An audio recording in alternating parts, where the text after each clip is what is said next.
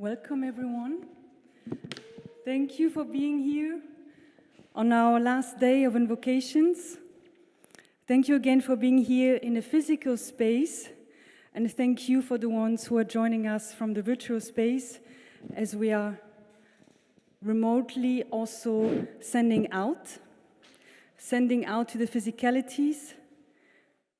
And by that, I would like to thank the ones who are with us in spirits, who come with us with the air, with the heat, and who are condensing then into water.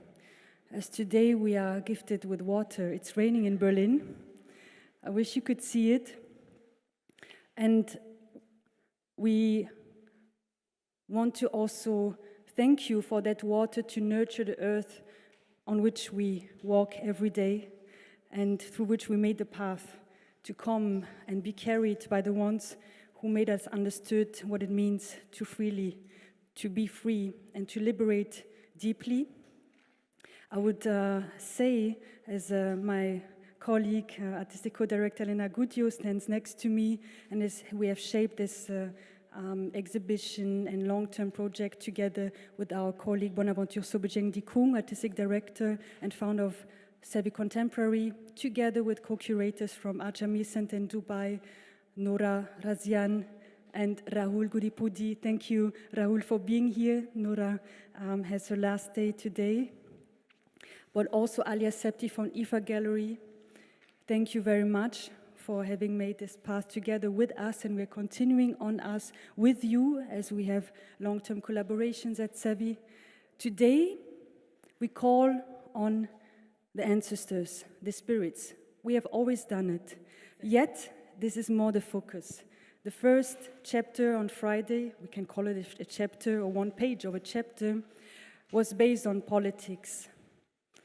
We talked about what colonists did, for instance, in Rwanda, but also in Kosovo, or let's say in many regions where Roma people had to suffer from the German regime, the Nazi regime, and the consequences of that.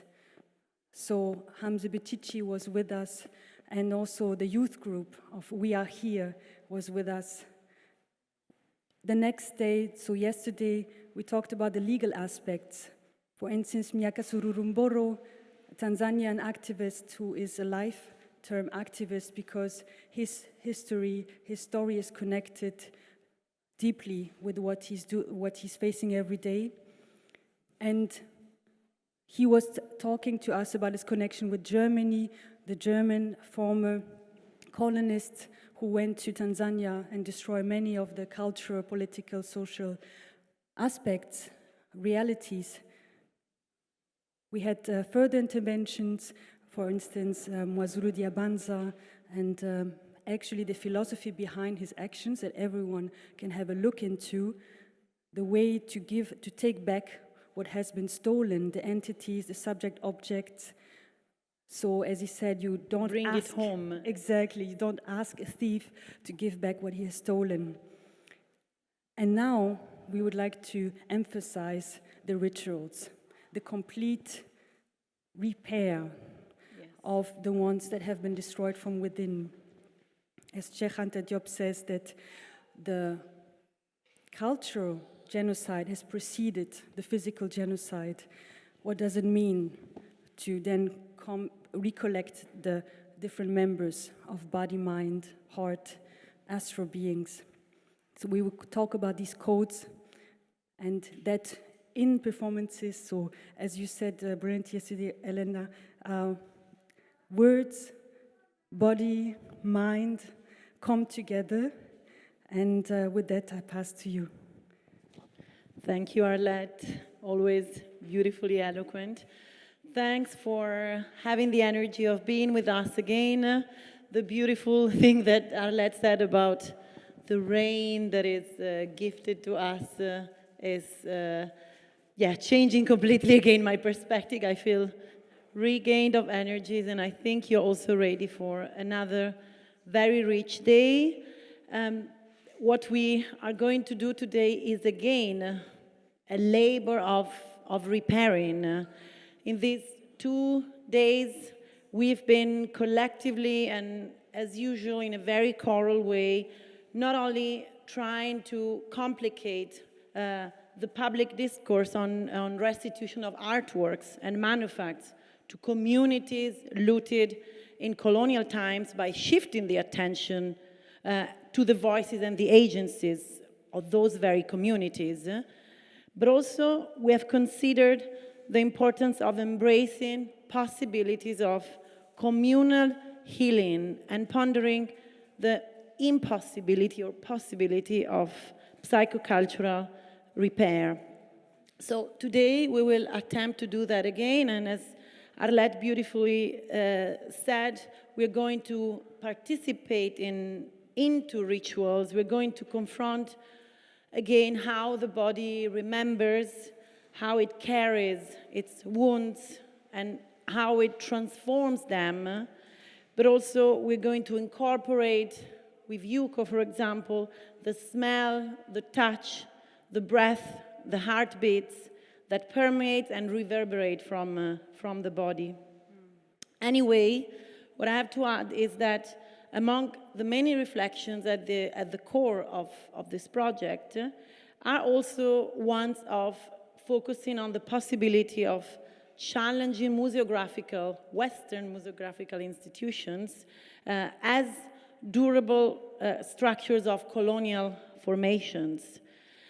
We've been talking about that already a lot, but against the backdrop of the crisis of the European Ethnographic Museum, and of course in Berlin with the opening of the Humboldt Forum, we have been learned to read museums as crime scenes and to fundamentally question hegemonic narratives around colonial structures in institutions. That's why after healing and thinking about possibilities of repairing with the body, with two long-term friends and colleagues of Savi, with Wayne Modest and with Arjun Appadurai in particular, tonight we will open up, we will reconnect to the main path of going to the flesh of this debate on museological restitution. So we will ask, what is the relationship between the large universal encyclopedic museums of Europe and the European imperial projects? How did the modern development of academic knowledge in the name of the colonial mission civilisatrice obscure processes of theft, loot, and violence? And for that, I would like to say that, and especially because we finally got a confirmation that Wayne can make it today. It was a little bit of a hiccup because of his travels, but we will reflect also on what I think he's been doing in an extremely interesting way on the possibility of understanding museums also as investments in critical discomfort. And by saying that, of course, I'm meaning that we want to question the role of the curatorial and the possibility of understanding what you can do from within as somebody that makes the museum, but also as a visitor. So understanding that entering a museum doesn't mean entering in spaces of comfort, but means being troubled, especially as a European, and as well trouble these narratives. I would like to read a quote by Wayne Modest, but I think, Kelly, I'm already out of time, so I can do it later when we introduce. I do it or not? Better not. So then I would like to call on stage Meghna Singh, who was and is an amazing colleague. Here she is, here with us with a fellowship, but she became immediately part of the project, and she was really suggesting so many paths and working with us in a very inspiring way. And she brought to our attention the work of Avni. So thank you, Meghna, for introducing her, and also thanks a lot for being such an inspiring colleague.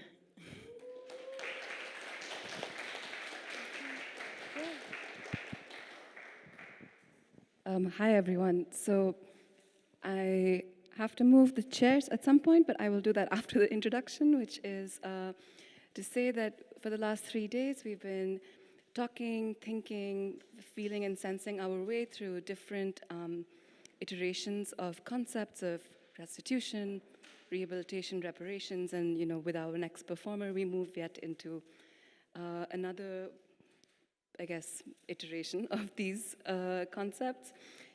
In particular, I think with Avni's performance, we turn towards the question of legacies of colonial rule that have been carried on through nation states in the South Asian subcontinent, in the case of India, the nation state taking on the role of a colonizing power, wielding its power against religious minorities, against people of the so-called lower castes, against indigenous communities as well, and repeatedly, continually tearing apart the social fabric of the nation. Avni moves within the space of this violence and asks questions about repair work and how that can be done between communities. She asks, how is it that we sew together what has been torn apart by the state?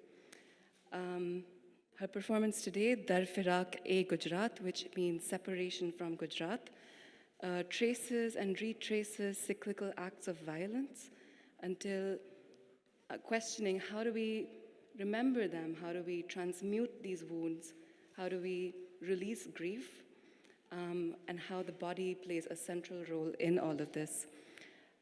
To introduce Avni a little more, she is a multidisciplinary performer who is also the artistic director of the Conflictorium, which is a museum of conflict in Ahmedabad, Gujarat. She's trained in multiple dance idioms and is inspired especially by syncretic faith traditions within the South Asian subcontinent.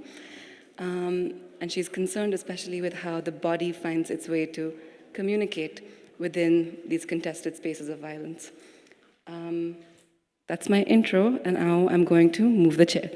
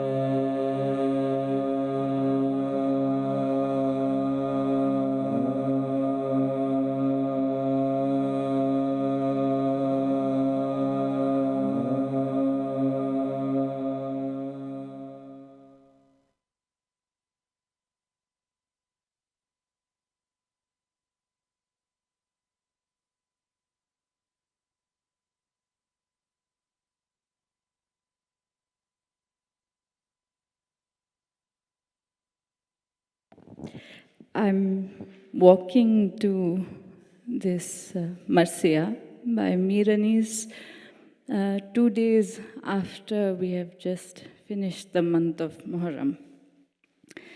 Imam Hussein was martyred on the final day of Muharram, and this is a story that is not very far from what we see pan out every single day. It is said that every day is Ashura, and every place is Karbala. I want to take you to a time in Gujarat on the 28th of February 2002. This was, in a sense, an important date that began an ongoing carnage that we now see taking place at a very large scale in India. There are many stories that have been told of the many lives that have been lost, the many murders that were done of Muslim people in Gujarat. But one of the things that also happened that night on the 28th of February 2002 was that there was a shrine in an area called Shahi Bagh. This was the shrine of someone called Wali Gujarati. Wali Gujarati was a poet. In fact, he has been revered as the first poet of the Urdu language. He was a literary sensation in some senses, barely celebrated in Gujarat, barely celebrated in the capital. But when he wrote and took his poems, his other contemporaries who are now much more famous, much more celebrated, Zok, Soda, Ghalib. Ghalib was not his contemporary, but was severely inspired. Mir. They moved from writing in the Persianate to considering Urdu as a language to write in. This is the poet who has a shrine in Shahi Bagh. On the 28th of February in 2002, that shrine was decimated. The thing with shrines and decimation in India is that we are slowly becoming numb to that idea, because shrines are decimated every other day, mosques are broken down every other day, hate is built upon them every other day. Wali, incidentally, wrote a poem called Dar Firaq-e Gujarat, which is actually a love poem to the land. He was in love with the land of Gujarat, and so wrote Dar Firaq-e Gujarat when he felt the separation, when he moved outside. That shrine was, of course, decimated, but overnight, a tar road was built on it. So in fact, what you just saw is the exact coordinates of where that shrine was. And that shrine now looks like any other busy road with a divider on it. With some people still remembering, memory still in play. And I want to share with you this poem, Dar Firaq-e Gujarat.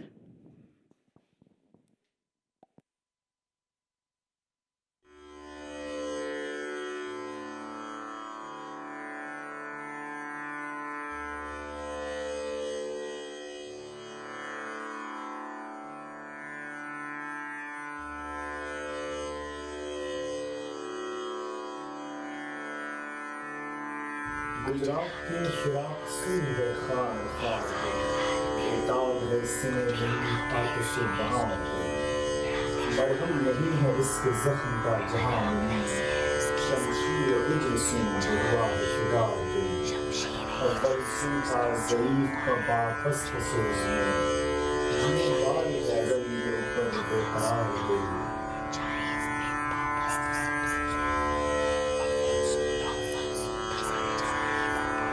इस शहर के नशे से अव्वल पर दिमाग था आखिर कुछ इस फिराक में खींचा खुमार दिल मेरे सीने में आके चमन देख इश्का मेरे सीने में आके चमन देख इश्का जोश खून तन मेरे लालजार दिल हासिल किया हूँ जब मैंने सरापा शिकस्त दी हासिल किया हूँ जब मैं सरापा शिकस्त दी देखा है मुझ शिकस्त से सुबह बहार गई देखा है मुझ शिकस्त से सुबह बहार गई हिजरत से दोस्तां के हुआ जी मेरा गुदाज इशरत के पैरहन में किया तार गई हर आशिना की याद की गर्मी सुन तन में हर दम में बेकरार है मिस्ल शराब गई हर दम में बेकरार है मिस्ल शराब गई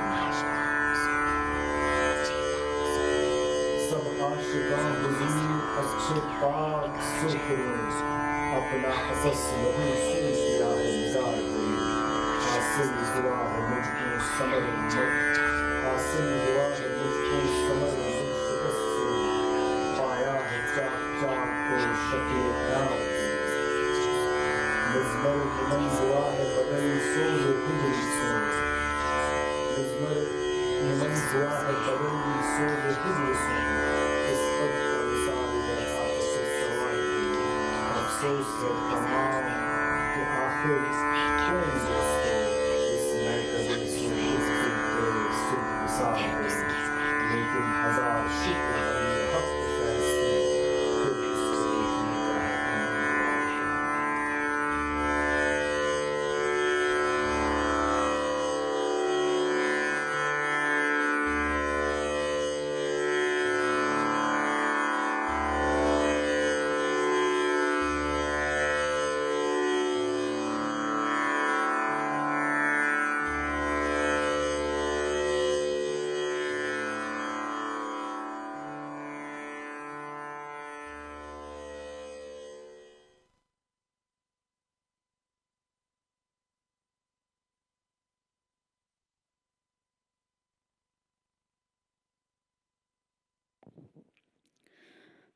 There is the question of memory and the question of how do we remember this?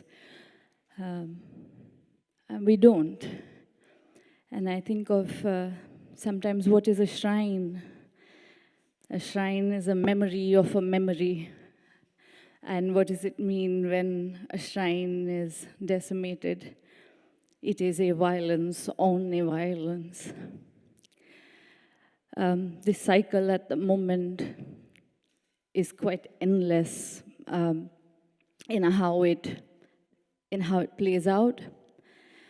Then is the question of how do we repair this? Do we repair this bureaucratically? Do we repair this legally? Do we repair this archaeologically?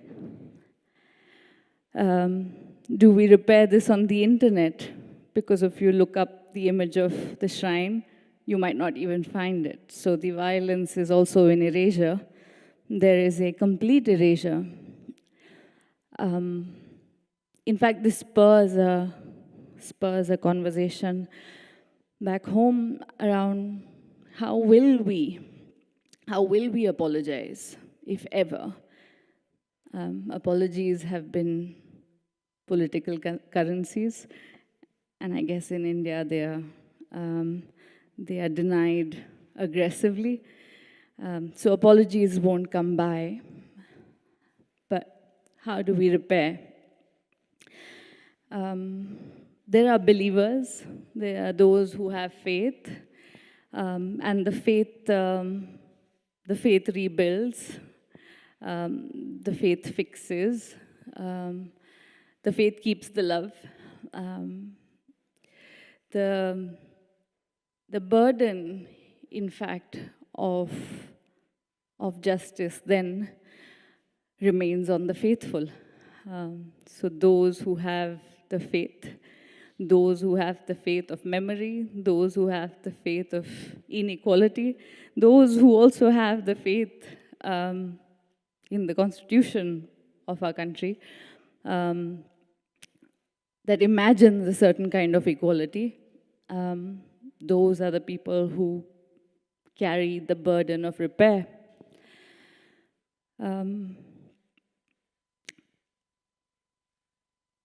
Wali was actually a love poet to a great extent. He wrote poems on love, love of the land, love of the beloved. For me today, to be able to now dance on his poetry is testament that his practice, that his love for that land that refuses to remember him in any form, refuses to acknowledge violence of any kind. I only can make this offering to a poem that he wrote, which read, "Jise ishq ka teer kari lage, use zindagi kyun na bhari lage." Those who are wounded by love, why would they not feel the weight of life? And I make this offering, and I make it when I know I see a couple of faces in this audience who I know have walked that street, who know that road and know that violence, and I'm going to use this offering in solidarity of having walked that city together. Jise ishq ka teer.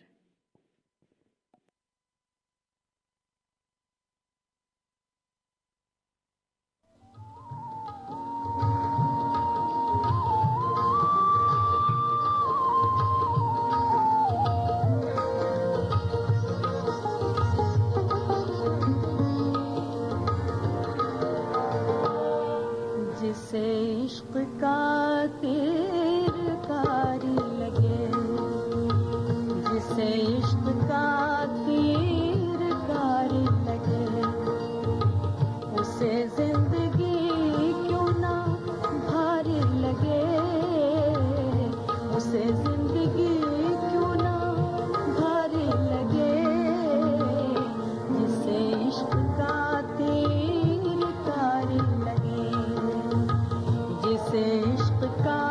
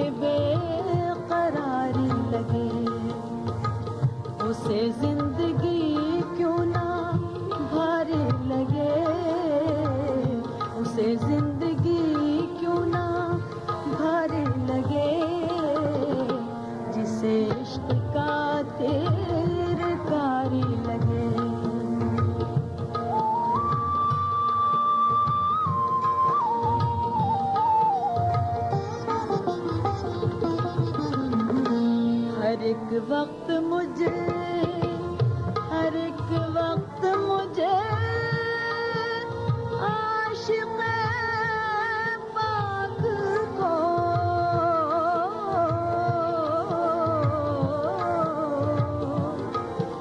आशिक़ पाक को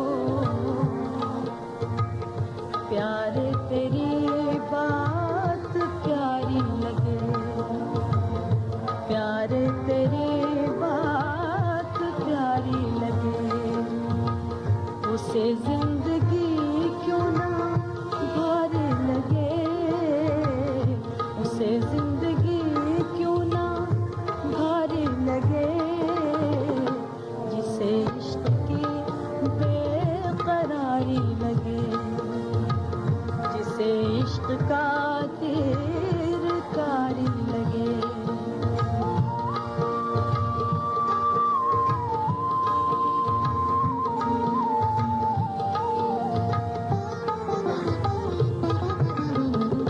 वली को कहे वली को कहे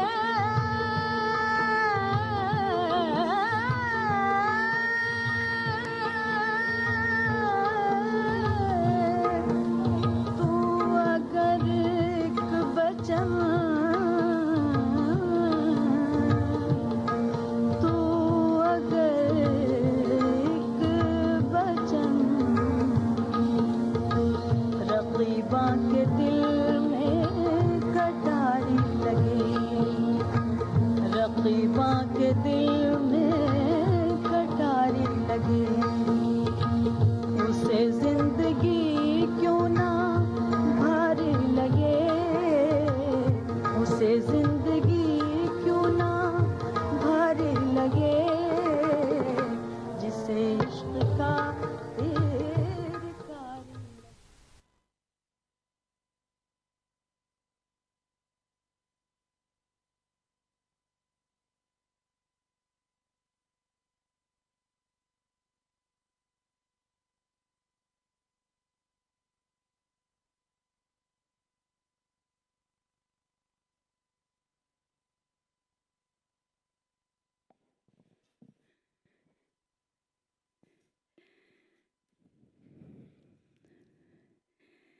In some senses, the only thing that we can offer is a sama. A sama, loosely translated, is a mood, is atmosphere. An atmosphere that is conducive to repair.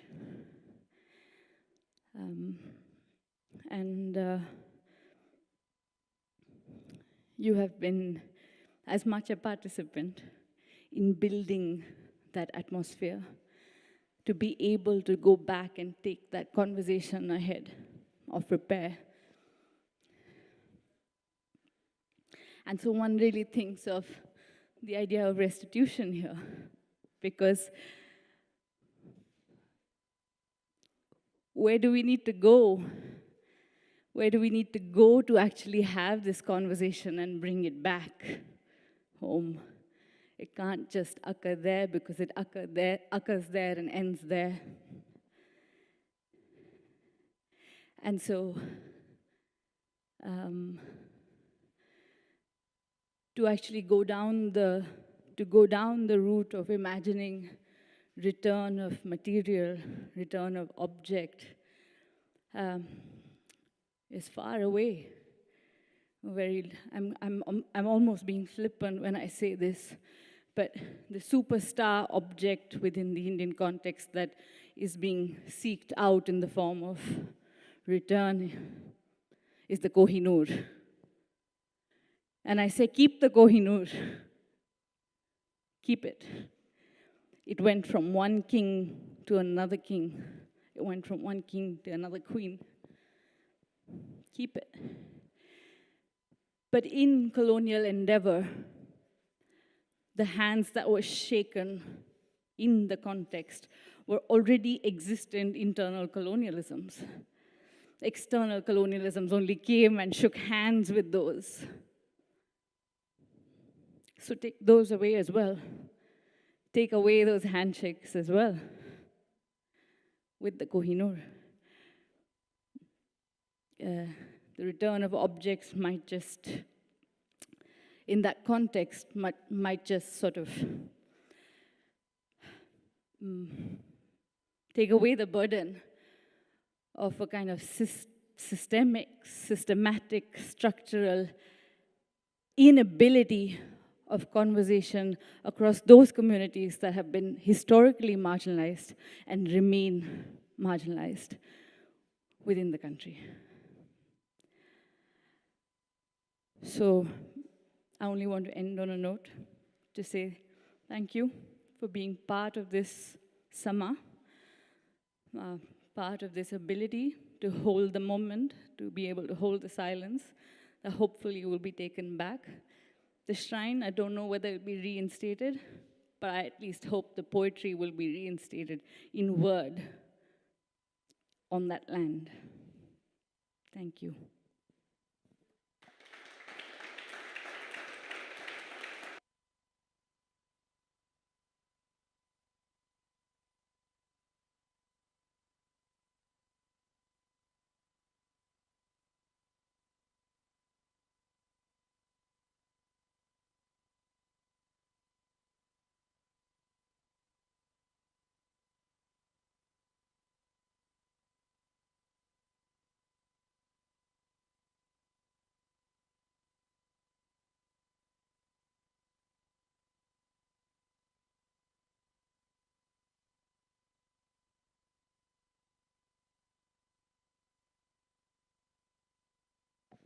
Hello?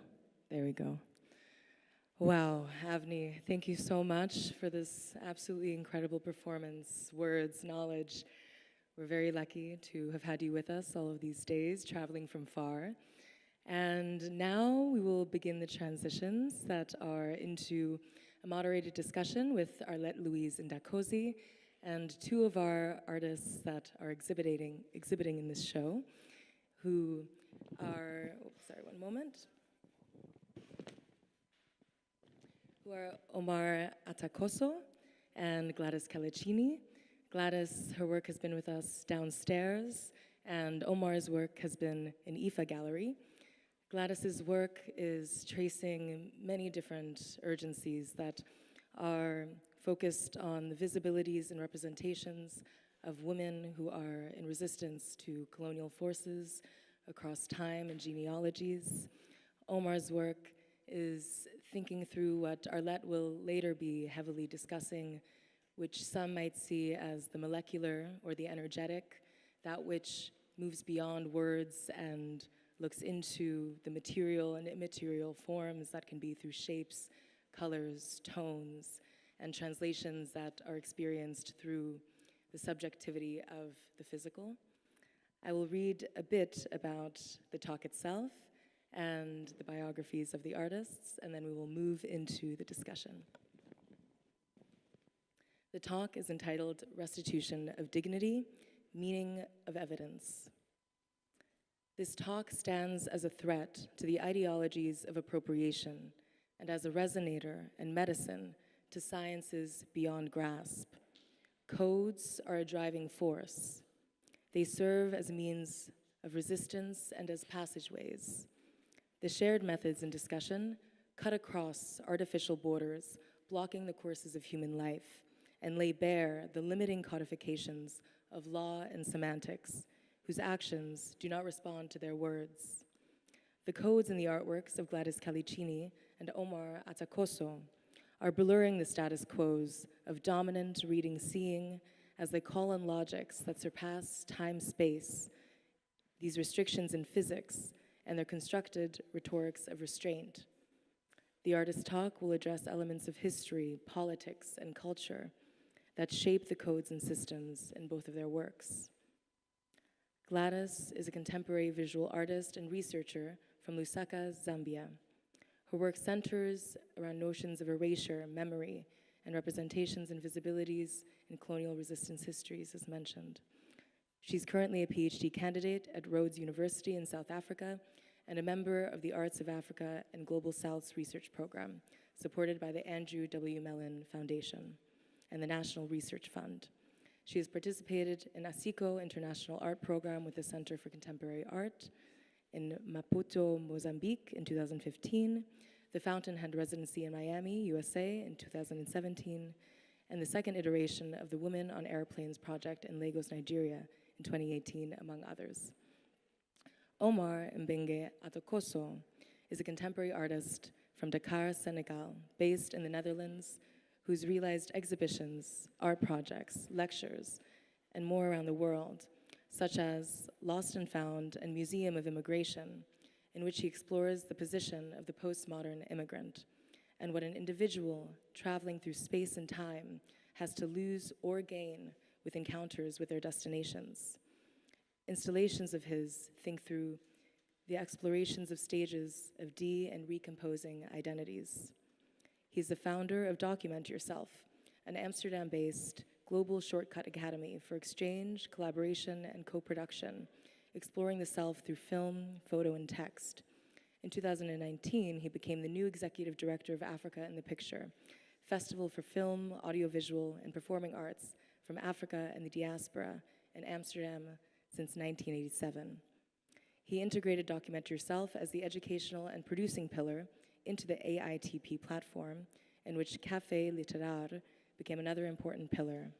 He underlines the importance there of written text in the process of filmmaking, as well as the exploration and documentation of the selves.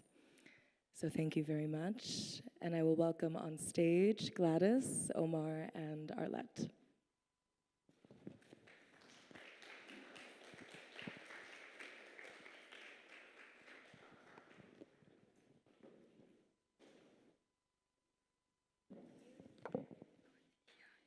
Where sit?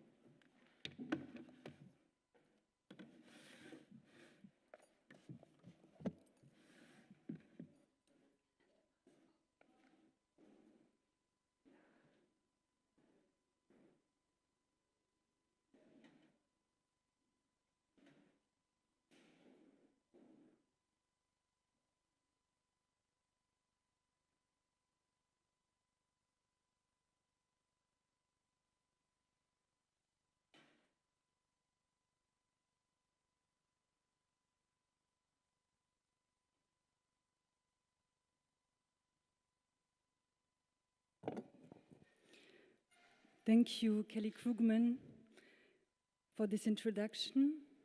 Thank you, Gladys Calicini and Oumar Mbegatokoso for being here. I would also like to thank Avni Sethi for having brought to us the spirit of the Sufi that are the real liberators, the political liberators, economical liberators, emotional and astral. When we talked with Avni Sethi, she said that she was not used to perform.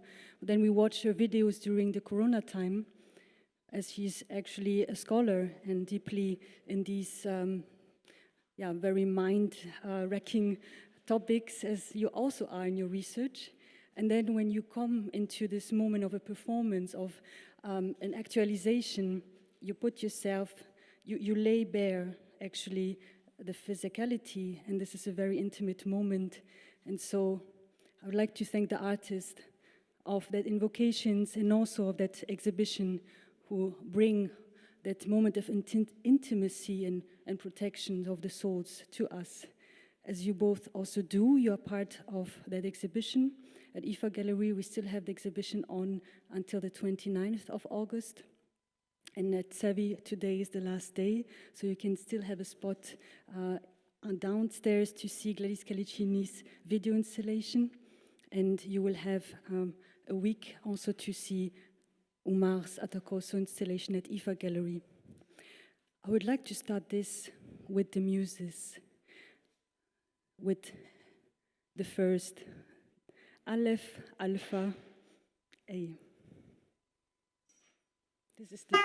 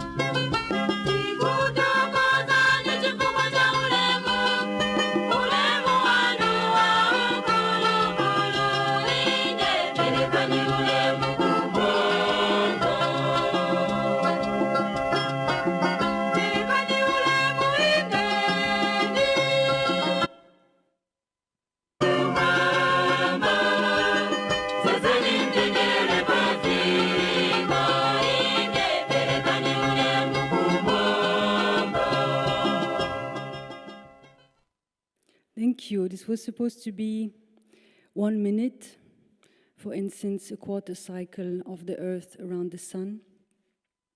As further cultures have 1 minute of silence, there are also cycles of silence and cycles of reviving. We were just inside the installation of Gladys Calicini. Thank you for that spirit. I would like to bring in now the imagery to that before, so first a video, the multimedia, and then we go into the images of your artworks and the ones of Oumar, just that the audience here and online can have an entry point into what we will talk about in a bit. So now we play the video.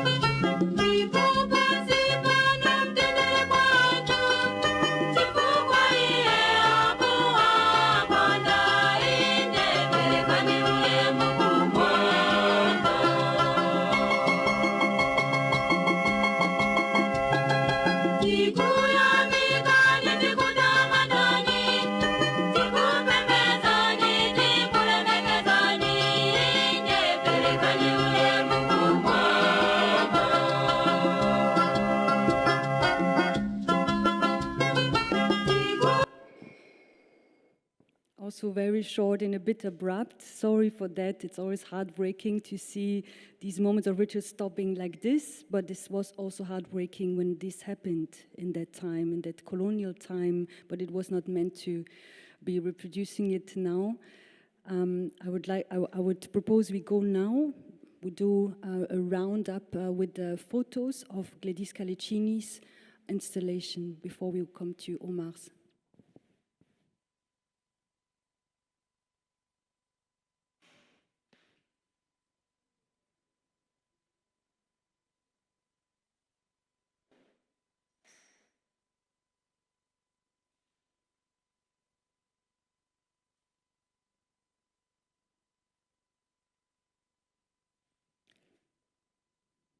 We come now to Oumar's installation. So this is in the Sabi space. Before that, we had the photos during the time that Gladys was actually producing them, doing them, creating them with the women we can see in the videos. Now we are inside the IFA gallery and in Oumar's Atakosso's installation.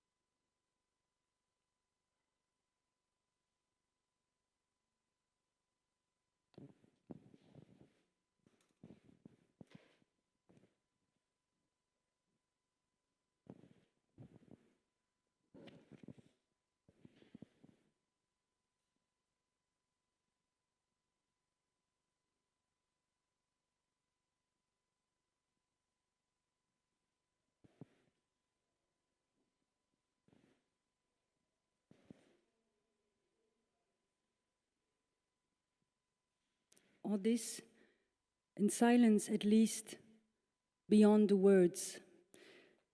I will give you a short intro on with words, and then we can have your words. But I think it's required to give a context, as you give it also. And for many people, for many visitors with whom we had done the guided tours, the first sight came silently, came innocently for them. You don't expect that beyond that there is very much violence that happened and that you're curing with that moment of ceremony that you are bringing.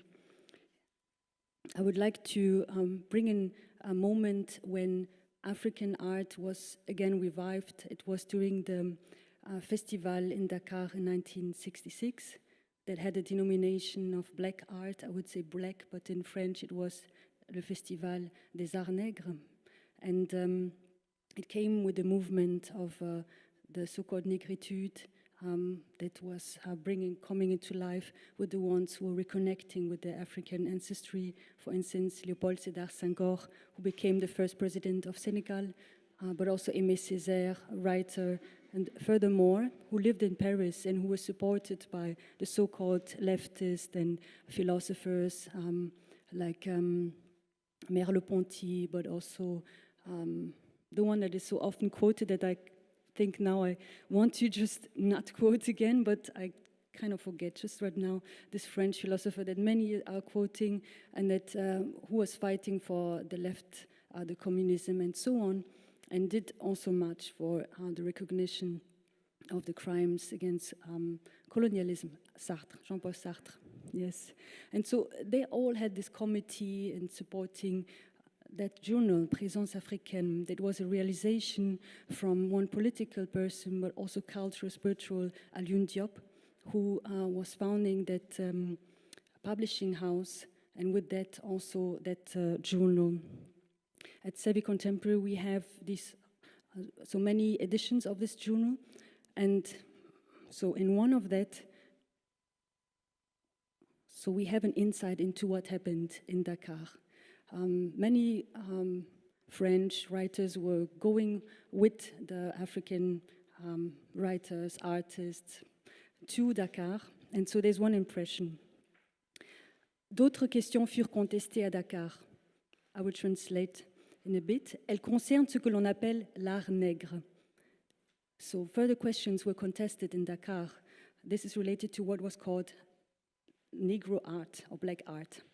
On a dit que les sources de l'art nègre étaient taries. It was told that the sources of black art were not talked about. On a dit que désormais les Noirs et les autres se trouvaient à égalité face à des objets que plus personne, blanc ou noir, ne saurait reproduire et qui n'auront désormais que valeur esthétique.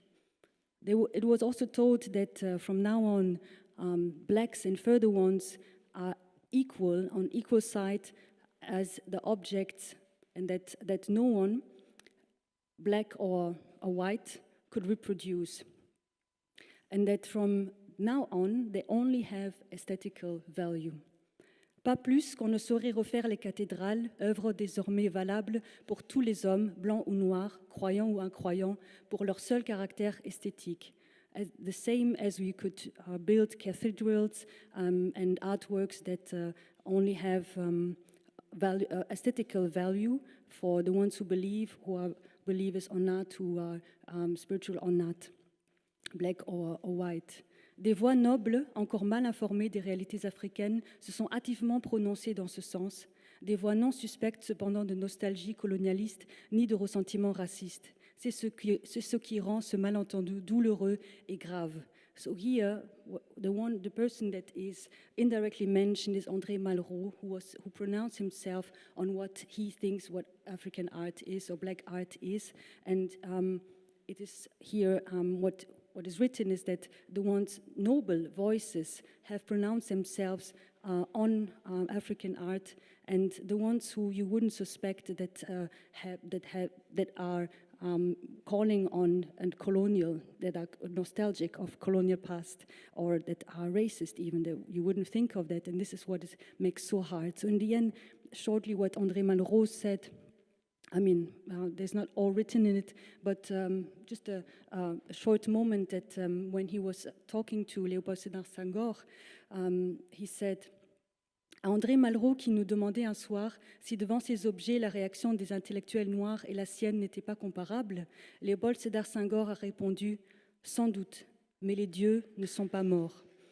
So, to André Malraux, who asked us one evening if these objects, if his reaction of these objects are not comparable with ours, Léopold Sédar Senghor responded, surely, but the gods are not dead, and the deads are not gone. We can also conclude. Thank you for being here. I will have one first question to you, to Gladys and to Oumar Atakosso. There are 2 mics over there that I will give to you.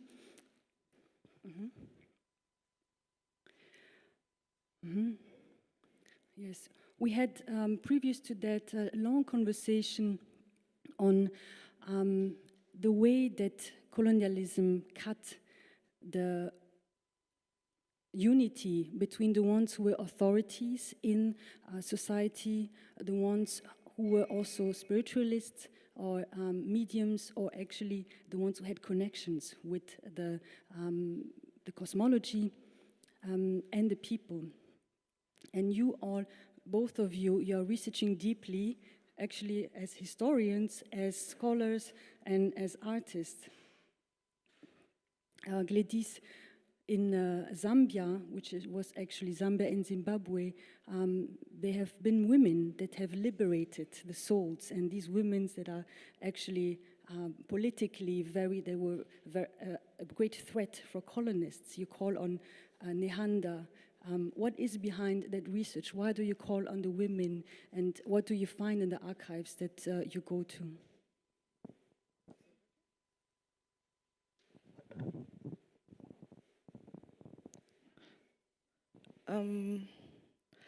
Okay, to kind of give like maybe a response in why I look at these particular kinds of women or how I select them, I'll start by maybe trying to translate the song that you just played. You see, so the song says "Perekano ule mokumwamba," which means pay due respect to the heavens above, or to the people that are above, so that peace might come down. So you see, and in looking at these women, I was kind of like looking at stories, or women whose stories were not really told, or that had been erased, and not just erasure as a blunt process of just removing, but erasure as a very complex process that also looks at the way in which we don't see particular things, or the way in which particular stories change, or the way they're just untold, you know? And I started to identify particular women who I would say, like you said, were against colonial authority. And not that just that they had the power to fight the authority, but that their power laid in so much that the relations they had with people, you know, they were able to be in touch with these people and be able to connect with the local people in a very, real and meaningful way. Yeah. So I'd say that maybe my inspiration in looking at these women really starts from this place of trying to give respect to the aboves, to the heavens, to the people that are there, though they're dead in the physical, like you say, but their spirits in some way are the spirits that we need to respect to be able to retrieve particular kinds of stories in history. There is one image, for instance, that you were giving me reference to, that we will show here. We can have it a bit bigger. Yeah, exactly. If you can talk about that.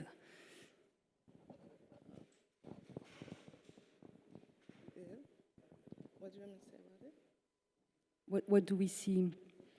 So in the image here is Buyanehanda and Sekuru Kagavi and two other spirit mediums. So this is right before they are hanged. they're hanged and after they're hanged and killed, their remains are taken to England or to London as trophies for colonialism. But when I came across this image, it was in the National Archives of Zimbabwe, and the way the story of Nehanda is told is really quite simply that, oh yeah, she was a spirit medium who hosted the spirit of Nehanda, who's a royal Mzimu or a royal spirit, or a spirit of somebody who was royal or a king or a queen. So when they die, then their spirit hosts another body. So that's what she was. And then when the colonialists or the settlers arrived in Zimbabwe, which was then called Northern Rhodesia in Mashonaland, they had gone into villages and they were taking control of everything. So then she started to preach, along with other spirit mediums, they started to preach revolution. And of course, revolution began to happen, and a couple of other settlers were killed, and then she was then captured and tried. So when they try her in court, I was very interested, or maybe this is what came to me as shock when I was in the archives, because when I had read the story, there was the popular image of just her and Sekuruka Gavi. And when you're reading the notes from the trial, they write very much on how she was guilty, but then when you read other documents, I found that there was a woman they referred to as the Zambezi woman, whose witness they had discredited on account that she was a woman, or that they said that she was deranged or things like this. But then I kind of feel like that woman's story or her witnessing had a little bit more truth, because she was able to identify the other two mediums, spiritual mediums that are behind Nehanda, who were also hanged, who also in some ways kind of give us this impression of, erasures within erasures or gaps, even within this story, is why I was particularly interested in such kind of an image. We can say that in the images that you bring, the women that you connect with,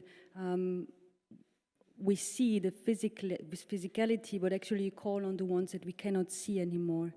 And that leads me to Oumar's piece, that on the first side, you see signals on the floor, and you know that these are signals that come from a code, from colonial code, traffic code, that tell you you have to stop, you have to pay attention, there has been an accident, something which is also dangerous for you has happened here.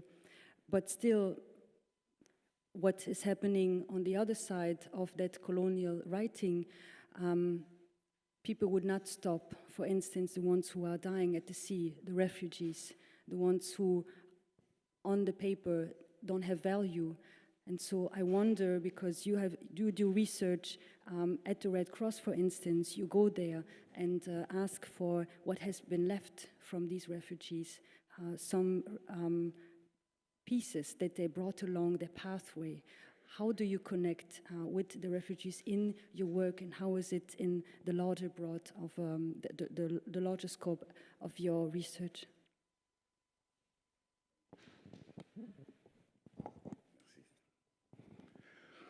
Thank you very much. This story with the refugees, or before even they become refugees, they are linked to two very extreme elements, which is a projection in the future. Like, hello? Yeah, it's good. And those two phases are the vertical phase of migration and the horizontal phase of migration. When they are in the horizontal phase, they don't see. They only make the correspondence between the unseen and themselves, which is their dream. And what's happened is, once I was confronted with this situation, to me, when I saw they were burning their items, their personal belongings, they were turning out, and spontaneously I take an intervention to show that, hey, this is really anthropological trust. It's part of your story. We will have to document it. Can I have them? They say, no, it's not allowed. Excuse me, I stole some. I stole some grigris. And during that time, I was watching every single survival of the journey. But I couldn't really translate the regard, the look, which was really knocked me out to understand this is a really urgency, to understand this is my story, this is my identity, contemporary identity, let's say it like that. And before we reached to the triangle, they didn't know that this is a form of order because everything here is organized in a way that they lose because they didn't have the adequate or the conceptual tools in order to function, to perform, which is the West. And there my journey started. I took a decision to follow every single of them, to document, to interact, to work with them, to allow them to share their story, because I really want to understand how this human as an institution start to collapse. Because to me, it's a kind of, I will not say humiliation, because also there is two extreme elements which is there, which are really between the hope and the tragedy. And I was very interesting or obliged to perform in the phase to really flirt with anthropology of the moment between the recent past and the very near future. What has happened to them and what is going to happen to them, what is urgency for them. Is the maybe existential, yeah.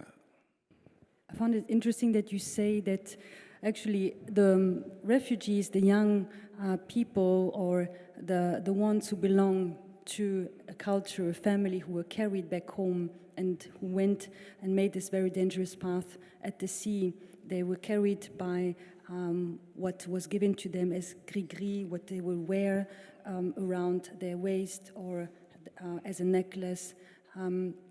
There were also something that was written on paper from marabouts, from talisman, and the ones at the Red Cross might think that these are drugs, you know. They don't know what is it, and they called for someone to translate it. And this is actually what you stole, these pieces. Yeah, this is, gris-gris is a kind of amulet. So when we're preparing our journey, we have to communicate with the ancestor. Just allowed me to go through that because it's very important to say.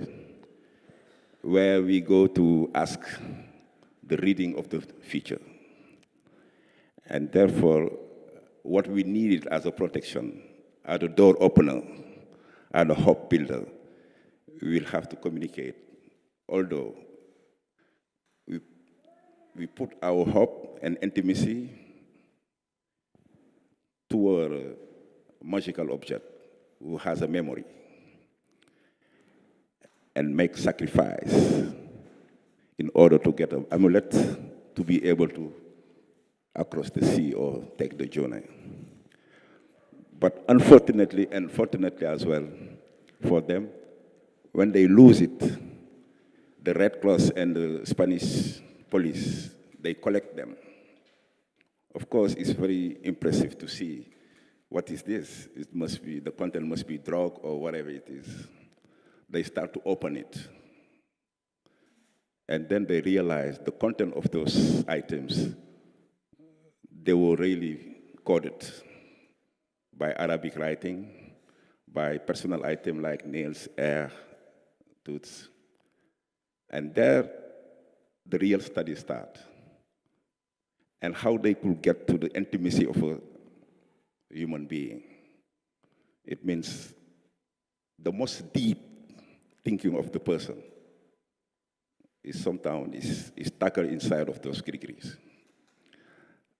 Yeah, it's a benefit for the West because they get to learn, they get to know. But unfortunately, in that aspect, still the transition is linked to economical value. If you know the state of mind of a person, it might lead you how you can capitalize that situation. And the belonging of that person is always linked to spiritual values, because inside of the spiritual values, we have everything: protection, economy, even love, being loved as well. And this is really, to me, it's a tragedy, but it's very fascinating. Because to make the anthropology of that recent story, to see where we are now with the lost and found. This connection with the mind that gives access to everything is also in that word government, right? To administrate the mind, to governare the mente, and is actually what is at the core of your both works. We see here, as you mentioned in one conversation we had, and we had again today about Nehanda, when I asked you, so you call her Mbuya, and you were like, Mbuya means grandmother. And so then you said, actually, even Nehanda is, as you mentioned also before, is a title as an authority, but actually it is also one spirit that came into the actual person that was creating the second Chimurenga. And now this is something that the Zambian administration, government, is also wants to give back to the people, to connect. And you mentioned how it is important not only to restitute, not only for the British, to give back that skull of Nehanda that they had taken, that they actually, the crime that they committed, to hang her and to preserve, and for whatever reasons, that skull, something that was actually a method, as we learned also from Nyakasuru Rumboro and further ones before. So now there is this restitution claim. Apparently there are some remains that are given back. Apparently also the British say we don't know where it is, but then also a statue is being built, and many discussions are around that. Is it a good thing? So what is that moment? What is the status quo? I'm not really sure how I feel about the restitutions of remains of freedom fighters back to Africa or back to Zimbabwe, right? But in the particular case of Nehanda, there is a discussion on returning her remains. But along this discussion, there's a discussion to create a monument, right? And I say that I'm on the border on this. Well, on one end, I understand the importance of returning them, but then if they're returned in what context, you know? And then there's this whole conversation to build a monument to kind of memorialize her in a way that, in something that's essentially rooted in what she fought against, you know? Like to make a shiny big monument that means exactly what, you know? It's kind of like where I am at with the returning of these particular returns. And again, I feel like, you know, they could be sacred in themselves, like the remains of a human being are quite sacred, something that was taken as a trophy and giving it back. You know, is it giving it back as a gesture of saying, okay, sorry, our bad, or as a gesture of, okay, there's so much discussion about this, so if we return maybe 5 bones and then we have like 105, then we are doing our restitution now, you know? It's kind of my thoughts about it. Yeah.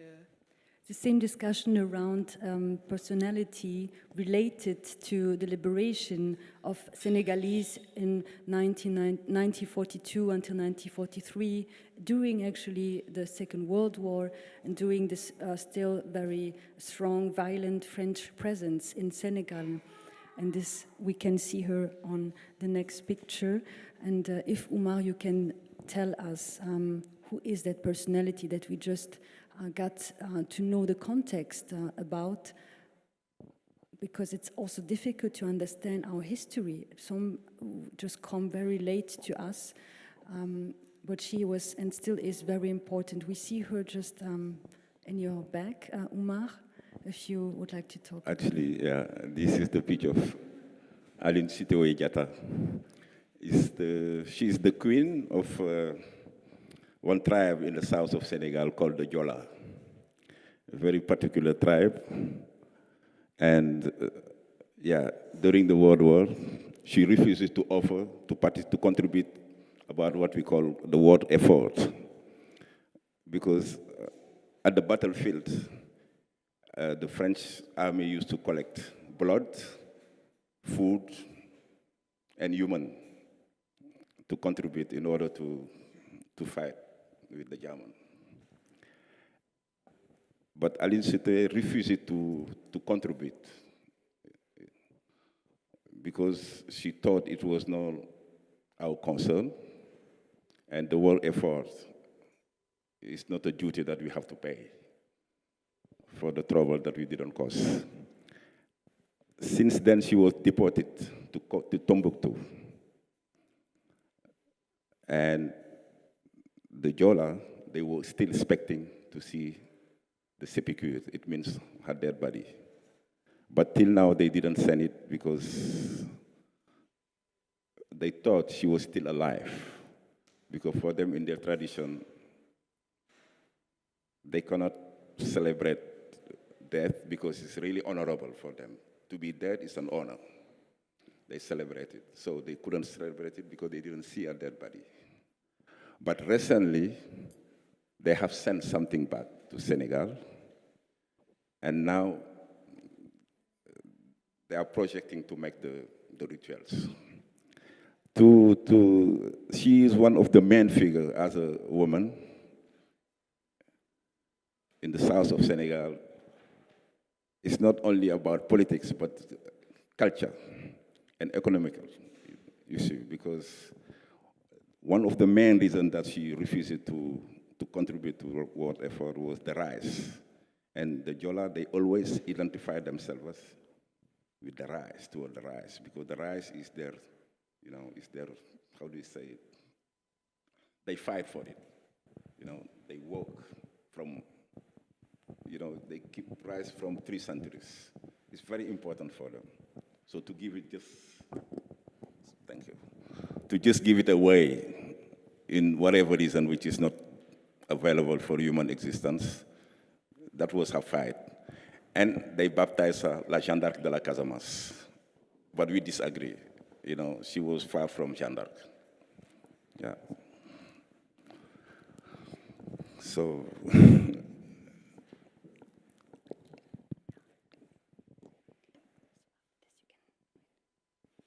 thank you, Oumar. thank you.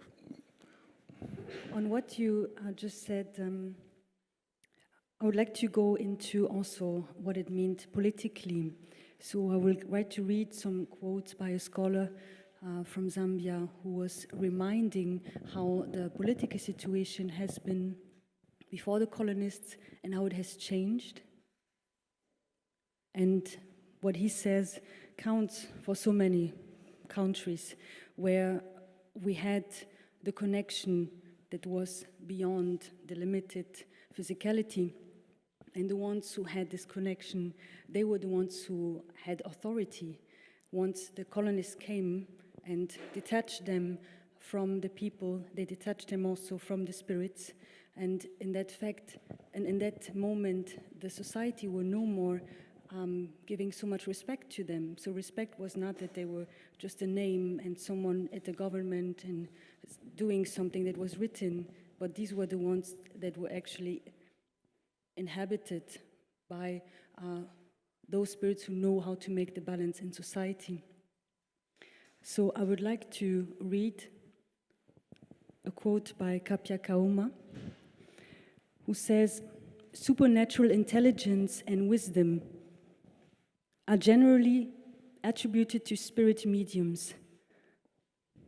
The Bemba and the Chishinga people of Zambia speak of mediums in Ganga as Abamanu or Abasangela, meaning the wise ones. The Shona also perceive Nangas as capable of Kuveneka, meaning to see in darkness, seeing the past, the present, and the future. As movement intellectuals, albeit in a traditional sense, mediums articulated issues and provided a rational explanation to the problems their society faced, as well as proposed solutions to the same. Through the cosmological interpretations of mediums, traditional religion provided organizational resources such as shared identity, normative motivational systems, and public legitimacy on which to build collective social activism." So Kapia Kauma actually is not only a scholar, he is himself also related to Christianity as a pastor living in the USA and fighting for very much that has changed in the society of Zambia and furthermore Zimbabwe. For instance, what he further says, "It is not coincidental that colonial rule depended on the domestication of the cult of chiefs and the destruction of the office of mediums. By controlling the chiefs and outlawing spirit mediums, colonial governments created a social crisis in colonized communities. By denouncing witchcraft as superstitious, for example, Europeans were not just rejecting the social-political powers of spirit mediums, but also undermining the authority of chiefs." So this was very, very harsh. It changed the relation. So these authority of the chiefs who highly depended on Nangas for their authority. Despite being outlawed, however, they actively existed to this very day. And just as mediums counted chiefs among their clients then, today, Nangas have traditional rulers, politicians, and many religious leaders. So, Gledis and also Oumar,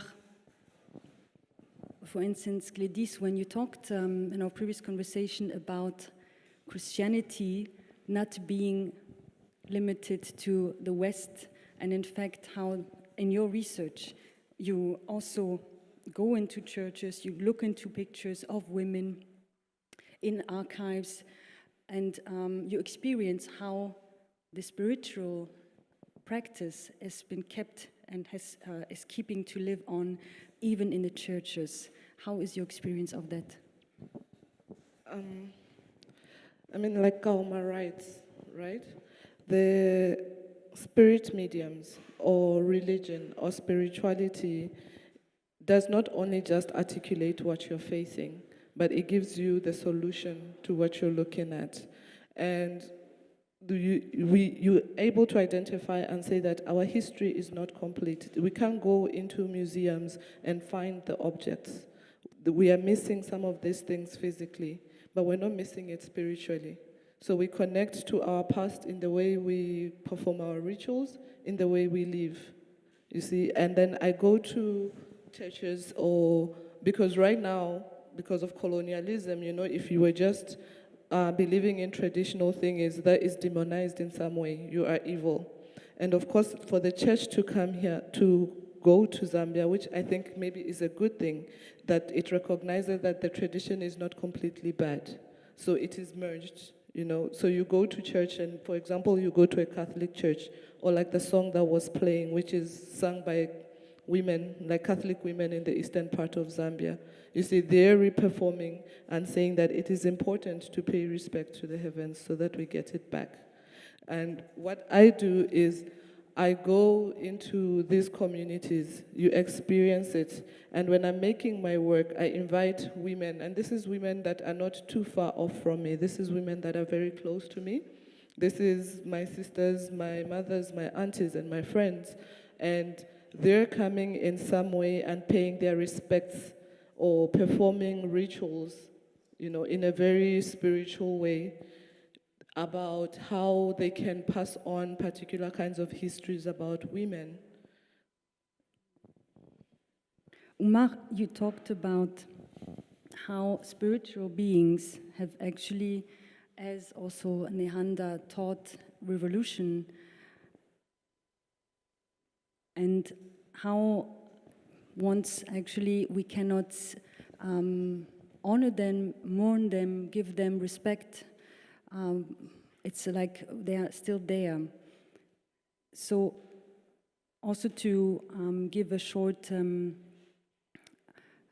insight in what you said.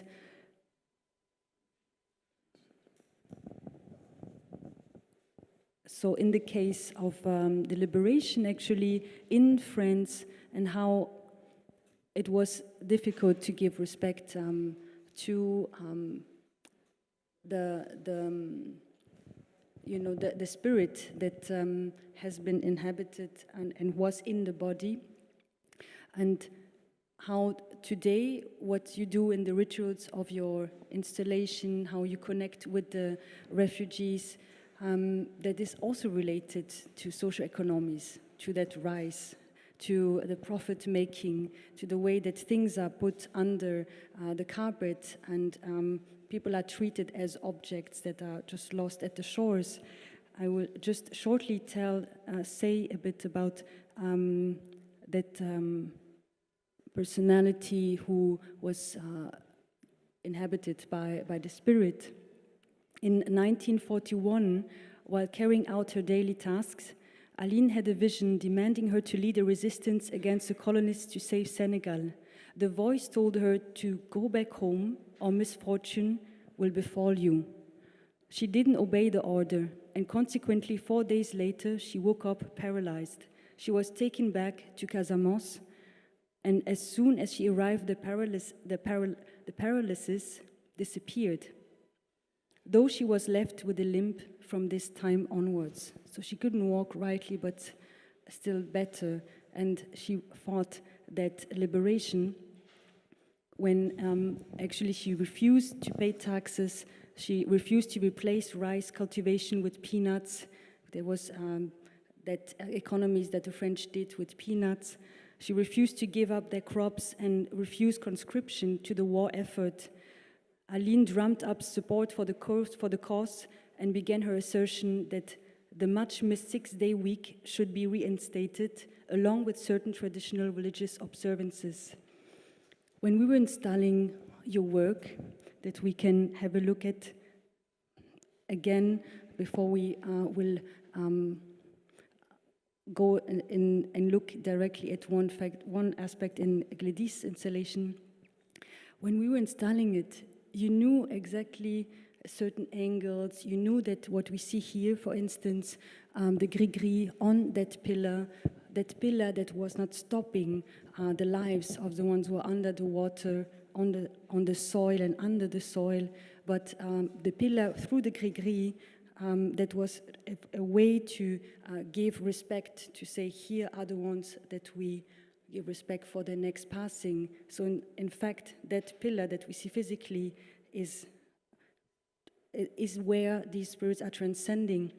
And you knew that this should be in line with the so-called lost and found objects, with the people who are leaving their bodies and whose remains, whose fabrics you find and you go actually actively towards too.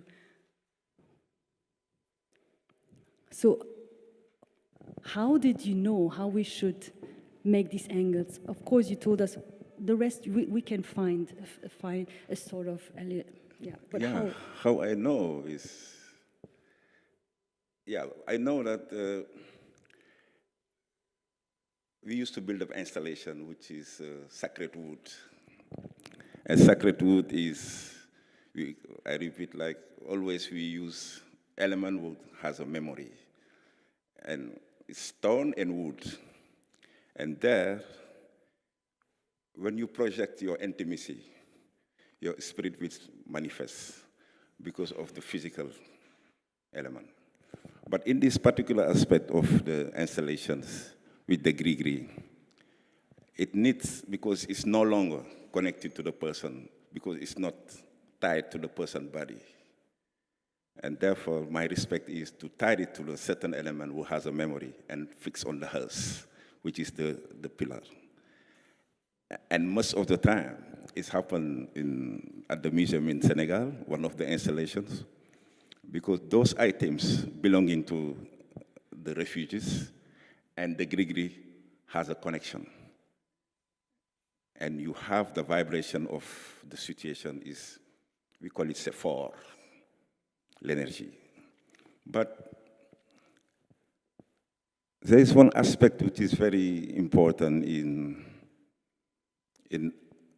art making, because I perform till my limit, and the rest I exploit it because, you know, it's the suggestions.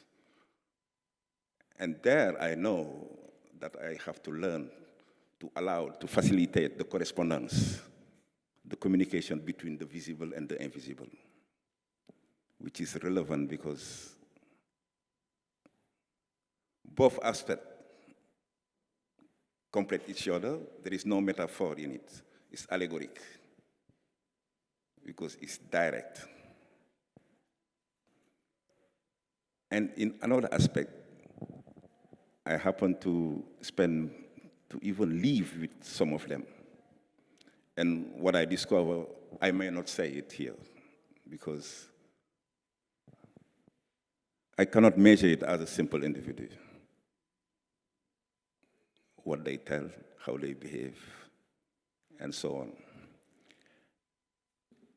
And we come back in the vertical form because when they reach here, when they are in that situation of really, after the journey, the dire straits, etc., they are in the process of integration, like the citizen regimes. There you see their mutation, and this is very important that it's not, we cannot only use anthropology as a medium.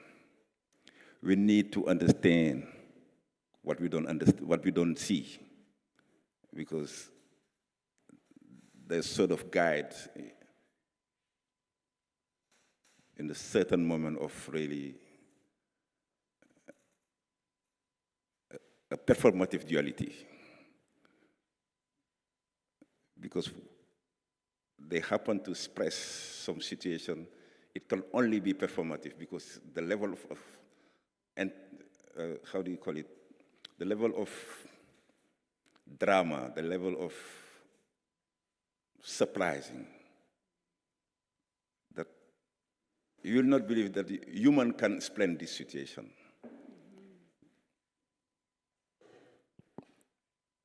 We need to understand what we cannot see. We talked about molecules for the ones who think only physically, because actually once we pass, we decompose, the body decomposes, or if we are burnt, we also go into further elements of what constitutes that universe. So we're never really gone, and actually your work is how to look at what is not gone, but what is sometimes not meant to be seen, and yet there. I'd like to go to Gladys's images to talk about that aspect of the seeing. Whenever we would go into and do the guided tours and at the IFA gallery and see Oumar's artwork or yours, people find, oh, there's kind of a inviting atmosphere. You wouldn't suspect that there is something very brutal behind it. And this is because you protect it. This is actually my impression of that.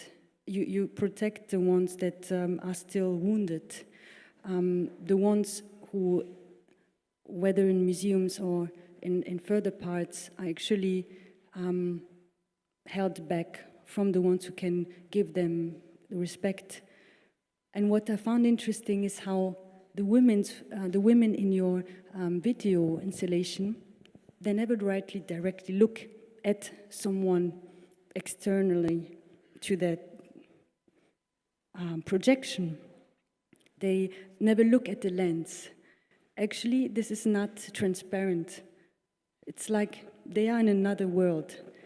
And once we can say that they know exactly how to heal, so they're not waiting for anyone, and of course not the perpetrators, to give them respect. What is needed, of course, is the other part of the spiritual, is the facts, is saying what has happened, is giving also these remains. So what is needed to really come together in that spiritual space.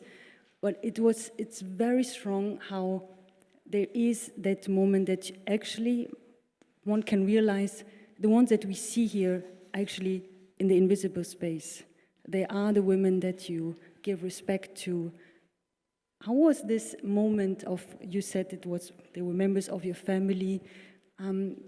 Was it right there, that idea that they would never look in the lens? I think so. I think the thing with my work is that on one hand, there's an articulation of an erasure, right? Of acknowledging that there's an absence or there's a gap. But on the other end, it's the idea to think of how you remember, how you commemorate with dignity and with respect, and not only to what you're trying to commemorate, but also to the person that's doing the commemoration, you know? And I really look at it in terms of also, maybe I go back a little bit, like in remembering. So what I'm trying to do is look at the idea of mourning, right? When you're mourning, you're trying to remember something or someone in a dignified way. You're trying to respectfully allow them to be able to cross through their passage of ways, which is, mourning is a very universal thing, kind of like remembering. And it can happen collectively and it can happen individually and very intimately. So what I try to do is blur that line between the collective and the intimate. You know, it's intimate because they're doing it in their space. And when I'm filming, it's almost as if I'm in the space of this person who's trying to remember or communing in some way with the dead. You know, which also maybe makes me think of, there's a difference with when you're communing with the dead or conversating with the dead, to the opposite of talking to the dead, and also to the opposite of talking against a particular kind of erasure. And when I make the works, because it's a very intimate space, the person's basically cleansing or healing, as you put it. It's a very small gesture in the way they care for the story and the way they care for their own body. And when I make them, they're made to be seen, of course, in public, which then becomes a space of either entry for somebody else, or it then becomes a public, their intimate moment is made public. Is this kinds of thoughts I'm thinking about when I'm making the work. And I think with the looking into the cameras is that when filming it in the beginning, they're a little bit shy. You know, they're kind of like, oh, I don't know how I feel about it. But after a while, you realize that they really get into it. So they stop performing, per se. You know, they stop being like the idea of, oh, okay, I'm doing this and there's a film. So you momentarily forget that the camera is there and you just do it. It's probably maybe why they're never really looking into the camera. Thank you very much for this insight. There's lots to say. At the same time, at Savvy Contemporary, we don't decompose the works. All is in there, it's at the core, and it's actually that what we cannot name that we should let in that sphere. Yet there might be one or two questions before we round up that moment and go to the next. I have a question. Please, a question to you. When I read the concept of this project, I saw one code that we Senegalese we grow up with, which is écoute plus souvent les choses que les êtres. La voix du feu s'entend. Entend la voix de l'eau. Écoute dans le vent le buisson en sanglots. C'est le souffle des ancêtres. Who has written it? Of course you know it, Oumar. And of course you know that Bonaventure Sobojeng Dikung has written the concept and quoted Birago Diop. Yeah. So this is a question to you. What do you think about these things that are elements that we should listen to more? That's what we were talking about, the correspondence between the invisible world and the visible world. And all those elements has a memory. They blow somewhere. Invocation. No words. Congratulations, really. It's a very beautiful project. Yeah.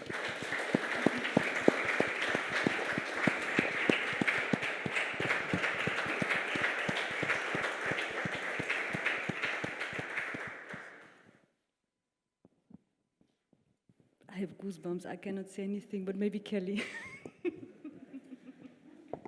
Likewise, likewise. Yes, thank you three for having these very important conversations on the possibilities within the subjective, the communal, the institutional, what we can see in the physical, and what is below the surface, but always ever present within resistance and resiliency. Our next steps will be towards a break. It'll be around 15 minutes. And then we move towards Manuela, Garcia, Aldana, who's been carrying and holding us these last few days and will continue to for our final day today. She works within soundscapes, vinyls, and different sonic forms that trace the diaspora of Colombia from her perspective and the beyond. So looking forward to seeing you back here in 15 minutes. Thank you.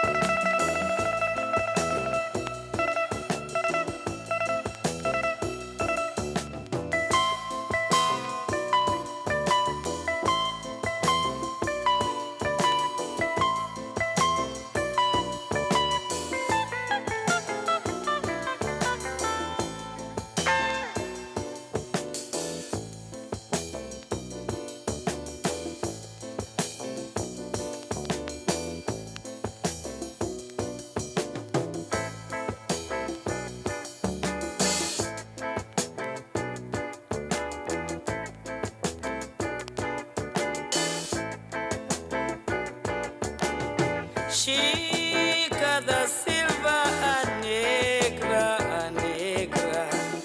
de escrava, amante, mulher, mulher, do fidalgo tratador, João Fernandes, ai, ai, ai. Chica da Silva, a negra, Chica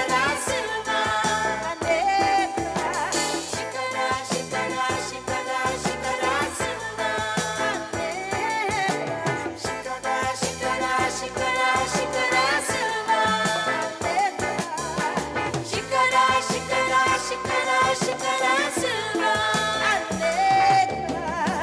a imperatriz do Tijuco, a dona de Diamantina, morava com a sua corte, cercada de belas mucamas, num castelo na Chácara da Paia, tinha arquitetura solidade requintada, onde tinha seu um lago artificial, uma luxuosa galera. O seu amor, João Fernandes, o tratador, mandou fazer, separa ela, ai, ai, ai. Chicara, Silva, Chicara, Silva, Chicara, Silva, Chicara, Silva, Chicara, Silva.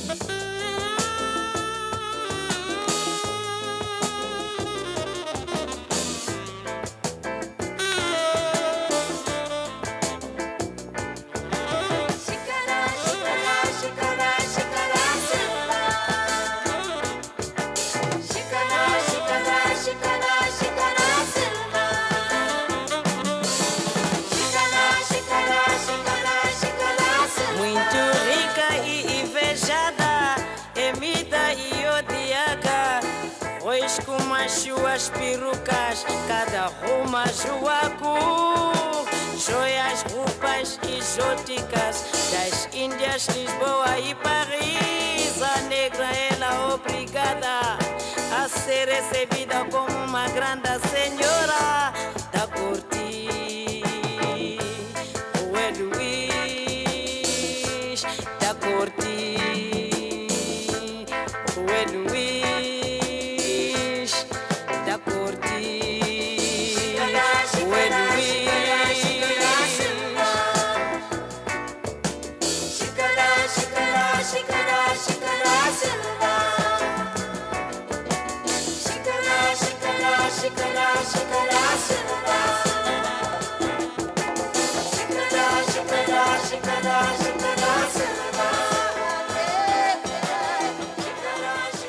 Chicara, Chicara, Silva.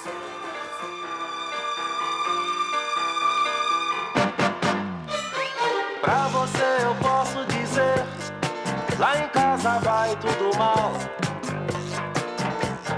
E se lhe interessa saber, é coisa sentimental. Pra você eu posso dizer, lá em casa vai tudo mal. E se lhe interessa saber, é coisa sentimental. Sou um homem que gosta das coisas mais ou menos certas. Cama limpa, camisa passada, comida na mesa.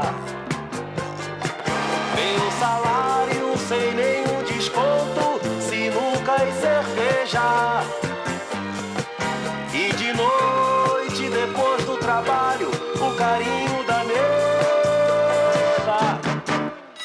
que a nega faz tempo não lembra do velho conforto. Só se liga na televisão pra novela das 8. E eu que chego cansado e suado lá do cais do porto. Vejo a nega notando os defeitos que eu trago no corpo. Por isso eu lhe digo, compadre, não dá mais. Não dá mais. Não dá mais. Não dá mais. Minha vida de uns tempos pra cá já não é mais a mesma. Porque a nega já nem faz questão de se deitar comigo. Eu já estou a perigo faz tempo e a nega nem liga. Fica lendo Capricho, Ilusão, Grande Hotel e Contigo. Me digo de novo, não dá mais. Não dá mais. Não dá mais. Así el carnaval madrigaleño con gusto. Manzana verde madrigaleña de conciervita, ¿dónde vas? Manzana verde madrigaleña de conciervita, ¿dónde vas? Hoy es carnaval, mañana es cuaresma. Hoy es carnaval, mañana es cuaresma. Anansayana, oresayana, soltera pura ñamullay. Anansayana, oresayana, soltera pura ñamullay. Hoy es miércoles, carnaval ya se va. Hoy es miércoles, carnaval ya se va. Soltera manzana, tu ñañayay, con gusto.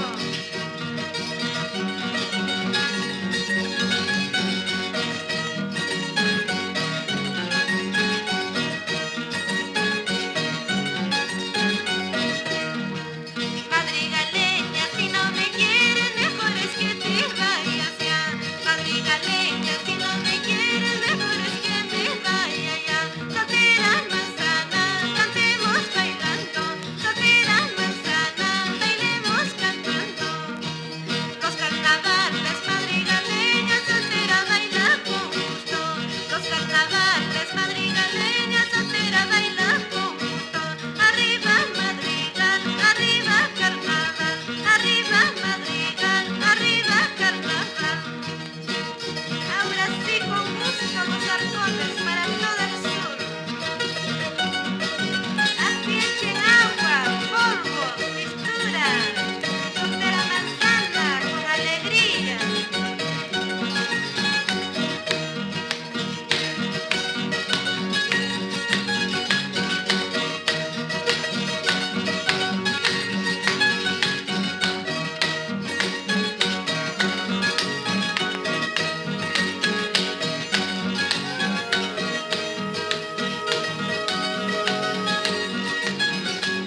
Así es los carnavales.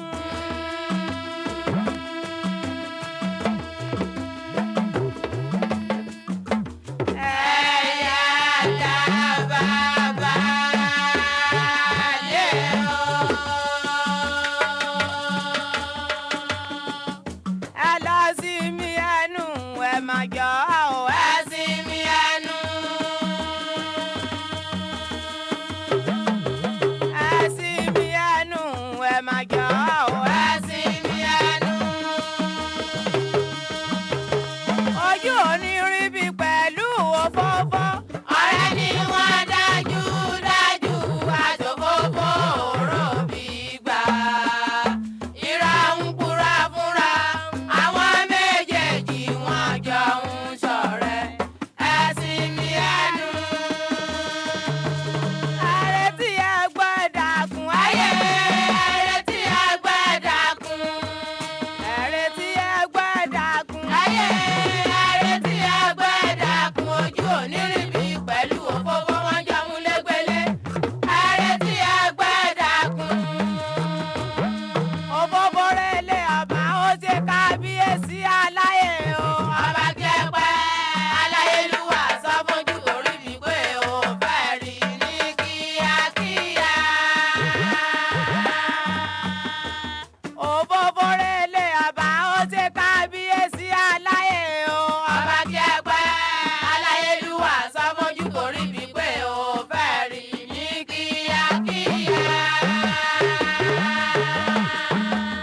Ó ti sọ fún ọba wípé àsìkò tó ti ń ṣọ̀rẹ́ bọ̀ ọjọ́ ti pẹ́. Òun ò mọ̀nà alákọ̀rí fi ń lówó lọ́wọ́. Ọba múlé sí wípé òfófó ilé abẹnú mèrè. Ara lámọ̀ ọmọ inú wọn. Ṣé o ti rí dájú wípé òun jáde? Tó bá ti dá ẹ lóye, wọ́n bá ń pa. Sabroso que yo tomo mi café en la madrugada.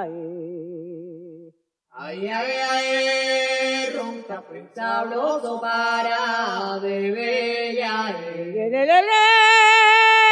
Óyele, caramba, qué sabroso que yo tomo mi café en la madrugada. Ay, ay, ay, ronca pues sabroso para beber ya. Lo tomo a medianoche, lo tomo en la madrugada. Yo lo tomo a toda hora para que lo tome usted también. Ay, ay, ay, ronca pues sabroso para beber ya. Óyele, caramba, qué sabroso que yo tomo mi café en la madrugada. Ay, ay, ay, ronca pues sabroso para beber ya. Lo tomo en la mañana, lo tomo en la amanecer. Yo lo tomo a toda hora, este rico ron café ya. Ay, ay, ay, ronca pues sabroso para beber ya.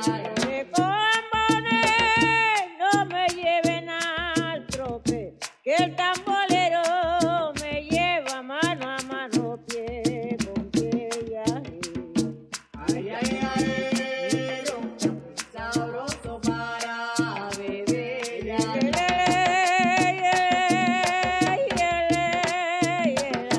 Óyele, fuego, caramba, qué rico mi ron café ya.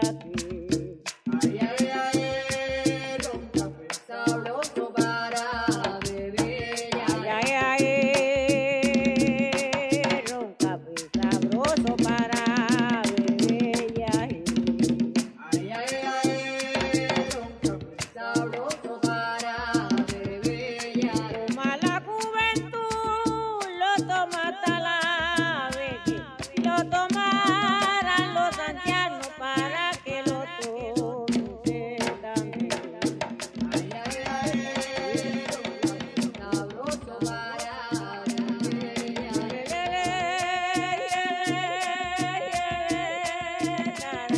Qué sabroso que yo tomo mi café en la madrugada. Ay, ay, ay, ronca pues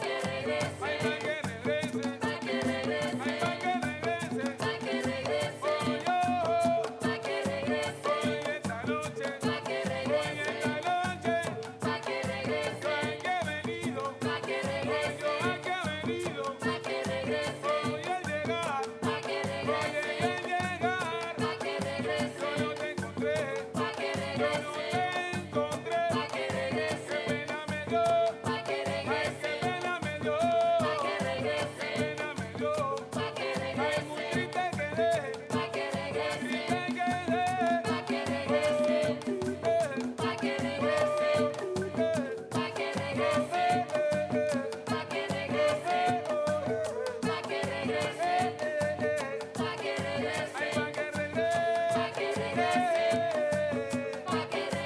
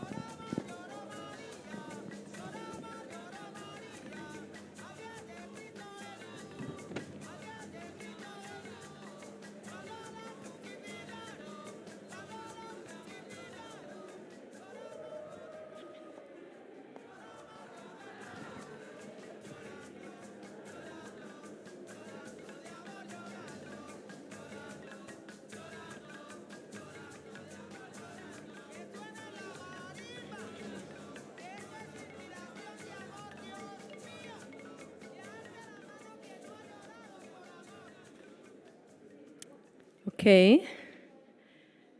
So, welcome everyone again. Actually, when you think 3 days in a row of such dense programming is something, I want to tell you that from tomorrow on, we're going to uninstall and install, and on Thursday we have the next opening. And the next show is called How to Find Meaning in That Time, curated by Maha Mamoun and Ala Yunis. So come plenty as well. And actually, within this trajectory of mounting, I called Kimani yesterday, who helps us put the shows together. And we did just speak about the lands that we don't visit anymore. And I mentioned that it's been 9 years, actually, since I've visited the Philippines. And Kimani said, "Oh, Linhan, you don't remember anymore your way home." And he said, "Me too, I have forgotten." And actually, I just wanted to tell you that also this long-term project for the Phoenix to find its form in us on restitution, rehabilitation, and reparation, written actually many years ago by Bonaventure Sobeng Dikung, is an invitation to a collective journey, an act of resistance, so collective memory, remembering, and so to go also against this institutionalized amnesia, as Samia Henni so beautifully shared with us yesterday. And actually, I don't know if he's amongst us, Billy Bijoka, who will also have a solo show with us, opening on the 16th of September, will also share his poetic interventions against this amnesia with us. At Savi Contemporary, actually, we believe that the body is an archive, a vessel that holds knowledge and truths that are forgotten. Therefore, performances are a vital part of our programming. Our next performer is Yuko Kaseki. She's a director, choreographer, Buto dancer, performer, and teacher in Berlin. Old is gold. People say that it is gold that ages. When did gold become money? Things that have separated from life only be measured in terms of their value, in terms of money. Empty shells traded in gilded numbers. Is it possible to gild the soul? Can the weight of each soul be compared? The smell and the touch, the breath and the heartbeat that permeate the body reverberate with each other. Something that is a form, but not a form. Something that is not a shape, but it's a shape. Who knows what it is? Dance.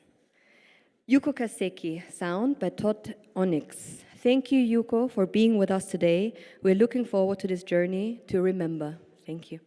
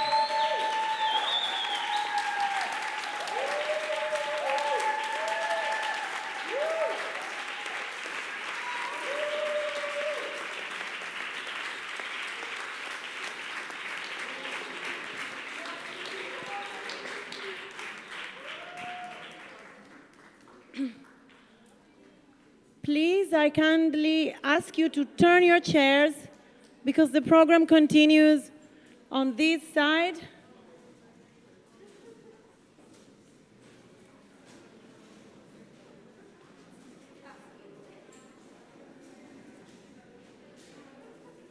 Put him out there already.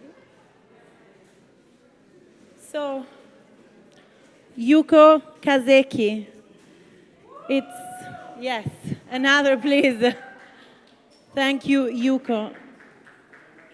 It is difficult to say any word after the body has been speaking so boldly and loudly. And in fact, maybe we don't need to comment, but after a half day in which we've been focusing on the rituals, on the possibilities or the impossibilities of psychocultural repair, I'm actually realizing I'm full of golden molecules. I guess you too, so we are partaking in this hopefully alchemic transformation. And I think Arlette, Gladys, and Oumar were also talking about this, the molecules intermingling. And in this labor of repairing, this is probably an important, very important part. So, as we said at the beginning, we need to come back also to reflect and to challenge the museographical and museological contexts and understanding how much museums are colonial durations, how much museums are crime scenes, how much we have to do to undo these hegemonic narratives that are built around Western infrastructures. I want to quote again Michael Rakowitz, whose letter is still shown there in the exhibition that we just are closing today, and which is writing this letter to an encyclopedic museum curator, an encyclopedic museum director too, thinking about the inadequacy of apology and the importance instead of giving space to accountability. And at some point he says in this letter, you cannot ignore the cultural traumas caused of the extraction of these objects, nor the imperative to break this cycle and restore dignity and humanity to the people that have been parted from their cultural heritage. So to speculate and to think together about that, we want to invite in the space, hoping that the witchcraft of digital technology is going to be with us.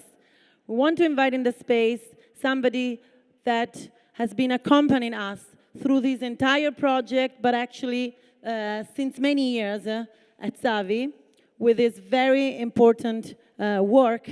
Here he is. You can welcome him, Wayne Modest. Yeah, because he can hear you. He doesn't see you, but we can let ourselves be heard by him. And before leaving the word to Wayne, that will be actually speaking before Arjun, Appadurai, that I see just arrived in the room, and these two contributions are somehow thought as an entangled reflection and statement. I would like to quote a passage from a text that I recently engaged with, and a lot with my students as well, written by Wayne, actually an interview in which he was talking to Margareta von Oswald and Jonas Tinius in the publication Across Anthropology, Troubling Colonial Legacies, Museums, and the Curatorial, where he's talking about museums as investments in critical discomfort. And there is really exploring the idea of how, as a curator, he felt, since he was working at the Tropen Museum, the responsibility of breaking the infrastructure from within, challenging it from within, and confronting the audience and also the people working for the museum with this very challenging discomfort. And he's making a reflection about the meaning also of museums. He writes, we have created an engine of the museum around happiness and comfort, as if it is a nice thing. So people should come out feeling good and happy. And it is not that people should come out of the museum feeling traumatized, but I see it as an investment in a critical discomfort, in a particular kind of critical discomfort about the taken for grantedness we have of ourselves.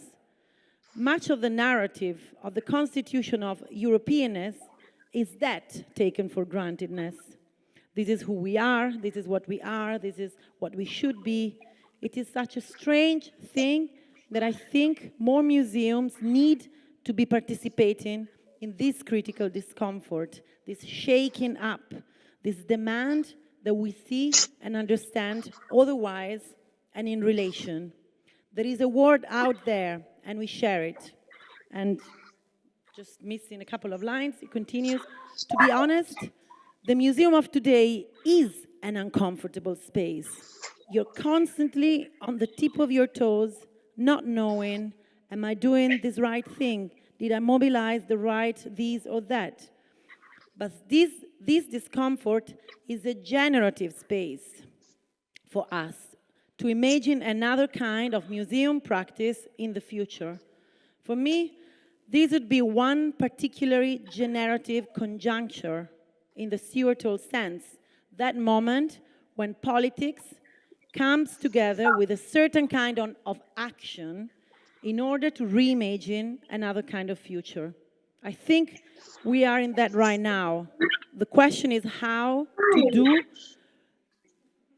do we hold on that and push it to something that is productive rather than symbolic, as it is also the risk. So Wayne was telling me that it's already some time ago that he wrote these lines, and probably today is going to reshake even them. But hoping that we can hear you, let's make a test. Are you hearing me? Yes, finally, All right, it's brilliant. working very smoothly. So I leave the word to you. Thank you, All right. Wayne. Well, thank you, and thank you for inviting me. I'm really saddened not to be there with you.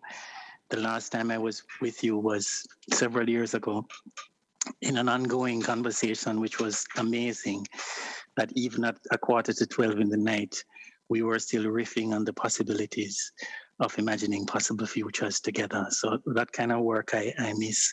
It was a miscalculation on my part, and I just traveled from the US. So traveling again with all of the rules now would be impossible. Thank you for inviting me to think about something that has been an ongoing point of discomfort for me in the new role that I have. I am now moved from the head of the Research Center for Material Culture to being one of the directors of the National Museum of World Culture, so one of the directors of the Tropo Museum. And that what puts one in a particular kind of position, a particular kind of space to think what a reparative future could look like, what a restorative future could look like, and how might we understand return differently to do different kinds of work. Not in the hot potato sense of return, which is what often happens with some of our museums when, for example, we are confronted, and this is not for every museum, when we are confronted with the fact that we have human remains in our collection. And then what we want to do is to just get rid of it as soon as possible to make it somebody else's problem.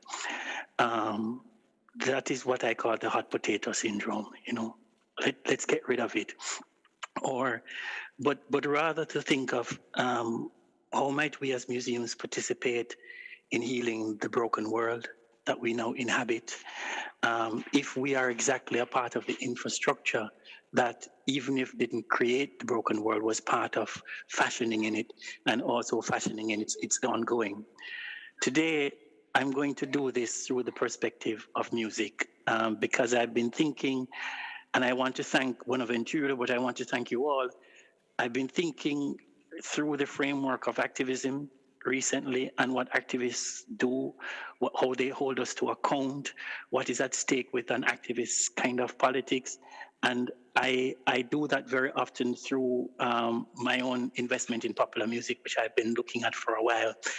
So today I want to play 3 clips for you and then go into a little bit of a presentation and open up with a set of questions. At the end of the questions, though, I have 2 basic points that I want to leave with you.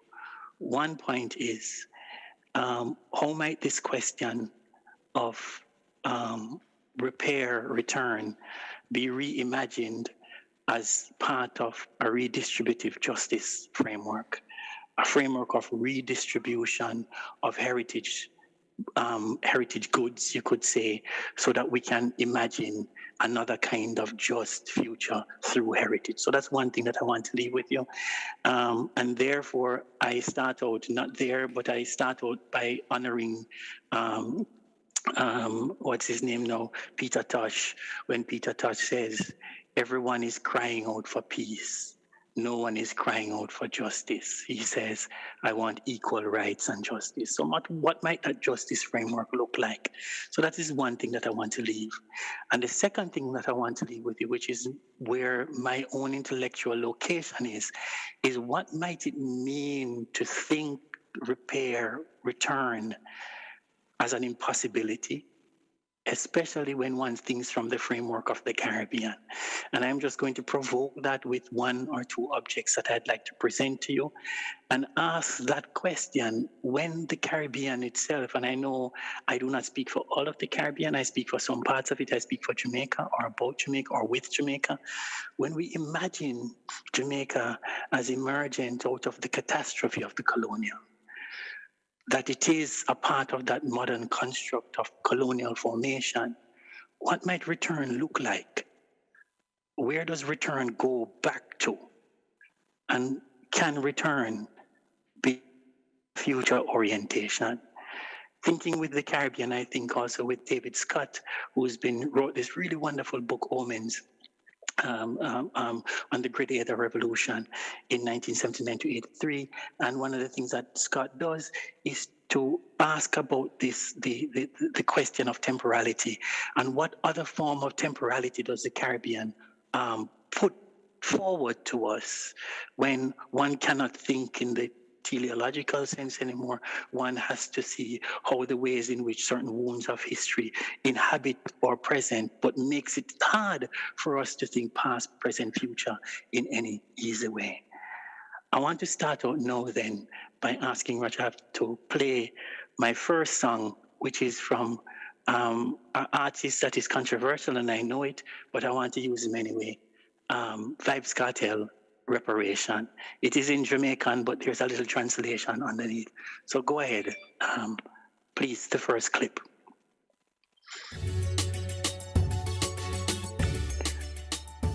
Are they hearing it? I don't hear. As long as them nah buy no gun, nah support no war. Big up the man, them start from near and far. Them call it scam, me call it a reparation. Every ghetto youth is a star. So them want live like one. Big up every scammer, we make US dollar. Build up the house for your mama. Western Union people figure we more honor. Slash, full stop, comma. Every ghetto youth for you live like Tony Montana. Presidential like Barack Obama. Pool in a house and plane in a hangar. Who said this scammer them wrong? No, hungry, poverty, that more wronger. Better them do it than take up the mama. Remember the youth, them not squeeze trigger. I just threw them a nigga. Missa, you are the Prime Minister. College, me want send me sister. You say education are the key. Me a beg you not take me things up. As long as them nah buy no gun, nah support no war. Big up the man, them start from near and far. Them call it scam, me call it a reparation. Every ghetto youth is a a star. So they want live like one. Me just want the youth then. No rap Jamaican. Don't buy gun fi kill man. Foreign exchange is good for the country. Franklin, USA, Sterling, England. Every ghetto youth fi a live like the big man. Mansion bigger than Hilton, Wyndham. I know everybody can run like Bolt or sing like me or dance like Ding Dong. Bank book a fi bigger than King Kong. Brains like Radigan, Lincoln. Fi dash two side like a swing song. That's All right, why we can stop it now. Mister, you are the Prime Minister. College, me want send me sister. You say education are the key. Me a beg you not. Can we stop it now? Yes, we're stopping it. Brilliant, You're back brilliant. on the screen. I'm back on screen. All right. No, thank you. I mean, it is. Sometimes it is difficult to think with Vibes Cartel, primarily because one could suggest that his aesthetics, his interest, his politics is one that is very much participates in the kind of exceptional show of wealth and that demand for wealth. But I want to move past that to ask, what does he mean when he says, them call it scam, they call it scam, but I call it reparation? These are the opening word lines for the dancehall superstar 2007 hit song Reparations.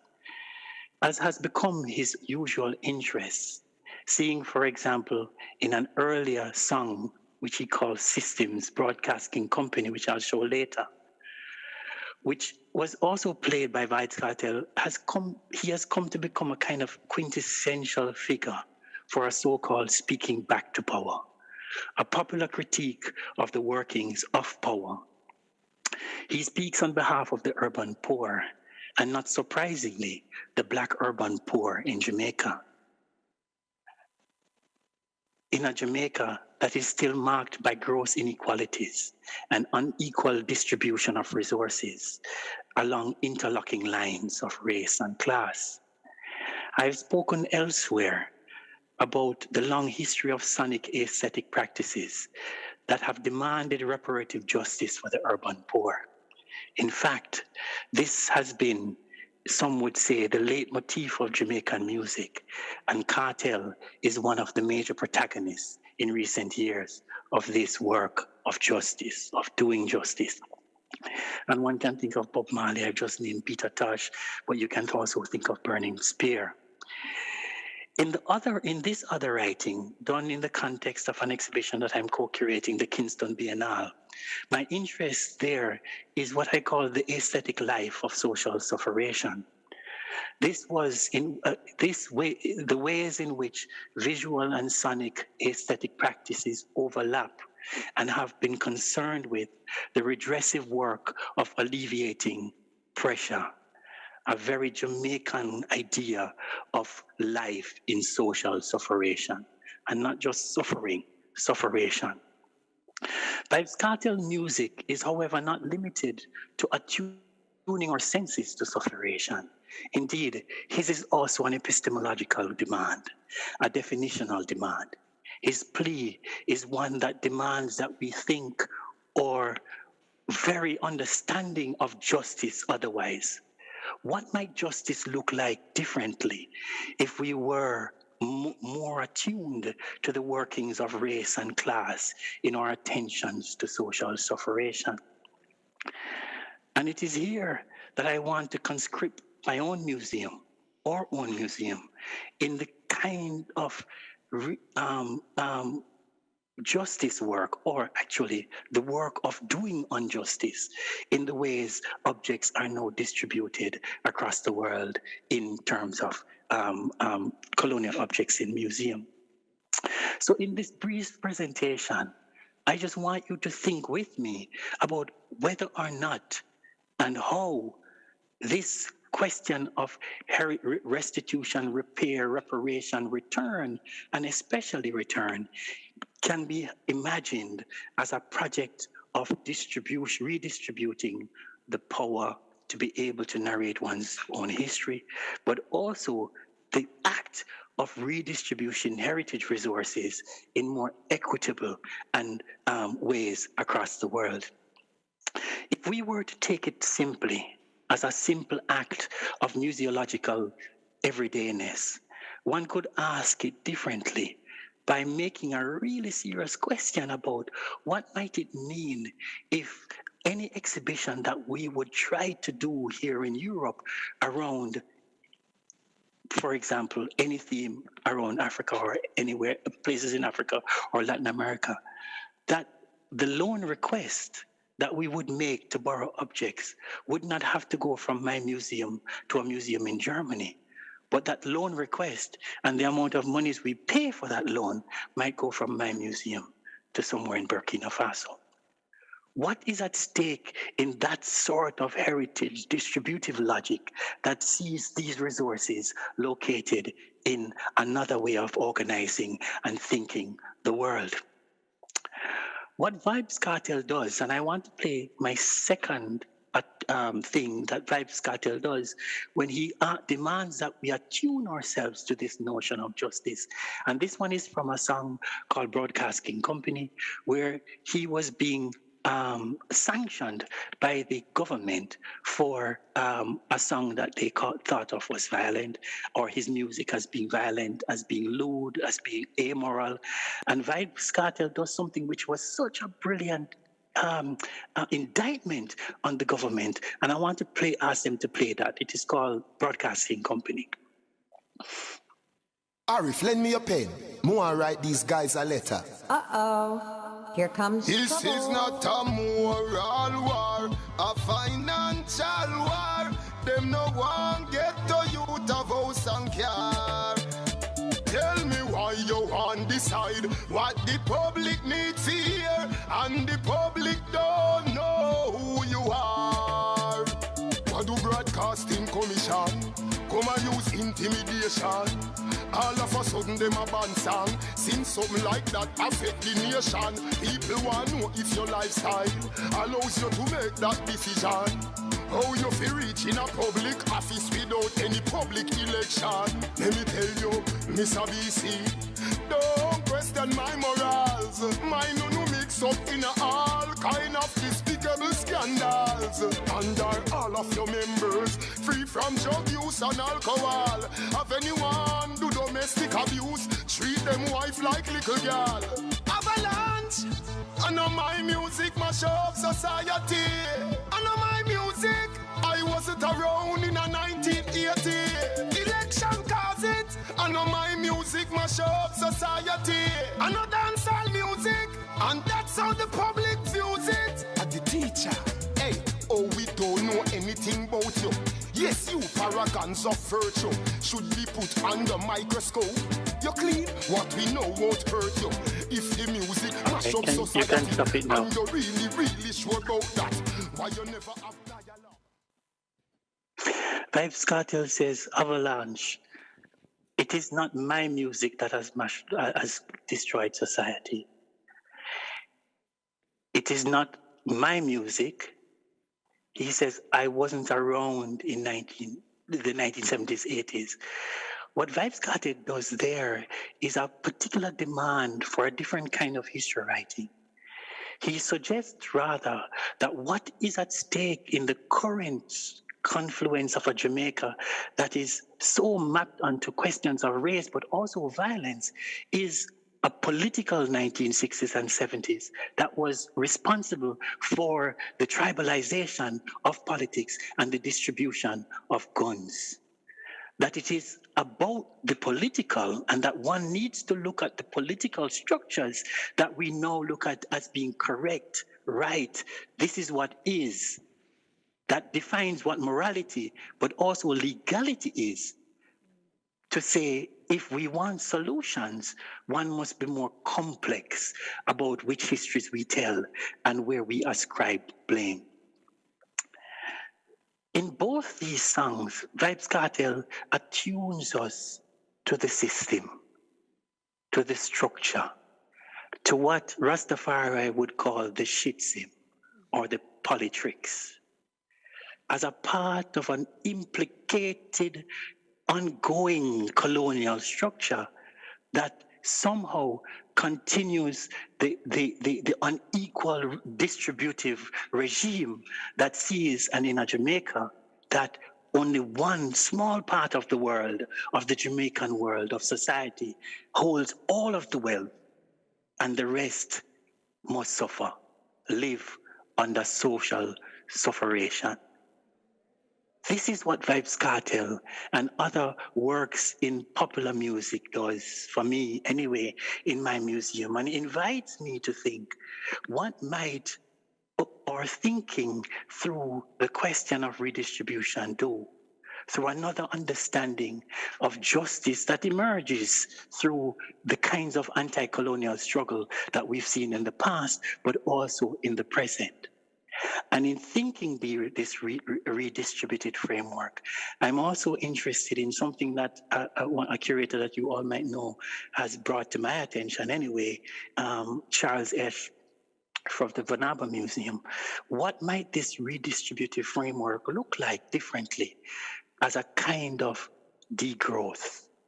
A degrowth institutionally in our museums that we think that we don't need to have it all, and have more, but that we can distribute it differently to ensure a different kind of world. To be able to do that, Vybz Kartel in his 2 songs, and I want to bring in a 3rd song here just for you to think with, when Bob Marley says, we refuse to be what you wanted us to be.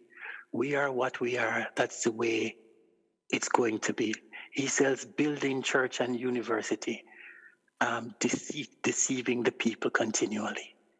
Here, Bob Marley as well is speaking to the system.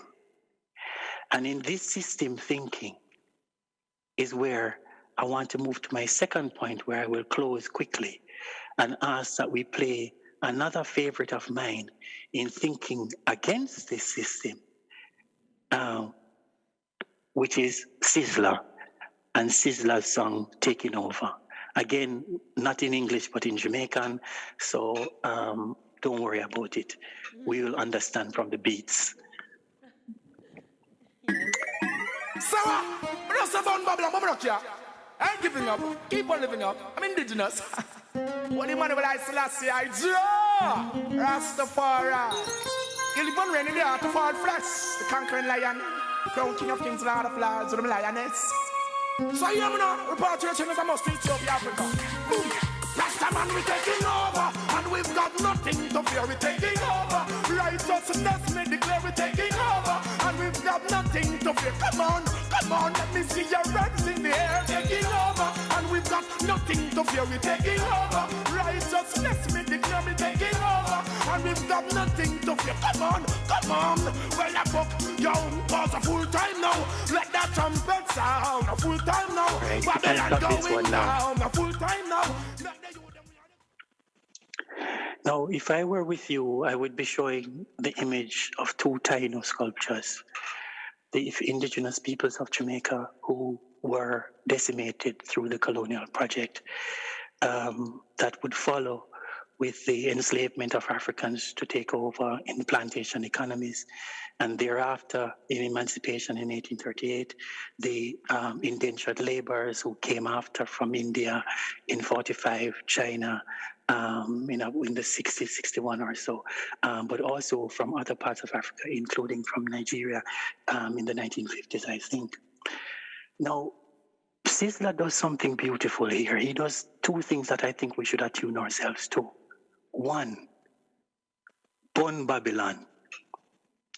He says to burn Babylon, which is a demand for a destruction, a reorganization, an explosion of the system. Babylon is not Babylon in the sense as we understand it, only in the sense biblically, but it's that complex network of colonial and colonizing infrastructure of governmentalized power that places people under social sufferation. I've been thinking about the museum as one of Babylon's sites, as a space that continues in that infrastructural violence. Now, Sizzla does another thing which is brilliant, where he, or two other things. His demand for justice is one, but he says something which is absolutely troubling for me, and I don't know yet how to understand this, and that's why I wanted to be with you there, so that you could help me out of it. Because he says, I'm indigenous. And the question is, how does this turban-wearing black Jamaican that traces his own roots to the to Ethiopia in the Rastafari sense, but Africa in the general sense, how does he claim a certain kind of indigeneity? And that statement there led me to start to try and think through two beautiful objects, no, actually three, that were found in 1792, June of 1792, in the Carpenters Mountains Hills of Jamaica, and now resides in a museum in Europe. When I was moving to Europe, I was asked by many people, Wayne, are you going to help us to get them back? Wayne, are you going to help us to get them back? I don't know how I was going to do that, but they were asking me, including politicians. And while Jamaica has never participated in these questions of return, recently, with this global mobilization around issues of restitution, this has come to the fore. In 1992, at the 94, at the quincentenary of the celebration, in some sense, the marking of Columbus's arrival into the Caribbean, Jamaica, they were organizing an exhibition called 5 Centuries of Art in Jamaica. And in that exhibition, they wanted to borrow these objects. Unfortunately, that museum in Europe said no, it was not possible for many reasons. The climate condition of and what that might mean, but also the question of insurance values and all of those kind of things, the usual systematic ways in which conservation participates in making it impossible to return these conservation structures. But more than that question, and I can tell you when the museum said no, they were devastated in Jamaica. I didn't work in the museum. Because, in fact, if you were to go to Jamaica, you might see beautiful examples of the same sculpture. But if you were to look closer, those are made of plaster of Paris, and therefore not the real thing. They wanted the real thing. But the complexity of the question that these objects raise for me is, what might it mean to think about a group of people in Jamaica that were decimated under the colonial project, and especially under Spanish colonialism of 104 years, 107 years, and a later British colonial project that would take over, and now the objects sit in a museum in Britain. And what might it mean that those objects are being demanded to be returned?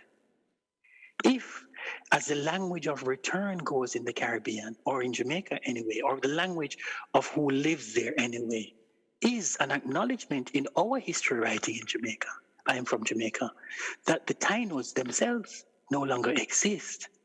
What does a return look like when the complexity of colonial catastrophe comes into figure? 5 centuries of art in Jamaica was an attempt to refigure a different kind of return temporality.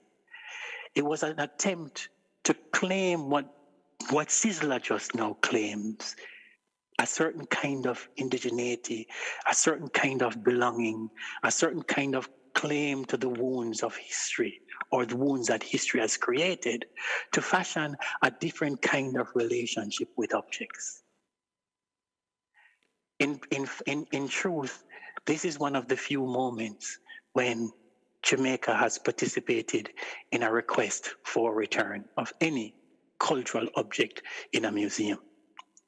I'm yet to understand, though, how does that work out? Not in locations that can trace easy and longer genealogies than we can in Jamaica so easy as it goes with colonialism. But when one has to admit that it is the colonial catastrophe that forms part of the birthing of how we understand the Jamaica of today. How can Sizzler be indigenous? And how can Sizzler claim that those objects are also his objects? I want to put forward this idea that a lot of this rests in the notion of questions of redistribution, of imagining another kind of just worlds that might demand that we think heritage and belonging differently. And perhaps even from my own perspective, and I do not say this for everybody, that we might imagine that the very nature of return might be impossible, but not in terms of returning to a certain moment before, but that we have to do something that this beautiful, wonderful scholar from Guyana, actually, Wilson Harris, posits for us, which is a return of the phantom limb, a throwing back, an arts of the imagination that can help us to imagine repair, not only in the past, but in the present, and to constitute futures that are reparative. I want to stop there. There are many other songs that I'd like to share with you. These are just some starting thinking. At the end of the day, my museum now is in the throes of these conversations about what to do with objects collected in the colonial period and how we are to participate in fashioning more just futures that are outside of Babylon. Babylon system is a vampire. Tell the children the truth, Bob Marley says. Thank you. Thank you. Thank you, Wayne.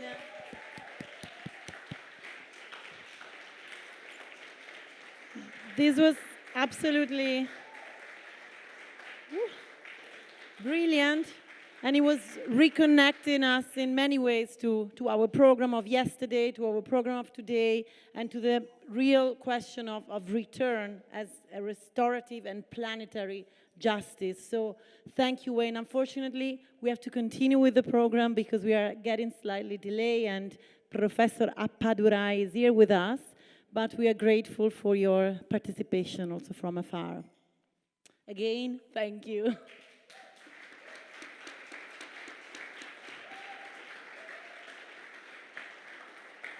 Bonaventure? Bonaventure? Ah, eccolo lì.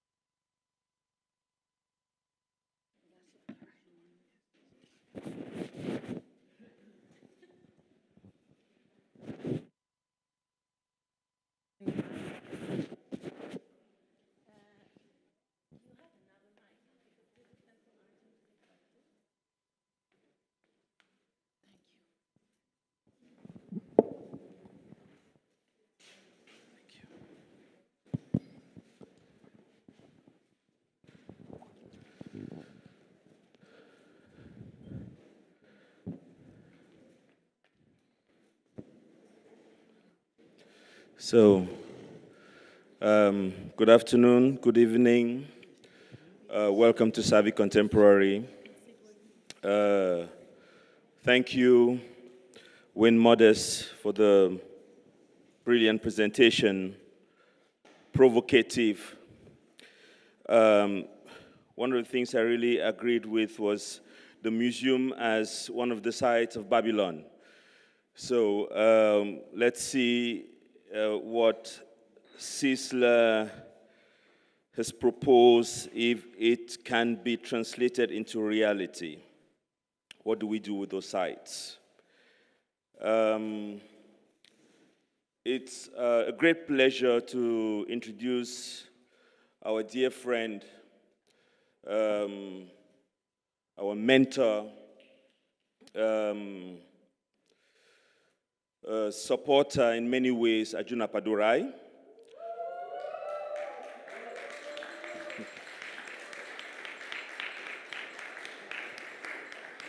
I was thinking today morning, actually, how am I going to do this, you know? I've been privileged to introduce Arjun Appadurai a couple of times, and the question is, what do you really have to say again? You know, and I wanted to emphasize the notion of comradeship within this space of thinking, space of being together. And because Arjun has been a comrade in thought, I'm not trying to say that we're on the same level in any way, but because from the very onset of Savvy Contemporary, the question was, whenever we get into a cul-de-sac, how do we get out of it? And we had to find a couple of people that could help us out of these spaces, this cul-de-sac. This Babylon. And Arjun became one of such people. But he also just didn't do that intellectually. In the past years, he supported us financially, emotionally too. And I really appreciate that and wanted to mention that today. I also wanted to mention that after 2 days of thinking about what restitution, what rehabilitation, what reparation could actually be, and Billy Bijoka actually said yesterday that one of the Res we have to think about is the reconnaissance, which I do think is very important. And after 2 days, it seems as if we know even less than 2 days ago. So it's urgent to have Arjun with us today to help us in this process. And I'm hoping that he could pick up on some of the proposals that Wayne made, serve as a kind of a respondent, but also a proponent. And you will see why. But before I get into that, I wanted to seize this moment to also say thank you to Arjun for something he did last year at some point, which was to give to Savvy 4,000 books. 5,000. I missed it by 1,000.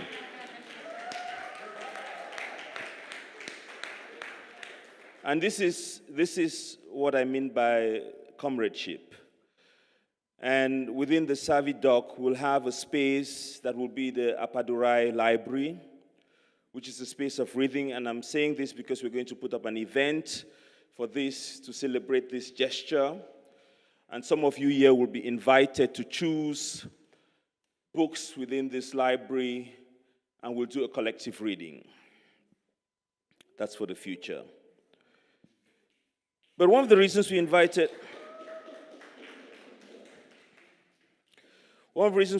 Arjun today, besides the fact that we haven't seen him for a long time because of the virus, was also because last year, Arjun wrote a brilliant paper in Public Culture and in which he was thinking about the museum as one of the sites of the colonial and imperial imagination. And that the fact that Europe, over the past 500, 600 years, has been struggling to stretch out its tentacles around the world in search of even more domination and, of course, also into space. One thing that is very clear is that they're interested in bringing the colony even closer. Closer as tropes of their conquerors. But the way the museum is also crafted today is really meant to be that space of domination. And I think we all know at least one museum somewhere in the world, at least one in Berlin, that has really done everything to show that it is a space of uber domination. And I say this because that space decided to put a cupola and a cross on a museum that is supposed to be the host of artifacts and beings from different places in the world.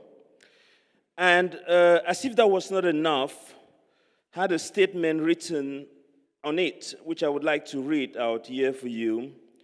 First in German, and then I'll try to do a translation in English. It says, "Es ist kein anderer Heil, es ist auch kein anderer Name den Menschen gegeben, denn der Name Jesu, zu Ehren des Vaters, das im Namen Jesu sich beugen soll, aller derer Knie, die im Himmel und auf Erden und unter der Erde sind." So it could be roughly translated as, there is no other salvation, nor is there any other name given to men for the name of Jesus, in honor of the Father that is the name of Jesus. All should bow down on their knees, who are in heaven and on earth and under the earth. So I was thinking that there is hardly a way of showing domination than this. You know, some have chosen to do that in a more, hiding way. But this one decided to put it on the cupola, gold-plated. And I thought this was interesting within this context of the museum as a space of colonial domination. But today we're inviting Arjun to take the baton and run with it. So there's no real, the epitome of the idea of the carte blanche. And when we asked Arjun to give us an idea of what he wanted to do, he sent something that I found very interesting, because it is in this complication of the notion of restitution that we would actually be able to make a few steps forward. That's why I'm saying we're in a cul-de-sac and we need somebody to either take us out of it or even take us even deeper. And I'm afraid the latter might be the case. But Arjun wrote, "The logic of restitution is the logic of restitution a prelude for the wealthy West to say goodbye to the burdensome claims and demands of the poorest parts of the world? Are museums only a shadow cast by a bigger dilemma, which is the dilemma that in our planetary age, we are all connected to our catastrophes, global warming, pandemics, migration, wars?" And this is exactly the reason. Somebody that could connect these dots. We cannot talk about the restitution of objects without talking about the reparation of broken bodies. We cannot talk about the restitution of objects in a time and place where people can breathe. We cannot talk about restitution of bodies and beings when we can't even rest.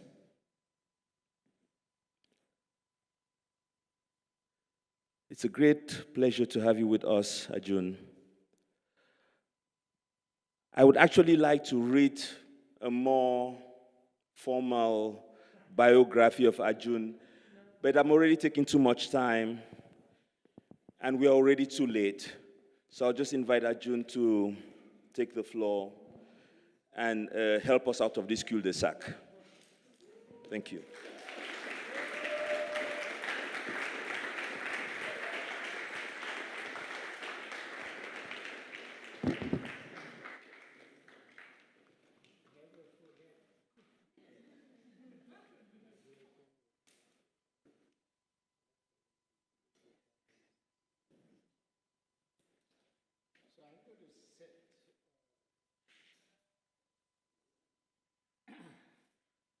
Please let me know. Oh, you can hear me. I can hear the echo. So if I get too close, or if I get too far, let me know. So I'm truly delighted to be here. Yes, I have to hold it up. I've not been to the new space of Savi since it was inaugurated, though I've been fully aware of the transition and honored to be part of it in some way. I have so much to say, but being a very obedient academic, I always stick within my time. So I know if you take more for this, you must take something from that. If you have more jokes or anecdotes, you must take away from the content, so we always try to balance. But I'm truly, this is a special place. And the people who are associated with this space, including Elena here, Bona, our great, sign of the future. That's the way I think of Bona. And many of you whom I know either for a shorter time or a longer time in the Savi team are exemplary. And they've given me reasons for feeling like there's a possibility for someone like me to live here and to function here, though I came here quite old, 67 is a number you probably don't hear much on your CVs, on Tinder, etc. 67.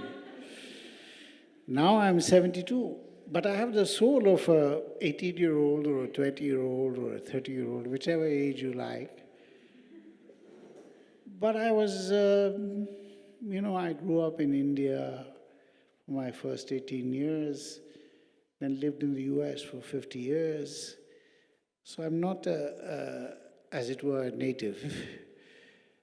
So I'm very thankful after 5 years here, because I came in 2016, for the welcome that this place or this institution, because the place is new, but the institution was before, another wonderful place, which I thought was quite magnificent and uncanny, to which Bona and his many colleagues, Jonas actually was crucial to that, invited me. And I thought, wow, this is...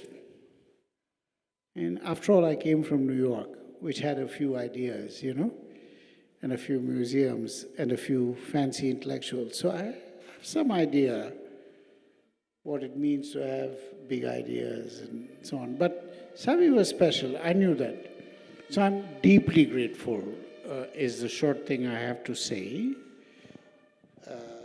In 2016, when I was completely new here, and I think Bona will remember the first occasion, which was in the deadliest cold of winters. And I was thinking, wow. And I had some, I can't even remember, some horrible pain somewhere. still in all, it was the most uplifting event. And everything associated with Savi has been uplifting for me ever since and remains to today. So it's my site of hope. And it's my place of feeling, Germany, Berlin may have many complexities and many problems of hosting and guesting, but there are spaces here, and Savi is primarily among them. So this is, of course, nothing to do with the subject, but I could not but say thank you to Bona, to Elena, to previous key colleagues like Antonia, many others.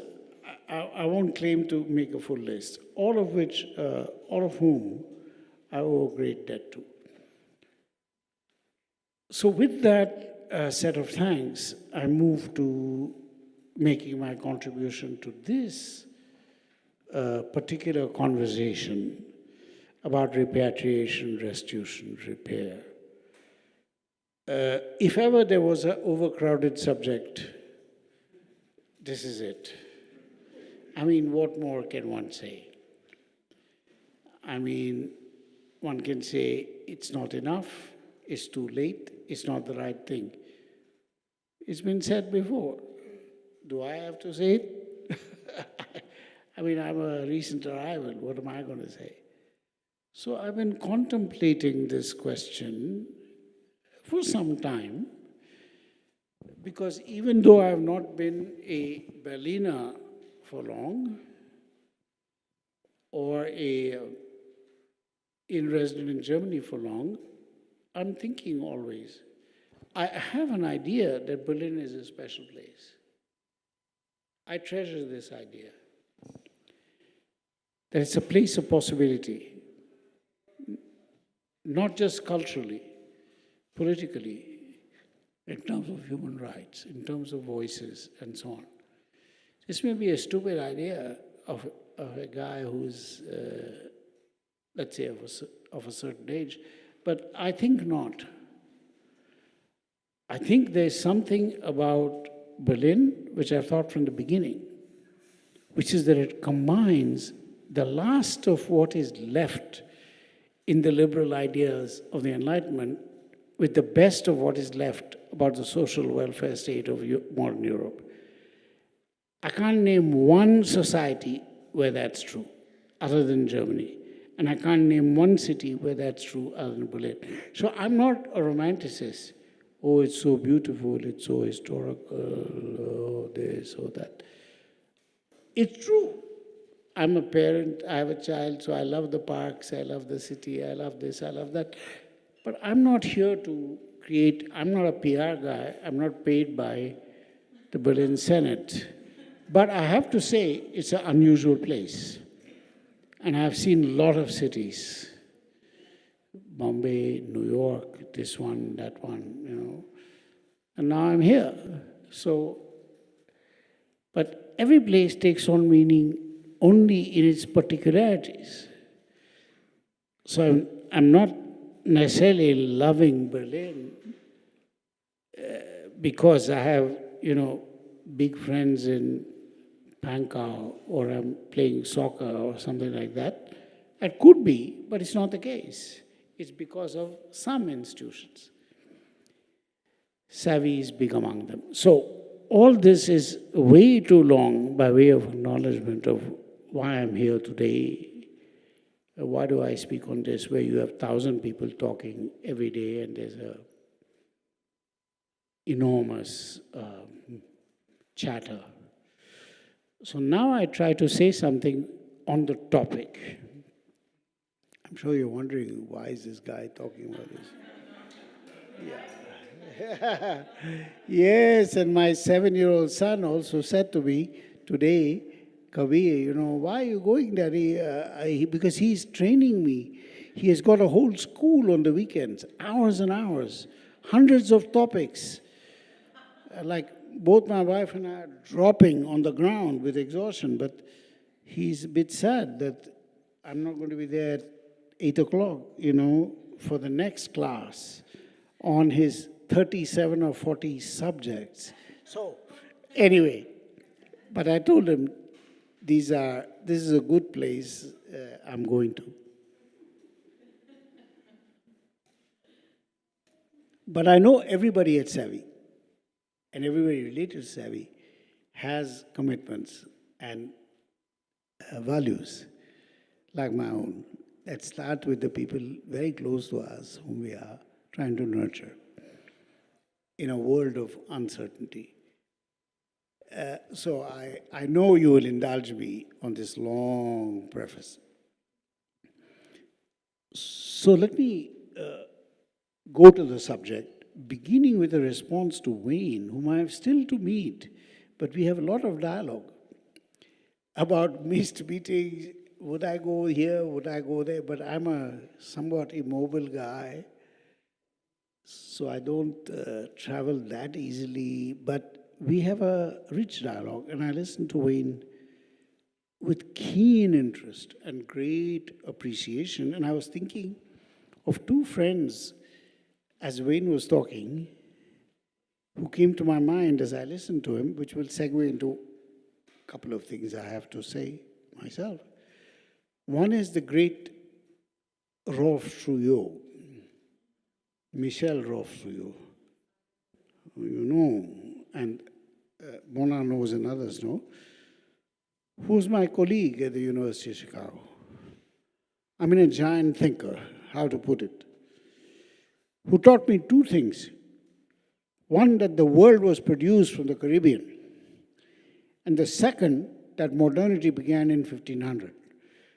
Let me say, these look like specific things, but they're revolutionary observations in time and space, that very small spaces can produce very big objects, and that time is not what we think it is. So I'm from India, so I think everything began in, I don't know, 1800 or 1900 or something like that. Rolf taught me, no, the starting point. And so all the critiques of enlightenment, for example, cannot begin in 1750 or 1800. They have to begin in 1500. Not forever, but 1500. That's a huge thing. And I'm still absorbing that lesson. That the history of the West and empire and so on cannot be written in the last 300 years, but it has to be 500 to 600. And spatially is the Caribbean. So the small, if I may use a German word, Ameise, produced the universe. Okay, so Michel Rolf Trouillot, was to me a very old friend from about 1988, from whom I learned a lot. The other is David Scott, whom some of you surely know. I was thinking throughout of his journal, Small Acts and this and that. And I don't yet know, because I know Wayne, whether he knew David, whether he knew Michel, but Rolf. But these are my, and David Scott is much younger than Rolf. So there's some layering here also, but I see Wayne in a great tradition of people who have moved around. And of course, there's a deeper history there of Stuart Hall and of the great author. This is where my older brain slows down, and somebody will help me. The cricket guy. Yeah. So there's a great tradition there, but it's not the tradition I was trained in, so I'm discovering it. So here are the two things I have to say, and I'll put them forward only as quick ideas, because I have no recording, no PowerPoint. I often used to joke when somebody said, "Do you have a PowerPoint?" I said, "I have no power, but I have a point." So I repeat it again. I have only two things to to elaborate or to offer, the first thing is that repair, restoration, restitution, return, everything that begins with RE picks up on the past. The only value of these terms is if they become levers for the future. It's not easy because the future is another country. So we cannot say, please return this so we can do that. No. How do you return or repair the known to help build the unknown? It's not an easy problem. So the first thing I say, also thinking about Wayne's comments, perhaps not directly reflecting them, is there is a fundamental problem here, which is not only about objects, museums, archives, this, that, art, collections, etc., though it's all of those, which is what I said. How do we pivot these discussions so that they allow a lever from the known to the unknown? The known is exploitation, abuse, violence. But how do we go from that to the unknown? Let me put it another way. We can go from the known to the known and say, we don't want to be your slaves anymore. We don't want to be this. Okay, that's easy to give. Macron is doing this. But if you say, how do I go from the known to the unknown? Not so easy. So now I go to my second point. That's the first point. And we can, I hope, talk about this, and I can tell you a little bit more what would have been my PowerPoint if I had a PowerPoint. The second one has to do with the idea of return. And that is what I flagged in my exchange with Elena and with Bona. The rhetoric of return is the rhetoric of goodbye. We see this in Afghanistan, which has not come up yet so far, but it's on all our minds. Goodbye. We are done. You can complain, you can criticize, you can do this, you can do that, but we are leaving. The relationship is over. Here I have my second idea, which is that whenever somebody says we want to return, they actually want to say goodbye. So, should we be happy and say the West finally wants to say goodbye? Great. They fucked us from morning to night. Great news. No, because the goodbye is not really a goodbye. It will happen in arms, in this, in that. But it's a specific goodbye. It's a goodbye to ethical obligation. We give you your gifts, fuck off.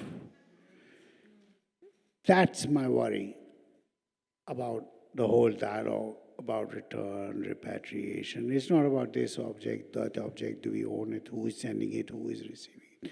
Of course there are great debates. For example, somebody who's going to receive it, who is in charge of some nation state, were they the people who lost the object? Was there already a nation state in 1492 or 1828? No. Somebody else is going to receive it.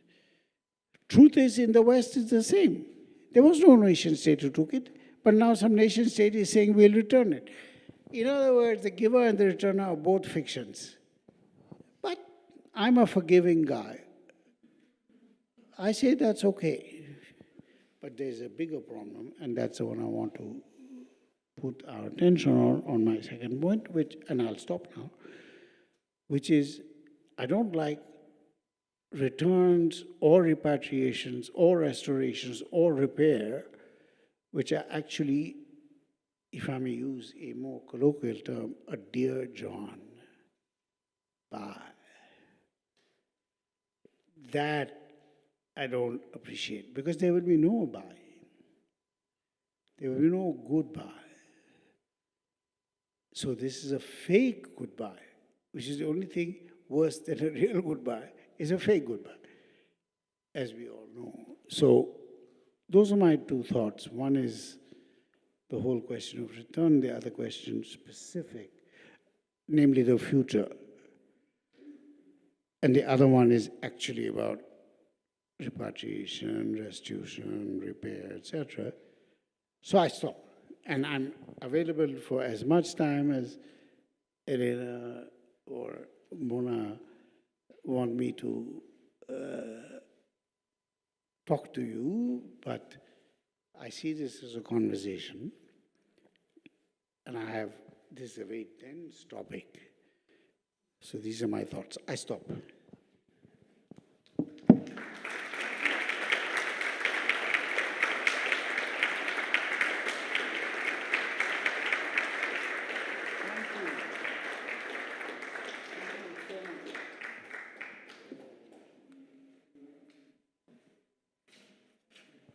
Yes, thank you so much.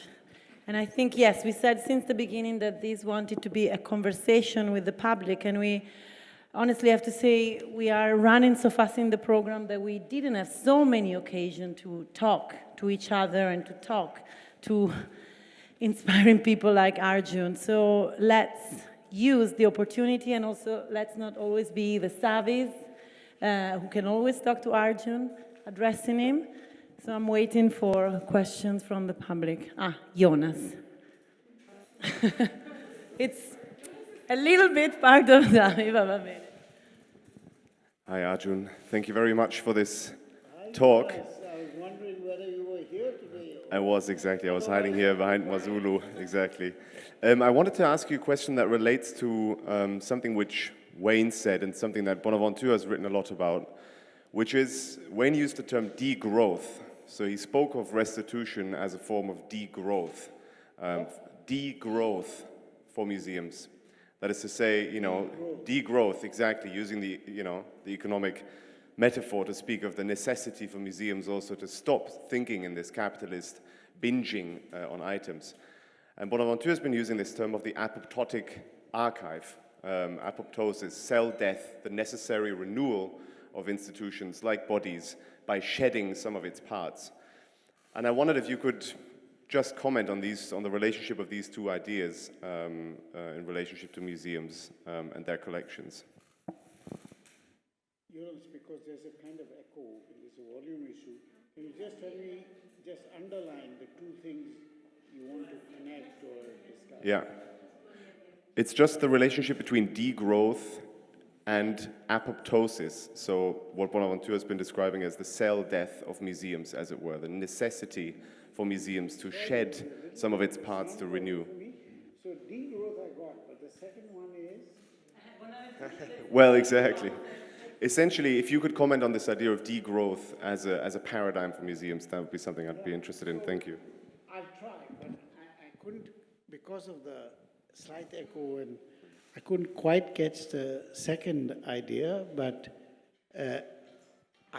let me work with degrowth, which is in itself a rich idea, and just say that it's kind of like deaccessioning,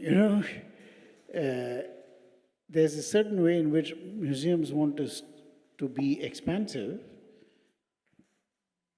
and get more, and there's another way in which they want to have less because they want to circulate storage with exhibition. That's a technical issue in museums. Nobody wants 50 million objects, of which 5 are on exhibit every month. I mean, they want some ratio. So I think taking that to a broader level,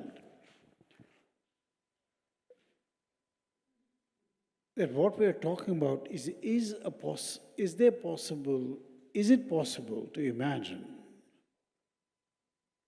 an economy which is equally material, social, cultural, etc., which is not premised on indefinite growth, random acquisition, and moreness, so to speak. Yeah, I think there is, and I think it's not a matter of being selective by some Western criterion of good taste or niche or who's your funder or who are your patrons. Or, that's all tells you what you can acquire. If you're at MoMA, I mean, you can't acquire Babylonian classics, you know? So that tells you something. But I think there's something else which could play a role, which is there a way to be selective, which has to do with sustainability? And sustainability, of course, cannot be crudely ecological when you're talking about art. So the question, your question opens to me, is there a way to think about sustainability for art objects, for heritage, for this, for that? What are the limitations?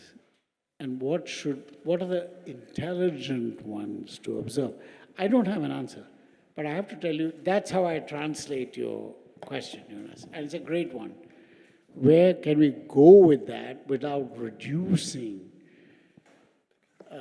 phenomena of art and creativity to the same as phenomena of energy, electricity, whatever, which we all understand, but we don't want to go, I don't think, that path.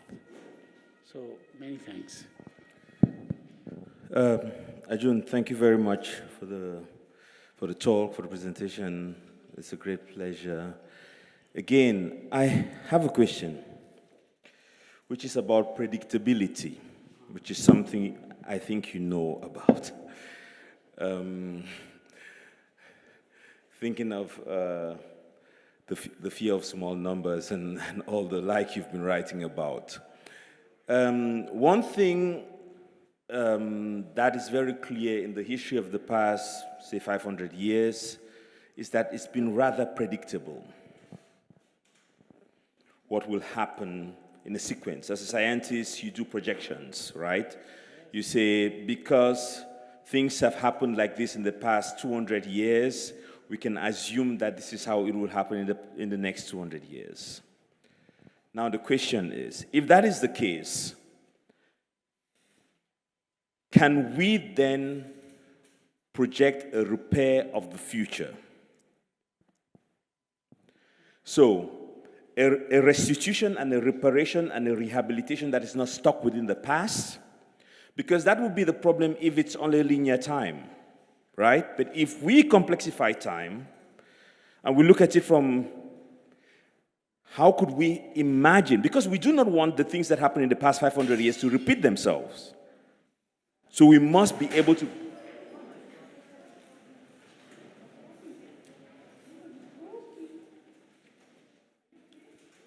Sorry, whatever happened, I think we need new chairs at Savvy Contemporary. So we'll set up a box at the entrance so you can drop some money so that we can buy new chairs. Sorry about that.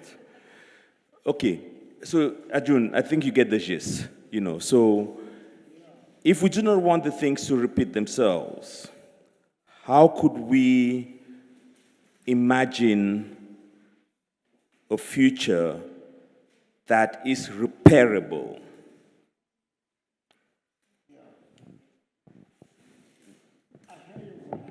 It's a deep question, unsurprisingly, and a very important one. My feeling is that the journey from past to future has been colonized by the ethics, what I called once long ago, the ethics of probability, statistics, numerical reason, etc. Everything that happened before opens a window to what will happen, what could happen. Let's call it simply the world of statistics, which has evolved as a discipline. I don't think it's static, but it tells us that everything that will happen is more or less a child of what has happened. But we can be more or less sophisticated about that. I have long advocated, and here is what Mona's question opens for me. Something about possibility as a way which is different than probability. In other words, can we open a path to the future which is not driven by or enslaved to probability? The answer to this is not clear because probability is a powerful affair. The history of statistics is not trivial. You'll all remember that statistics has to do with state. State, statistics, these are not minor things. But I still believe that we can open a path to the ethics of possibility, of what the human imagination opens up in places like Savi. The numbers are always against you, but if you're in the empire of numbers, everything is always against you. So the big question is there an empire outside the empire of numbers? Or is there an empire outside the empire of empire? And I believe there is. Every time, the people I've worked with in Bombay who are slum dwellers, who are living on the pavement, who are, trying to get more than one toilet for 800 people to shit in, they are investing in something. They're not investing in probability. If they are investing in something else, our problem is, what is that and how can we join that? It's not. So I have been struggling with that all my life, that there are people who are very poor, who are 10,000 times less privileged than me, who are still hopeful. Are they fools? Are they idiots? Are they morons? No, I may be the moron who doesn't understand why they are still hopeful. So I guess my thought, Mona, is somewhere in this, there has to be an actionable metric, which is not slave to the metrics of probability. But where is it? Qui sait?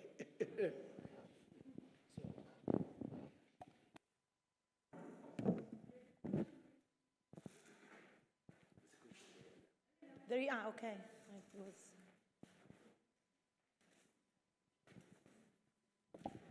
Hi, Arjun.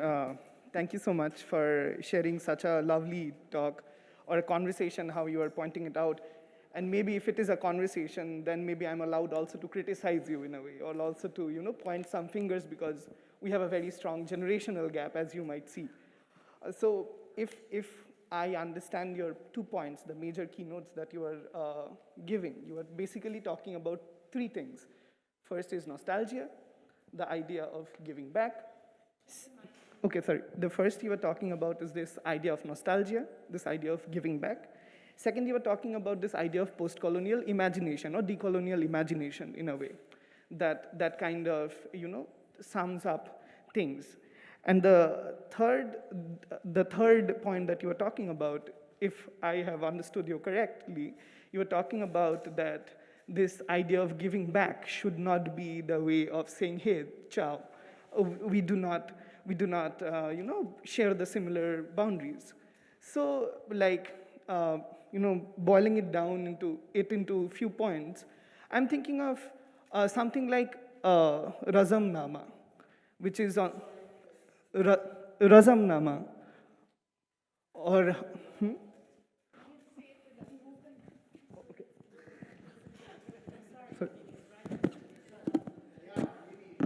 Yeah, surely.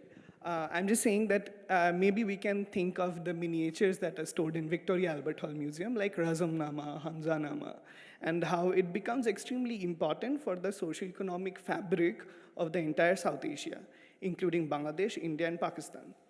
And these are very objective or objects which, in this given point of India, Pakistan, and Bangladesh, are very important if they were in the subcontinent in some way, because they would have been reproduced, people would have left a lot of narrative, false narrative propagated by different people, should not have been or will not have been in this way how they are today. So I think I kind of disagree with you in this way when you say that, hey, goodbye, and in this way of when you say that goodbye is the only way, that I'm not taking any responsibility. So like, I think that when the goodbye is happening, sometimes in some relationships, specifically in a toxic relationship like coloniality, these goodbyes are supposed to be like this. And I think these goodbyes are very important in this way. Because when quoting you back in your own expression of political imagination, I think without objects, sometimes we cannot imagine certain things. Because the social fabric of living together cannot, in the specific context that I'm talking about, or in the context of South Asia, it cannot be imagined if examples are not there. If examples of harmony, if examples of living together are not there. And coming back to, giving an example of imagination, if I may say, thinking of Begum Ruqayya writing this text called Sultana's Dream in 1910 or 12, when she's talking about this non-heteronormative relationship of some women. Begum Ruqayya, Sultana's Dream, when she's talking about non-heteronormative relationships. Because I think that's a fantastic imaginative text which is kind of moving into the queer politics of South Asia. It's a text, it's there, it's accessible for people, but it's not there in any objective form, and it's mostly sidelined. So, I'm criticizing or, pointing out a finger at you in this way, that sometimes as people, we can only imagine when things are there in front of us. Like if I may quote Kabir in a way, like when Kabir says, "Bhala hui mori gagri phuti, me paniya bharan se chuti re, mor sar se tali bala." Like, it's when Kabir is saying that, I'm very grateful that this idea of filling water is gone and my bucket is broken, but we first have to have the bucket to get rid of that, pain. So this was maybe my, argument towards what you were saying, but maybe it was too long, but it would, if you would comment something on it. Thank you.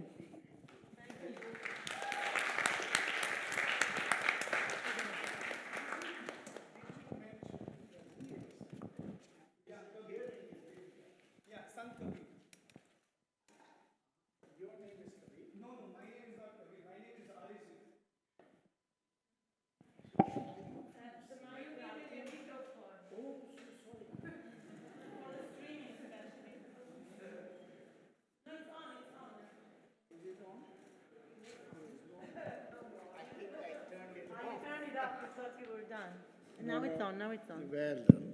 So, are you from South Asia? Yes, I'm from South Asia. May I ask where? I was born in Kolkata, grew up in different parts of India. Okay, so Kolkata, Bengali speaker, but from many other journeys. Yeah, I speak a lot of languages. I understand. I'm not trying to essentialize you, because I also don't want to be essentialized. I'm a little hard to essentialize because it's been a long time since I was a young boy in India. So it's a little bit tricky. People essentialize me this way, that way. So, but I agree with you. So, you had many things to say. I can only say, I'm sympathetic. I think some of what you say needs to be engaged by this collective conversation, not by me, because I have some things to say on your experience and point of view, but other things, other people might be able to engage, because I think it's a general point. If I'm not mistaken, it's not a particular debate or difference with me. So I think let it stay in the collective conversation. Although if I miss something, partly because of the sound and because I have only one good ear, which is the other problem. Even if there's a great sound system, I have only one good ear. I may have missed something. If so, please say it, but in a very short way, like, do you think this or do you believe that? But otherwise, I think this you made a wonderful contribution to the general conversation, and I will have to think about it.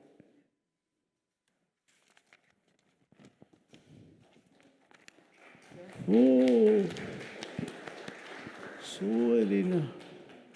No, let's take a last question if there is, because now the public is warming up, and I think there is, there is a lot of willingness to make questions, and not that they need to be long answers from you, but just to feel the potentiality and the possibility of talking to you. Yes, there is another question. We know that there are many, actually. Thank you. Yes, thank you so much. I appreciate it. As someone who's speaking of buckets, actually, yeah, my name is Birta. As someone who stumbled on a half full bucket of wine here, mainly because I was listening so hard to your talk and the conversation. But yes. Can you hear me? Yes. What I'm so interested in as part of many layers is, because I work as an artist, as a curator, and as someone working throughout many years with different art museums, institutions. I am wondering today, in accordance to your talk, and also the whole conversation, for instance, of today and the previous speaker, I'm so curious to maybe hear your view on the responsibility or responsibilities of, say, such an institution as the ICOM, the International Council of Museums, in relation to, whereas there are multiple really strong, fundamentally strong voices from artists, art historians, writers, etc., and theoreticians. But I myself, find there to be very much a lack of, beyond embarrassing, to be honest, a lack of a response or some kind of an active or activity on behalf of this council, which is, you can arguably say is a kind of a UN of the museum world or whatever. There are thousands of colleagues of ours in this council, and we never hear that they are making such amends, to be honest. So I'm curious to hear your what you can say about it. Thank you so much. Thank you very much.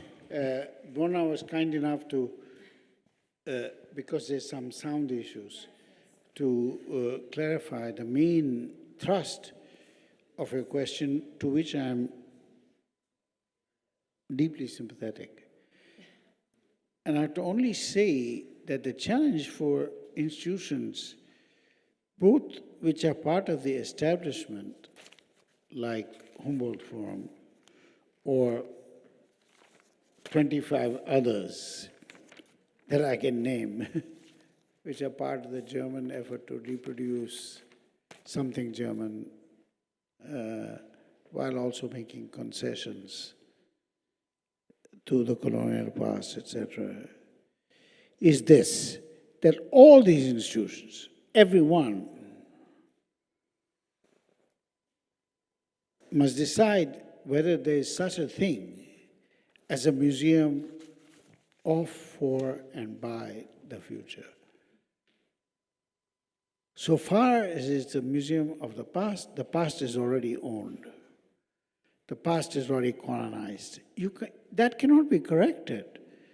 I mean, this is history. We can't go back and say, oh, hello, we are not like Belgium, you know, we are Germany, we are very nice people. It cannot, if I may put it, fucking be done. So the only way to move forward is to say, is there something like a museum which is entirely engaged in what the future can be? If it's about the past, that game is lost. It's like playing against Barcelona, you know? You're gonna fucking be whipped. Again, and again, and again, and again. Now, the depressing possibility is that there is a fundamental contradiction between the idea of the museum, the exhibit, the archive, and the idea of the future. Well, fucking let go. Invest yourself in the future. It doesn't have to be about the archive, the exhibit. Now, I'm not saying, therefore, archives.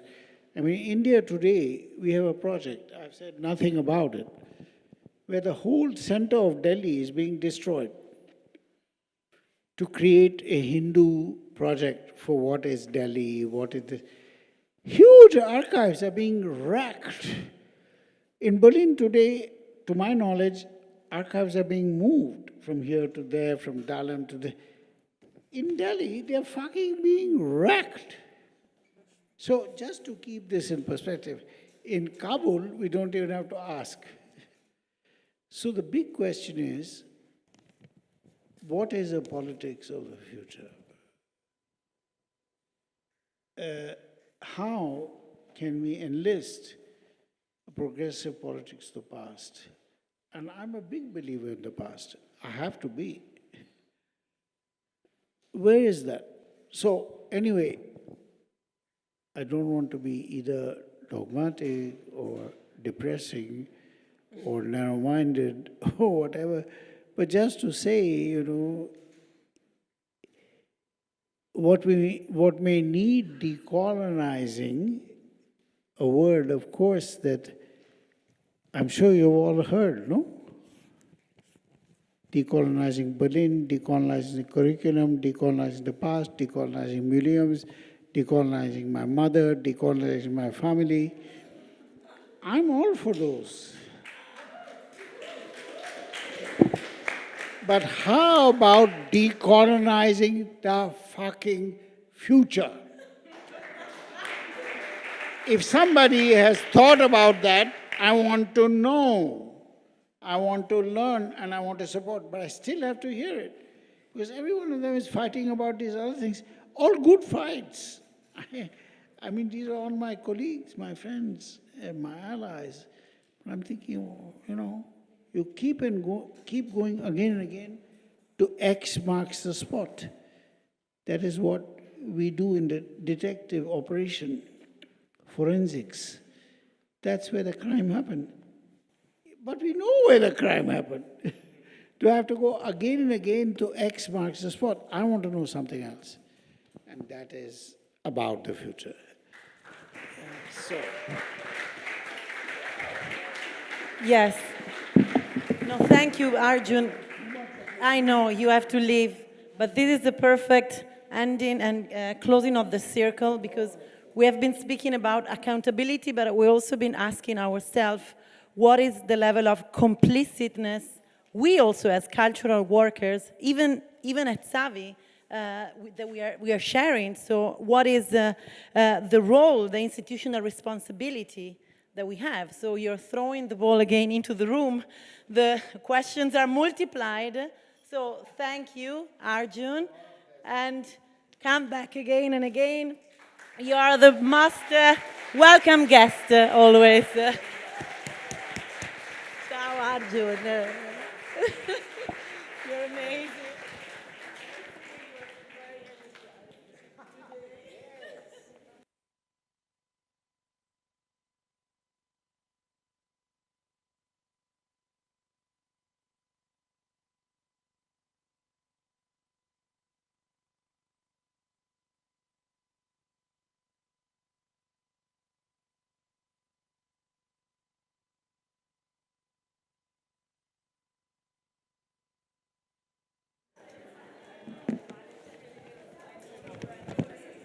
Hello, hello.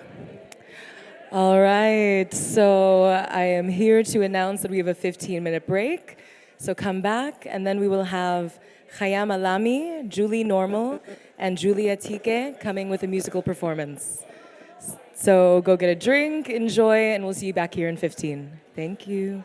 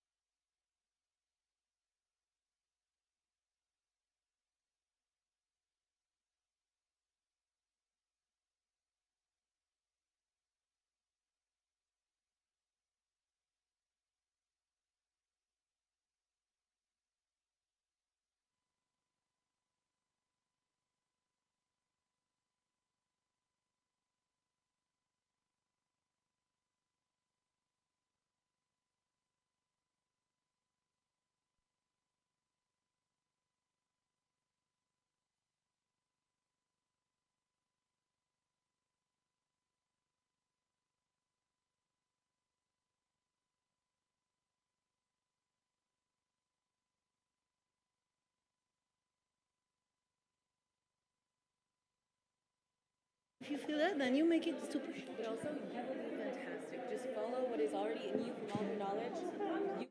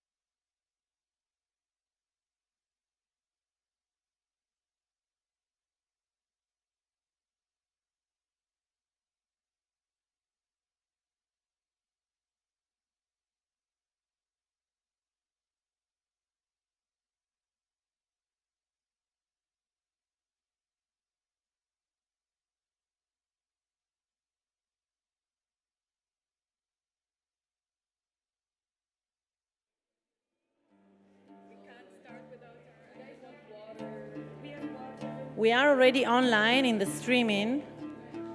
but people home can just start attuning to the notes. Khyam? The tuning is good, yeah. Yes. We use it to our advantage.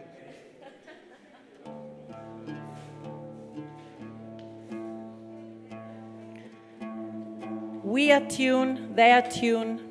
At home, we attune. Okay. So, welcome back.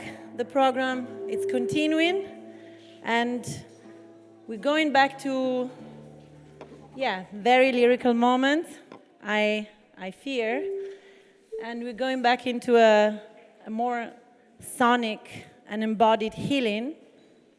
We're here to introduce a performative presentation with music that actually I would like to ask our glorious, illustrious colleague, Camila Metvali, that just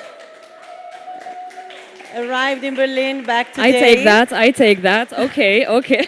Because she, not just because she deserves always to introduce our most special sonic interventions, but also because she actually is a friend of Khyam, and she invited Khyam to be at Savi and then to be in conversation with also Julie and Julia. But Camilla, thank you for your words, and also thank you for your inputs and beautiful people that you bring. Thank you, Elena. That's very nice.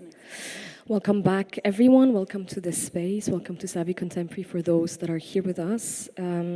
Maybe it's a very important word to acknowledge that we are in presence together for kind of the first time since we opened this beautiful new space that is hosting our bodies and those amazing conversations, interventions by many artists and scholars. So thank you very much all for being here, and thank you for those that are joining us online as well. Julia Tieke, welcome. Thank you for coming together with Khyam Allami and Julie Normand. So I'm very happy to actually be introducing you because I've known Khyam for a really long time back from Cairo, from home.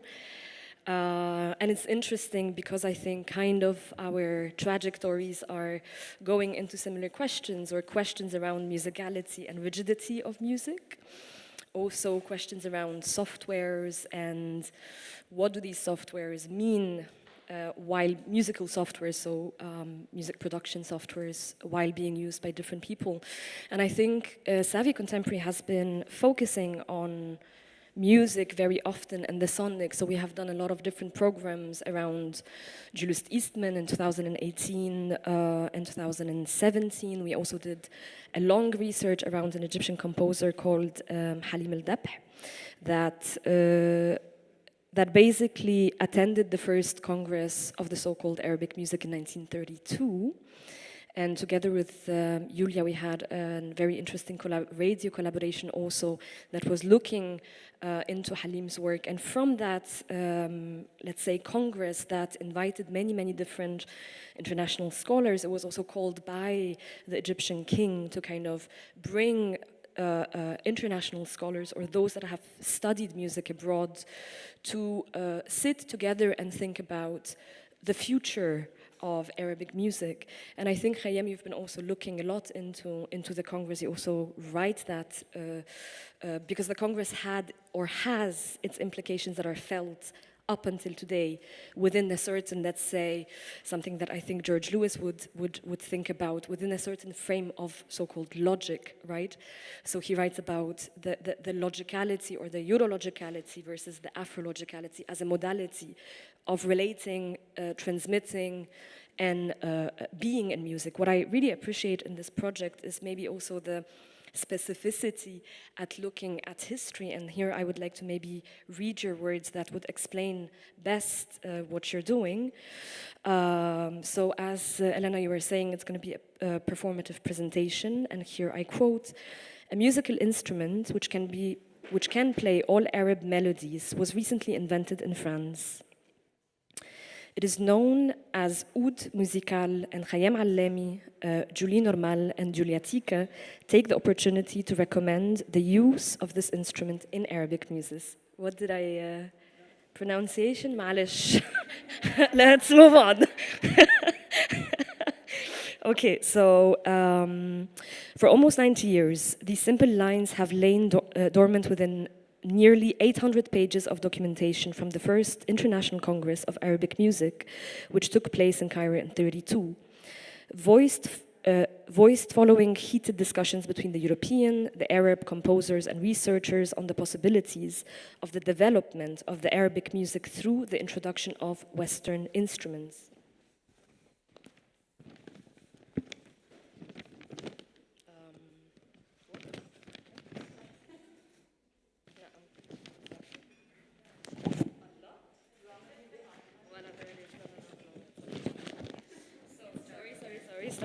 Restart. Okay, Western instruments, we were saying, and tuning of equal temperament was not considered suitable for rendering the complexity of Arab maqam system.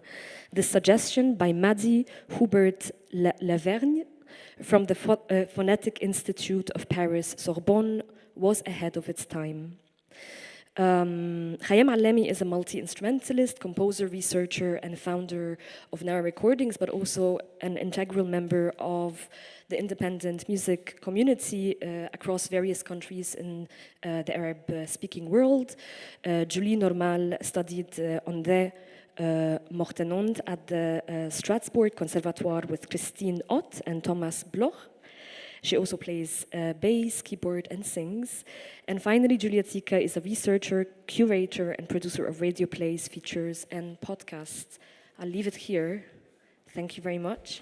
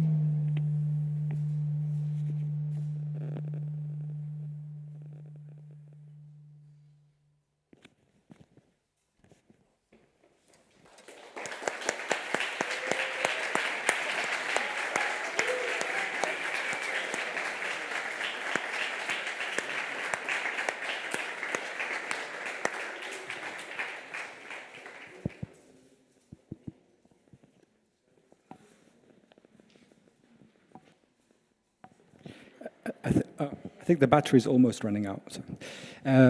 Good evening, everyone. Thank you very much for coming. It's beautiful to see so many faces. I'll stand up for now and I'll sit down in a minute. Just you'll see why we had to have this table here shortly. So I apologize for not being able to see you, but hopefully you can hear us well.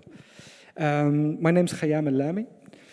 This is my colleague Julie Normal, and this is Julia Tieke. What we started with just now was an instrumental improvisation based on an Ottoman Turkish composition called the Peshrev Hosseini.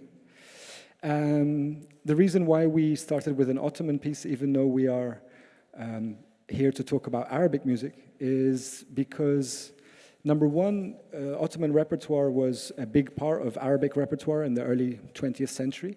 And number two, more specifically, because this piece was performed by a Mawlawiya order, a Mevlevi order in Cairo in 1932 for a recording session that was part of the 1932 Congress. And this recording session was attended by Madi Humbert Lavergne, who's essentially the key figure in our presentation. And she spoke quite a lot about this particular recording session, and therefore we thought it was quite poignant to start with a short improvisation based on the opening piece that's used by this Mevlevi, Arab-Egyptian Mevlevi order, especially because they were kicked out of Cairo soon after these recordings happened, and I mean, that's an entirely different story. We won't go there tonight, but it's just to set the mood. And so that's Peshrev in Maqam Hosseini. This project has been going on for quite some time. Julia and I have been working together on a series of different, Julie, sorry, excuse me? Oh yeah, I have to change the slides. I forgot this is my job too. So, Julia and I have been working on related projects for a couple of years now. We started working on a project to do with the use of the piano in Arabic music and issues around tuning and compositions and the role of the piano across the Arab world, but also in the Arab Congress in Cairo in 1932. But through some of the research that we found there, we decided to take the project a step further, and today we're sharing the first fruits of the research that we've been undertaking over the last couple of years. And essentially, we're going to try to speed through some of the details because there's quite a lot, and we'll try to play a couple more pieces for you to animate the presentation and hopefully have some time for a Q&A at the end, so please don't be shy to ask any questions afterwards. I'll hand over to Julia so that we can get cracking with some of the details. Thank you. Okay, thank you.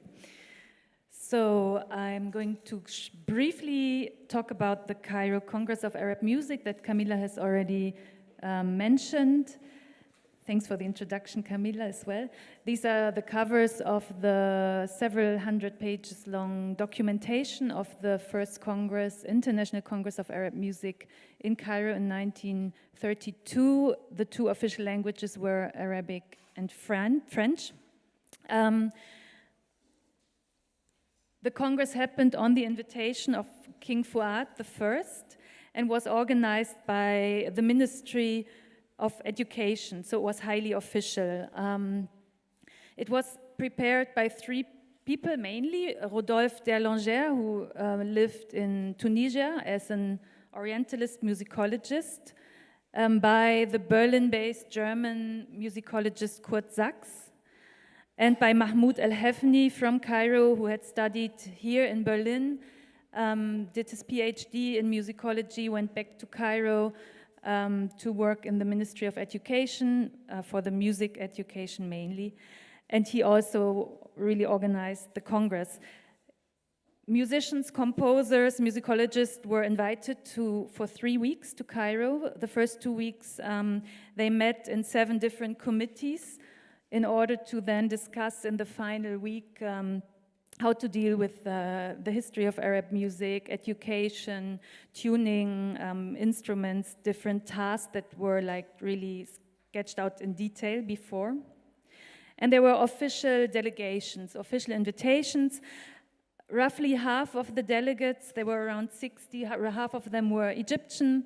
There were about 20 Europeans. There was 1 Syrian, 1 Lebanese, few people from Maghreb countries, which still lived under France back then, and 2 Turkish musicologists. And about a few of those we'll talk a bit more in detail later. Another important part that Khyam has mentioned were the recordings under the direction of Robert Lachmann, also from Berlin. We had quite a few people from Berlin there, and we'll talk about that later because this is an important part of the Congress. So supervised by Robert Lachmann, including Madi, who we'll talk about a lot today, and I may call her just Madi because I was told that was what the family always referred to her, so I'll just say Madi. They recorded around 360 performances. There were ensembles and musicians from all over the Arab world, not from all countries, but many. And those were published and have just been republished a few years ago. So the aim of the Congress was really looking for guidelines, binding guidelines to write Arab music history, organize music education, and really a transformation of the music, because it was initially, as we can see here, the Royal Institute of Oriental Music. This is where the Congress gathered. It still exists in Cairo downtown. And it was called Oriental Music, which included much more than Arabic music. So the background was really to kind of maybe rewrite or invent or like investigate in a more national idea of Arab music, and to not include the Ottoman and Persian influence as much. And also the music of religious minorities was not really present. So it was really about a national idea as well, and part of a larger process, obviously. highly official, as I mentioned. The king, the Ministry of Education, and also the institute was run by aristocrats, more or less, who founded different institutions like this institute, adapting the idea of European institutions and dissolving, in the case of music, the music syndicates where the practitioners, the real practitioners were organized. So it was really, the Congress also, some claim, wanted to discipline the music and was supposed to find guidelines that every musician should have applied afterwards. This was the idea, and for this, I think 2 committees were really central that Khyam is going to talk about a bit more. As Julia mentioned, this idea of standardization and development of some kind of fixed understanding of what Arabic music is and how it should be represented was key. And obviously, this idea received, it's very clear that it's quite a European idea, and at least at that time it was formalized in the sense of the Arab world has a lot of neighboring influences, and therefore we need to somehow create our own identity, and a lot of this influence and inspiration was taken from European sources, specifically when it comes to musicology and representations, ideas about music. And so there were quite a lot of tensions within the Congress, and the tensions really seemed to build up amongst 2 committees. One was the Musical Instruments Committee, and one was the Committee about Tuning. And the reason why this is so important is because essentially there was this discussion about whether Western classical instruments were somehow permissible within Arabic music because of, and the questions around them were to do with their timbre, their sound, and their tuning. And with regards to the tuning issues, the Arab world is renowned for having a specific maqam system and a quite clear history of tuning that has been handed down through manuscripts. But because of a big gap, I guess in the Middle Ages, from the 11th century right through to the early 20th century, there seems to be a lot of local variations. And so there's this idea of trying to somehow standardize an Arab tuning system. This is obviously very difficult because the Arab-speaking world has many, many countries and many cultures, whereas if we think about the Turkish music or Persian music, at least there is some sense of containment. But even within those regions, there are problematics and lots of variations. But again, this is the time of nation-state building, and the ideas of standardizations and creating, metrics that can be followed was incredibly important. Amongst these discussions, we had this particular report that says the introduction of foreign instruments is generally only justified as a result of a change in style. If you cultivate a new style of composition, this style will create its own means to express itself. That is, it will automatically entail new instruments. This is what 5,000 years of musical history teaches us and confirms, and this has led the European and part of the Oriental members to oppose the introduction of most European instruments, which because of their sound and particular timbre would distort the character of the current Oriental music instead of enriching it. This is to give you an idea of the kinds of discussions that were going on. The next quote by Henry George Farmer, who's a really amazing historical musicologist from Scotland, who also did a lot of work on the ancient Arabic manuscripts and ancient Arabic music. He was present, and he mentions this. It was an unusually lively meeting and the longest we've had. The Qadi Muhammad Fathi opened with a lengthy speech which practically coincided with my own views, especially on the question of the use of the piano in Oriental music. Better to admit the quarter-tone piano than be forced to lose the identity of Arabian music by being circumvented by the European half-tone piano. So here they're talking about a 24-tone equal-tempered piano versus a 12-tone equal-tempered piano, which was the photograph we saw earlier. However, the principles for which I stood won the day. Although my assessors Haba and Cantoni did not put in an appearance, the Germans lost this encounter. This is essentially about the friction that was happening between the two, members of the committees. And so... And so, in the quote, Farmer mentioned Mohammed Fatih, who had held a really interesting long speech, like directed at the Berlin representatives, who I will talk about later. Interesting speech, which we can't talk about a lot today, but we'll talk about the proposal that Camilla has mentioned by Madi Humbert-Lavergne, who's on the left. So she was one of the main focuses of the research connected to the project, because she suggested, right after this lengthy, interesting speech, she made her proposal. She took the opportunity to propose to use the instrument that is here with us. Julie plays it. Yeah, we can go back to it. A musical instrument which can play all Arab melodies was recently invented in France. It is known as onde musicale, and I take the opportunity now to recommend the use of this instrument in Arab music.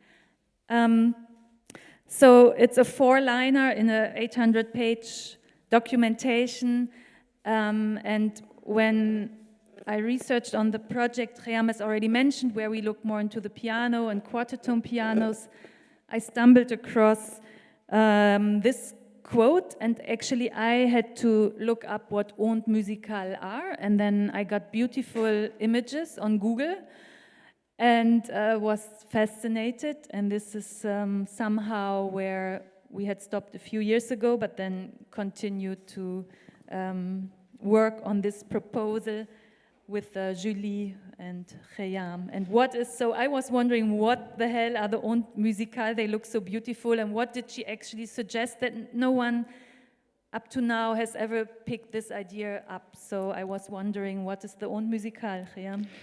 Before we jump to the instrument itself, I think it's important to just lay Madi's role out in context. She was one of 2 women present at the Congress. The other female member was also a member of the French delegation.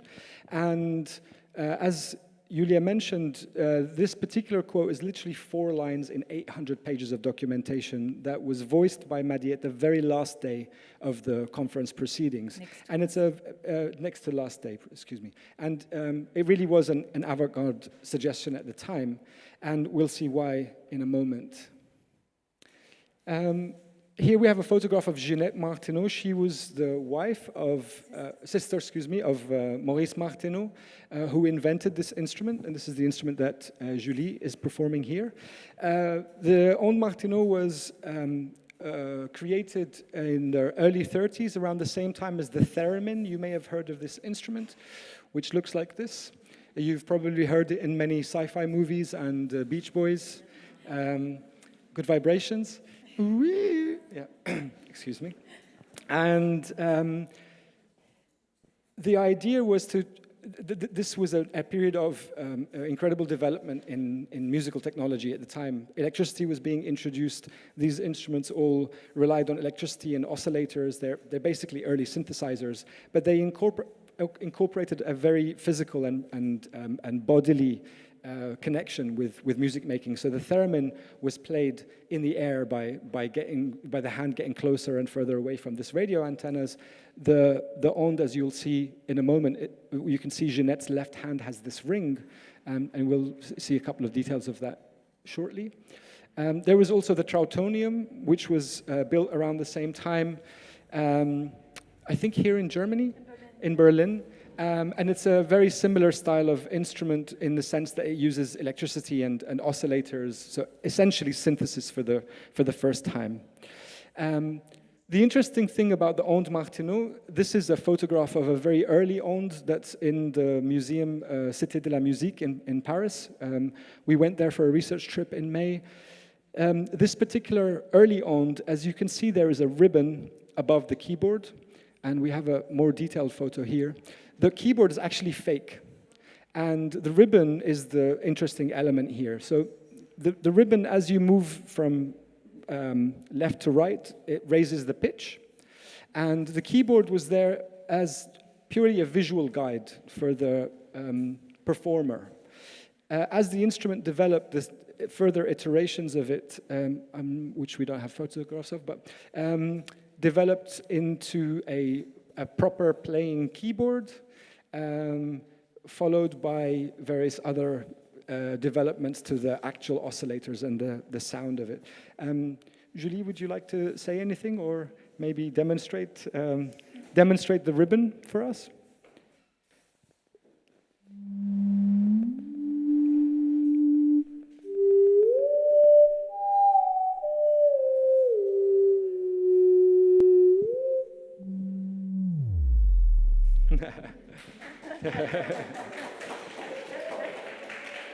Beautiful.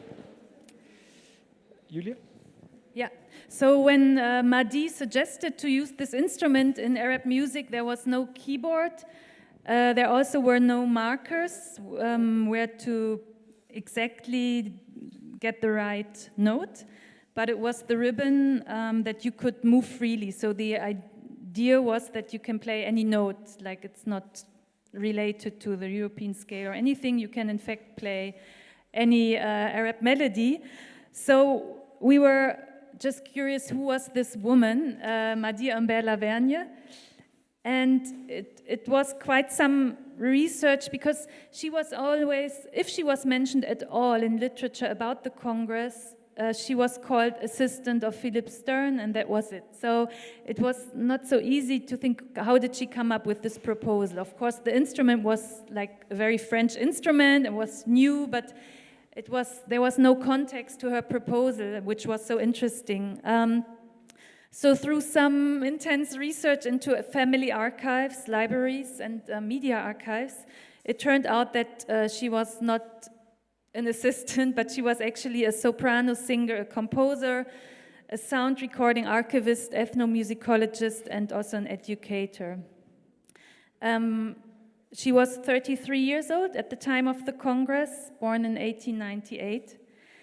Born Madeleine Humbert in Paris into a cosmopolitan environment, as she says. From the age of 4, she heard and sang songs in many different languages, Turkish, Russian, Romanian, and then decided to study music at the Conservatoire in Paris, and she focused on singing and the piano. Just a brief glimpse into what I could extend on for a whole hour, I guess. Her family, she married twice, which made the research actually difficult. So only when the name of the second husband appeared in a footnote, this was when it started all to unfold. And I'm super happy at this point. I would like to both thank Marie-Lise Aruela, a daughter-in-law who opened a box that had been closed for a long time to us in Brussels, and Laura Sauvageau, granddaughter of her second marriage with Pierre Sauvageau, and Laura has come from Cologne today, and we are super happy. You might recognize her later, she said, to look like her grandmother. Thank you for coming, Laura. Thank you for coming, yeah.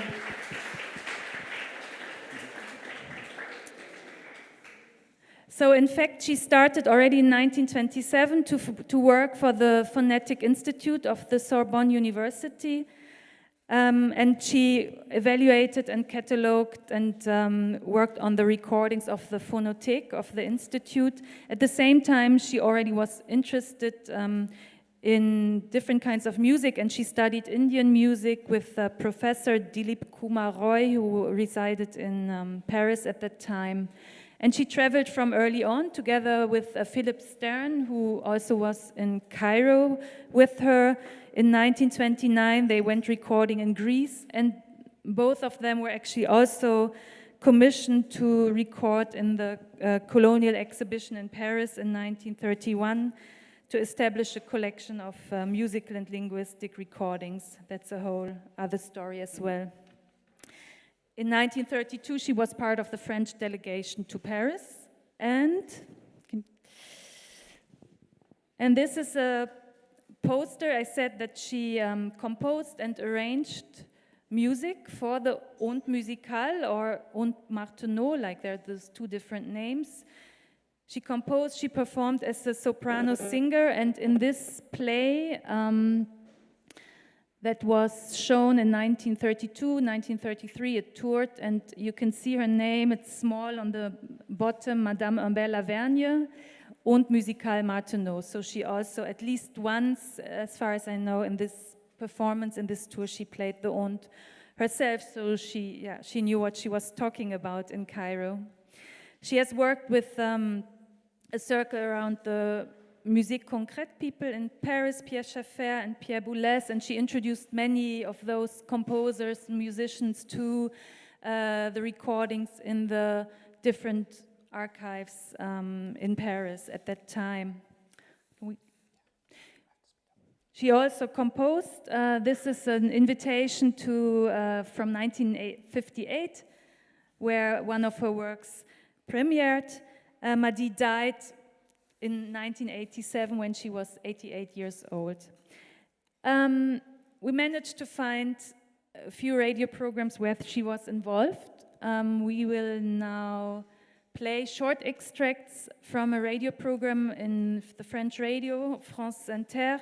1950, Maurice Martineau presents his instrument, and he plays different recordings, so we don't know from when this recording is. It's probably from the 30s. We'll hear very short extracts. Madi is singing, and there is an Onde Martineau, and it's probably Ginette Martineau, the sister who we've seen before.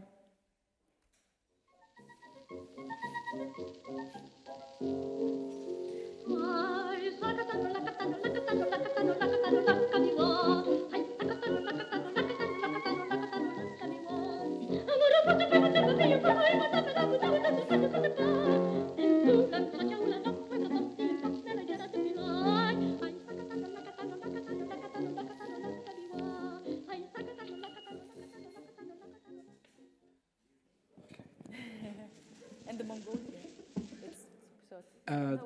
it's not there. It was there, it was coming. Okay. Oh, it comes, you put them together. We have to listen to this again because the other one's attached to it. I thought there were two separate recordings.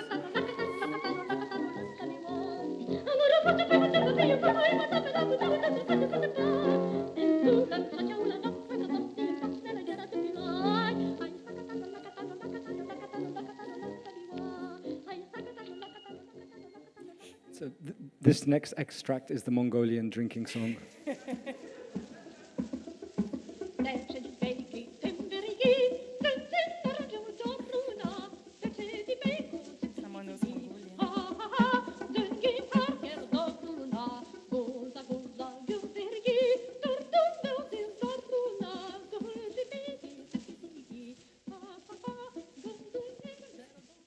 It was really a revelation for us when we heard these recordings because it's very easy to construct an image and a kind of sound for somebody based on written historical documentation. But when you actually hear them performing, all of a sudden, everything takes a very different turn. And at least for my part, I was like very surprised because it felt like a very European performance, which is obviously clear. But that's also her identity. And actually, as you dig deeper into Madi's worldview, you start to realize that there's this very beautiful innocence and respect that is actually present within her worldview and her way of approaching different musics, which we'll mention. Mm-hmm. Yeah, she also, it seems, or I've heard that she was a well-humored person, and this will be clear from the next extract. It's from a program, it's half an hour interview with her in 1972 when she was 74 years old. And we will play it in French, and you can read the English Et je me along. souviens d'une histoire très comique. Il y avait là, je crois, Bartók, il y avait Hindemith, il y avait Kurt Sachs. Et il y avait un chameau qui nous ennuyait. Et pour le calmer, je me suis mise à chanter. Et qu'est-ce que vous lui avez chanté, Madi? Ah, j'ai chanté comme ça, n'importe quoi. Et le chameau a essayé de m'imiter, ce qui a été la drôlerie de cette séance. I found it absolutely hilarious when I heard this, that it was thanks to Madi Umber-Lavergne that Hindemith and Kurt Sachs and Bartók didn't get trampled by a camel in Egypt, right? Thanks to her singing to calm down. Yeah, so this also takes us back to the Cairo Congress. Obviously, in 1972, she still remembered the Congress 40 years later very lively and would also talk about this Sufi order that Khyam has mentioned, the first piece we played from there. And here she talks about 3 composers, musicologists who were part of or associated with the so-called Berlin School of Comparative Musicology.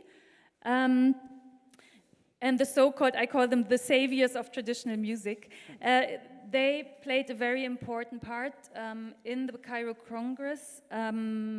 Under the leading person was Kurt Sachs, who was part of the preparatory committee. He went to Cairo also before 32 for a couple of months in order to discuss the Congress.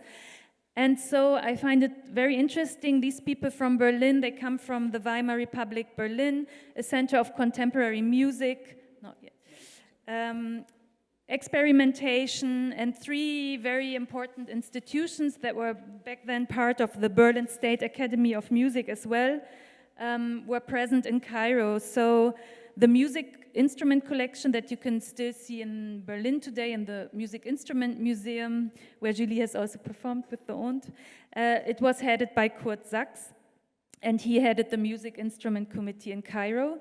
Then there was the Music and Radio Lab, the Rundfunksversuchsstelle, run by Friedrich Trautwein, who developed the Trautonium, together also with Paul Hindemith. Paul Hindemith, as we've heard from Madi, was in Cairo, and the Phonogram Archive of Berlin that is now being discussed in connection to the Humboldt Forum, directed by Hornbostel. He was also present in Cairo. So central figures who in the Weimar Republic in Berlin did these kind of experimentations, the electroacoustic orchestra of the future. In Cairo, they took a very different role, which was also typical of the time. So maybe now we can go to the first quote. Johannes Wolf, who was in Cairo, said, "Instruments of the Occidental orchestra and the Occidental way of playing are invading. Pianos are threatening the local tonality system. The Occidental way of singing is running against the guttural Oriental way of singing. There is an urgent need to save what can be saved." So this whole idea of threat and having to save was widespread rhetoric to save those cultures, traditional cultures, from Western influence. As on the same line, Hornbostel, who I've mentioned, if Oriental music now strives for world recognition, for which the Congress was supposed to find the ways and means, one must be aware that in doing so, it is destroying its very own, giving up its down-to-earthness and tradition. In Cairo, a sharp line still separates the white colonial city from the colorful fairy tale of the caliph's time, but you cannot develop the bazaars into department stores. You can only tear them down and put skyscrapers in their place. And no expert commission in the world will be able to prevent that from happening. So it's actually interesting. This sharp line, it was a typical thing of the musicologists of that time, I guess the Europeans, to draw a sharp border between what was going on, for example, here in Berlin, and what was going on there. So you could say there is a here and now of Berlin, the avant-garde electric music, experimental music, electric instruments, and the there and then of Cairo, or the Arab world, tradition and folklore and authenticity in the music. And this is interesting because Madi's proposal is so different. Yeah. Do you want to mention this quote, the temporality? Yes, you've already. Exactly. So thinking about what was going on, I think this helps an anthropologist, Johannes Fabian, who critiqued the temporal discourse of anthropology. And I guess Arjun Appadurai is not here anymore, but it was inspiring to hear about temporality from him. And he writes, the distancing devices that we can identify produce a global result. I will call it denial of coevalness. By that I mean a persistent and systematic tendency to place the reference of anthropology in a time other than the present of the producer of anthropological discourse. So this is very true that this was the way of thinking of especially the Berlin school that went to Cairo. And this discourse was radically challenged by Madi's suggestion in 32. And I was thinking, because Hornbostel says will be skyscrapers to replace the old bazaars. It's not true. And I think she kind of suggested to add skyscrapers to department stores and bazaars, like thinking of the old as the skyscraper maybe. So, yeah, she not only challenged it in 32, but also later in her practice. And instead of, like the Berlin school, making this linear history and putting the traditional music here and experimentation to a different place, she used a very different term. In the middle you see mélodie lointaine, so it means far away or distant melodies. And she very much used this term lointaine, which, as Julie and I have discussed, is not really used in this sense usually in France, but people would say traditional music, exotic music, whatever. So I think it's interesting because it's less judgmental than the other terms, and it's more about spatiality and not temporality of the music. And she developed a whole series of concert lectures together with Ginette Martineau, the old Martineau player, where they would play different musics. She would sing, Ginette would play the old Martineau, and they would call it distant or far away voices. It was a format they developed for at least 11 years. They would perform between 32 and 48. And it was a big mix of music from everywhere, like we've heard her, and it might, from these programs, like the recording we heard is probably from these programs. So yeah, I think it's also important as a last point to mention about Madi's work, that for her these concert lectures, a bit like ours today, was a mix of music and more educational parts where she would explain her points of view or the music, and she always wanted to share her knowledge. I think this is an important point. And I had access to the family archive with her handwritten notes. And at one point, her program or the notes say that they have become less documentary and more about really just listening and creating climates with the voice and the oud, working with the timbre and inviting the audience to just listen to something new. So she wrote in her notes, "We would like the new and unfamiliar sounds you are about to hear to be a refreshing break, a few moments of truancy through different vibrations and unexpected sound atmosphere." And I think this is still true for what we're up to. Yeah. I think for me at least, going through this project and discovering all these small fragments of Madi's worldview was actually quite inspiring, because at least to me, she feels like somebody who today we would call an ally, in the sense of really being somebody that wanted to represent a certain respect for these musics and encourage the engagement with them, rather than put them in a very historical box of these things belong in that particular period, in that particular time, this kind of savior syndrome of this is what needs to be saved and looked after and taken care of. Whereas she was really a proponent of trying to push things forward. And what got me really excited about this particular quote that we showed earlier was that at the Congress itself, she wasn't just proposing to use a French instrument. She's proposing to use a newly developed technology that she felt was suitable for that particular musical culture because of its malleability, because it didn't have the rigidity of Western instrumentation.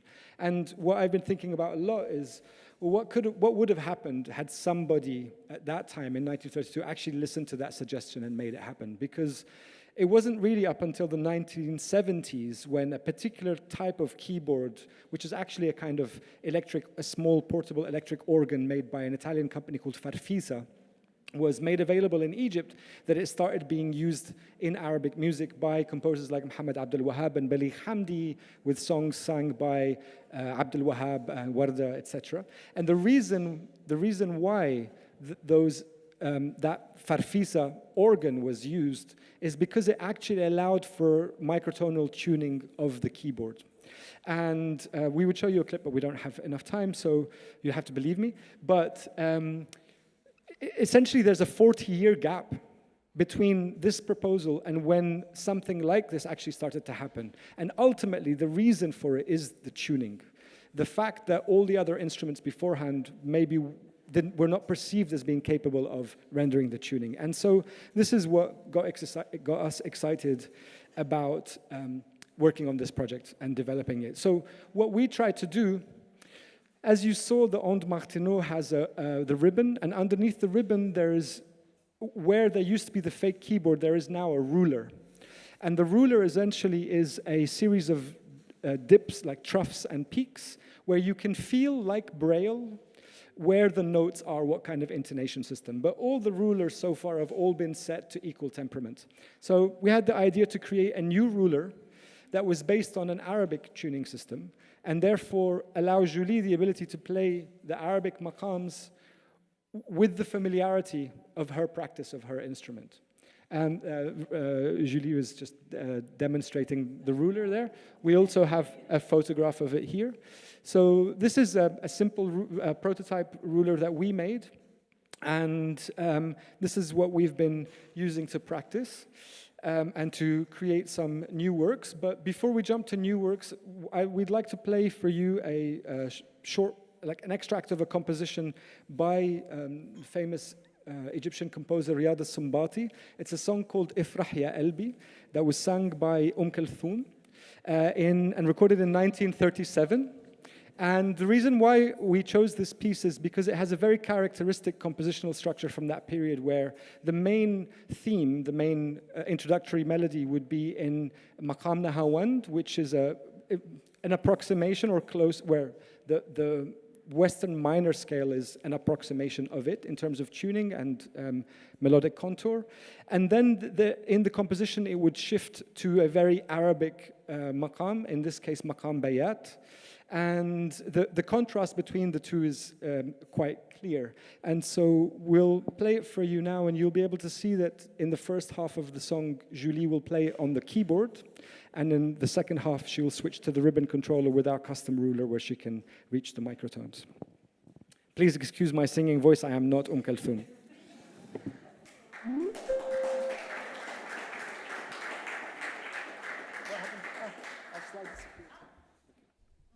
No problem. Thank you. I just have to quickly tune.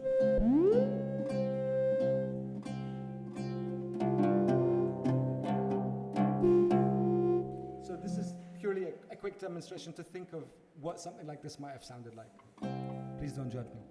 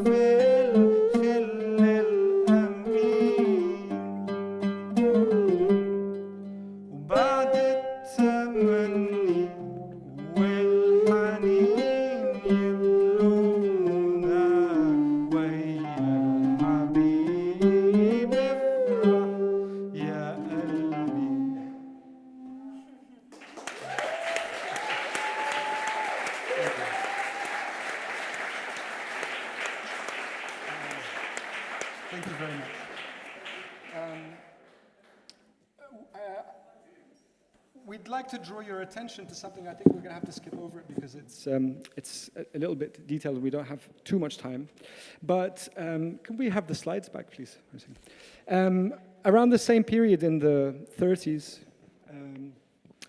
the idea of using the ond for different musical traditions and cultures was also investigated by a Hindologist called Alain Danielou, who was a French researcher who ended up being based in Benares for quite a long time. And at the suggestion of Rabindranath Tagore, he actually decided to try and build an ond with martineau that had, as you can see under the keyboard and under the ruler, there are these small sliders, and these would allow for very, very precise microtonal tuning of the entire keyboard, according to a specific tuning system that Danielou developed. There's not too much time to talk about him, but we managed to get hold of the patent for the instrument, which was made in France, and these are some of the notes and the schematic diagram of how the instrument was built. Only one was made. Only one, yeah, and only it's the still prototype. in the museum in Paris, unfortunately unplayable. And the main thing here is I would just like to highlight that Danielou's idea was really about creating an instrument that would allow for musical analysis. It was really a theoretician's instrument, but using electricity. He was very much of the same mindset of preservation.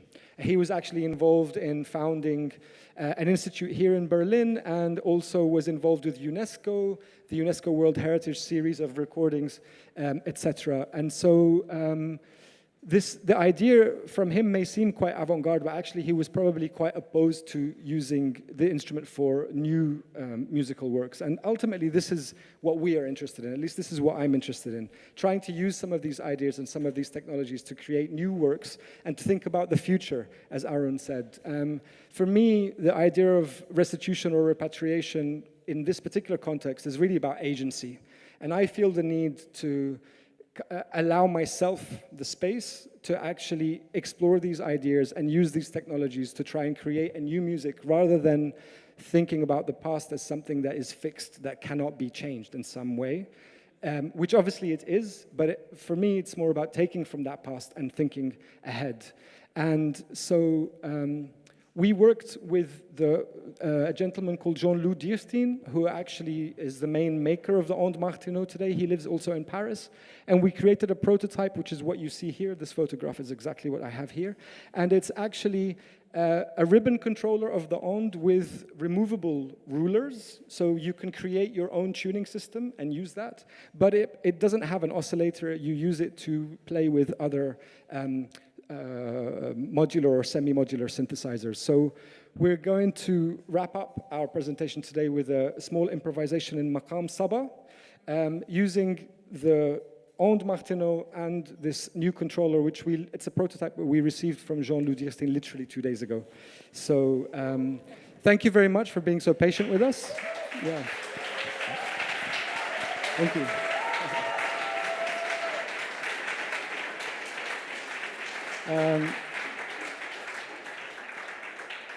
Enjoy the rest of your evening, and thanks again for the invitation.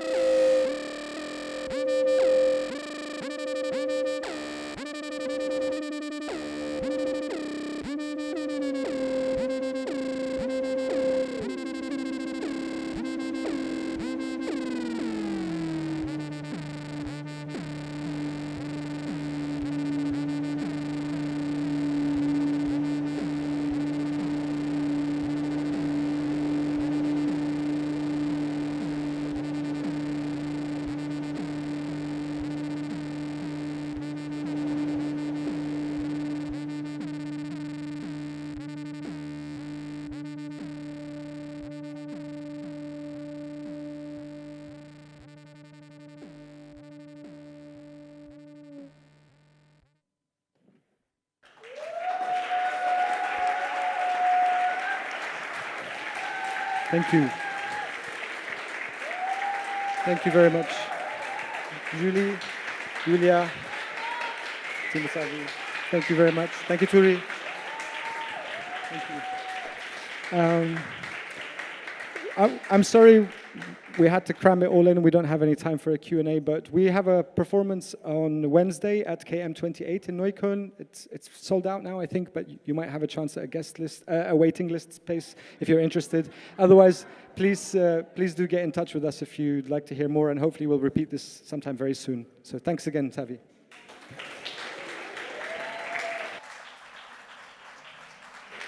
The MC.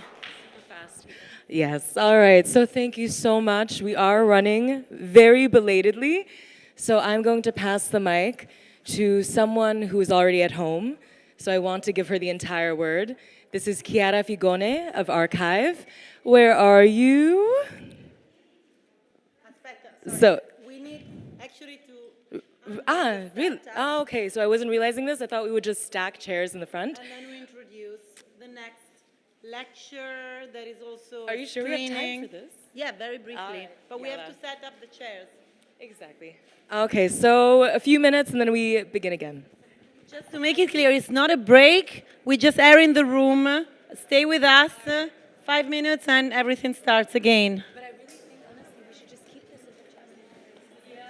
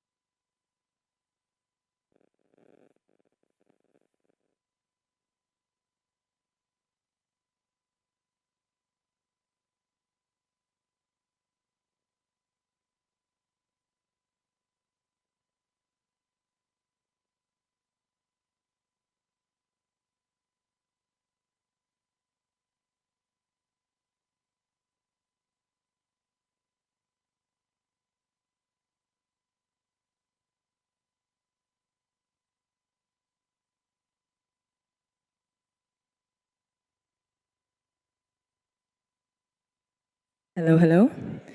All right, so I see people moving outside. I would rather, if you can, you come back in, maybe take a brief cigarette break and come in at most. So I will seek out Chiara again. Chiara. Let me hunt.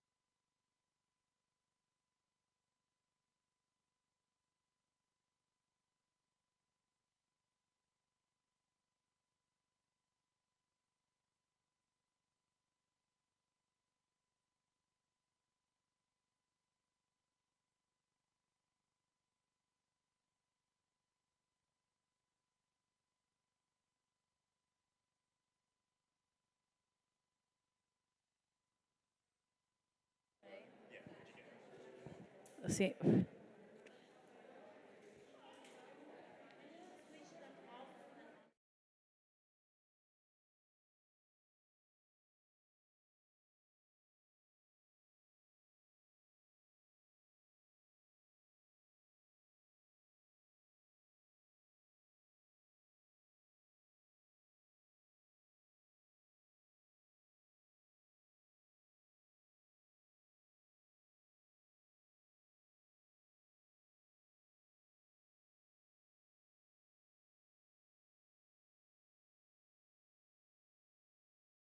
We'll come back.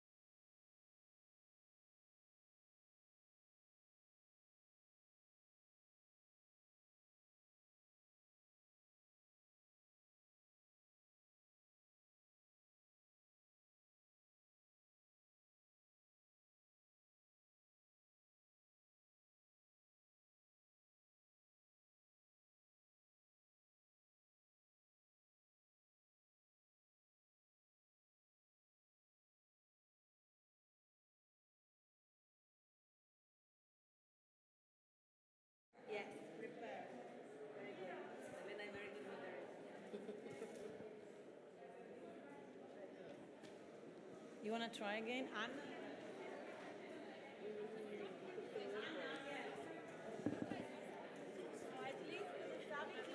I would love to have a cigarette now. Yes. After.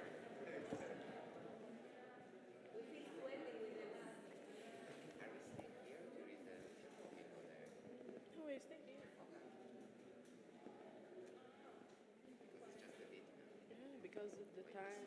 Okay, great. Yes. No, you stay there. Yeah, we stay. Yes. Okay.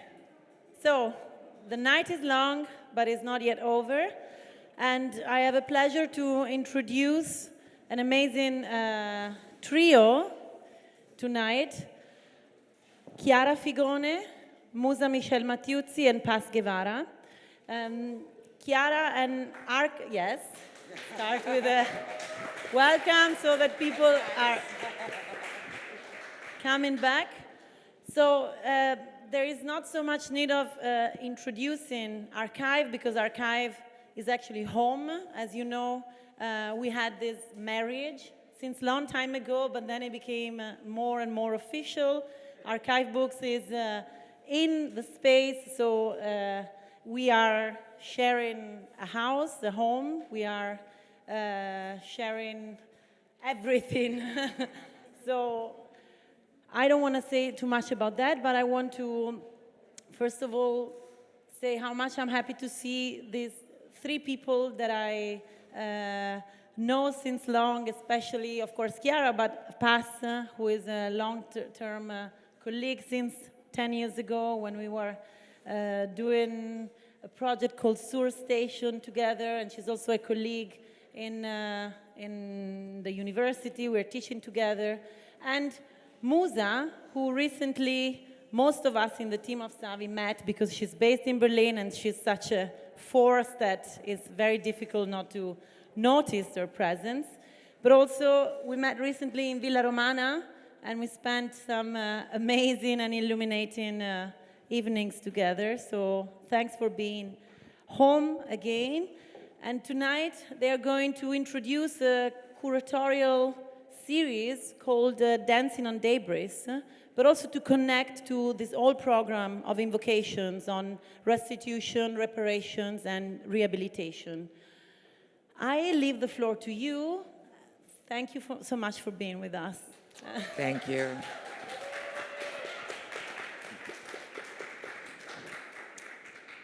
Thank you. Thank you, Elena. Thank you, everyone, for being here with us, bearing with us.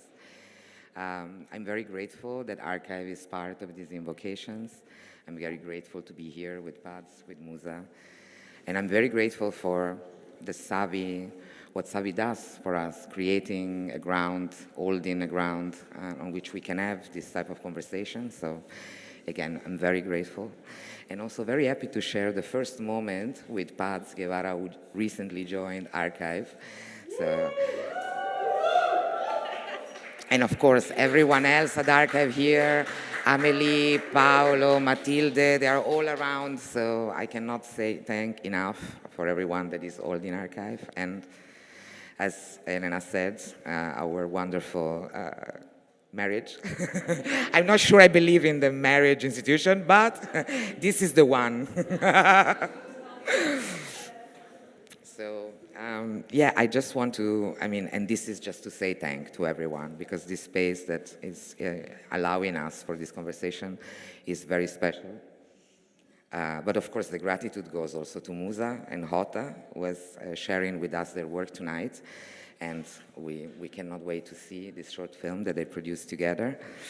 And I just wanted to say a few words, because this project comes in a long-term collaboration with Musa, and is also in the frame of a project that I think resonates with what we have been hearing and discussing and experiencing and sensing together in these days. So the project is called Rememberings and Regroundings. And I just want to share a few fragments, calling on those who inspired this project, and starting with Jackie Alexander, that I believe resonates with many gestures in the past days. So I quote, "Since colonization has produced fragmentation and dismemberment, At both material and psychic level, the work of decolonization has to make room for deep yearning for wholeness, often expressed as the yearning to belong that is both material and existential, both psychic and physical, and which, when satisfied, can subvert and ultimately displace the pain of dismemberment. This is the same remembering recounted by Toni Morrison, not the dwelling in the past, but the yearning for a living memory or a re-memory, a resembling the bodies, the family, the population of the past. Remembering through a double movement of re-memory and reassembly. The grounding is in the title of this project is an homage to Walter Rodney model of transborder political work and common terrain where to sit together to organize liberation and emancipatory movements. Re-groundings here alludes to both reiteration of that grounding and its power to change the ground. The prefix re stand as an indication of repetition and change at the same time. With these words, we echo the urgency to remember denied histories, practices, and methods without committing further violence in our own narrations. So this movable and moving remembrance is grounded in collectivity through a series of crossings. And this is the words that we have been using to define some of the gestures that compose remembrance and regroundings. And this is where I leave the word to Pads, who will tell you a little bit more about how we think about crossings and how this is for us a moment of crossing. We are very happy to share these 3 days of discussion and complicating a debate that is so important for us, but also for many practitioners since decades, acknowledging their legacy, their thinking, and how we rethink together. We have called these moments of encounter crossing in this humble way of going together through categories, limits, and basically to acknowledge like 2 moves, to acknowledge the violence also of certain frameworks, categories, narrative, and experiences that we have at the legacy also of exhibitions, especially inherited from colonial modernity. What more violent than the gaze of ethnological museum, but also how these templates arrive often to modern exhibitions and contemporary practices. And I'm so grateful that I have been sharing live with Musa Michel Matoussi to discuss from our inquiries, questions, and vulnerability, also what to do. It's not always an answer. And with Chiara Figone at Archive that has the practices how to confront documentary practices, how not to repeat the violence of the colonial library, of dominant archives in our daily practice. But also in these crossings, we want to acknowledge this violence, but also how we are able to transit and to act certain propositions, hopefully also meaningful transformations. For example, we have heard in these 3 days meaningful practices of remembering, how remembering also is an act of caring, and practices of togetherness, of storytelling, and of complex consciousness.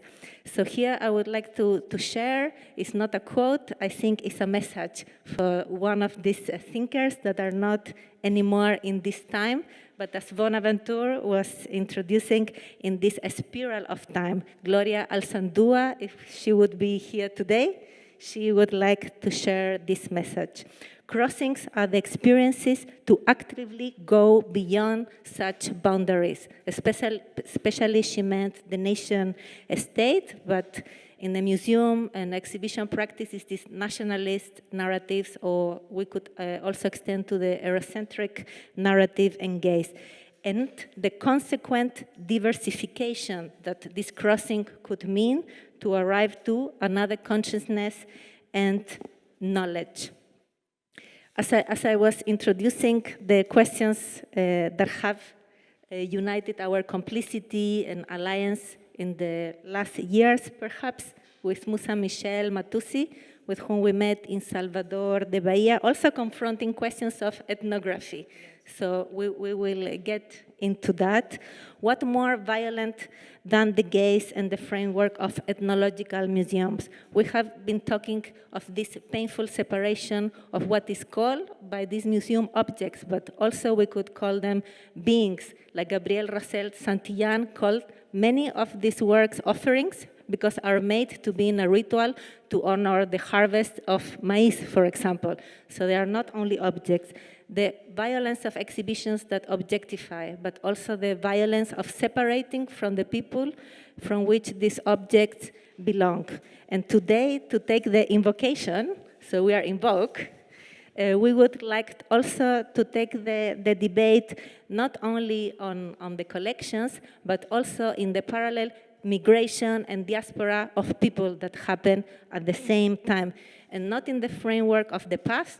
And I want also to recall Stuart Holt, Jamaican cultural theorist, that in the mid-90s also, he brilliantly and very precisely conceptualized how the ethnological museums frame their so-called collections in the past, as if these cultures would be not contemporary and not even existent, maybe extinguished. And this is one of the power structures that we want not only to question, but really to transform or maybe to release from.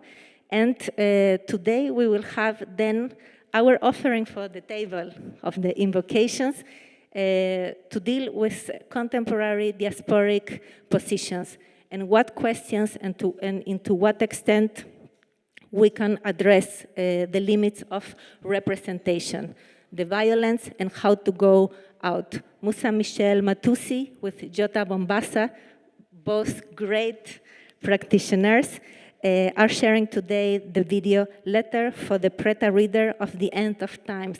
You will see, we will not tell everything in advance, but it's intertwining performance, a spoken word, and a radical study group that took place in Nothing Gets Organized in Johannesburg.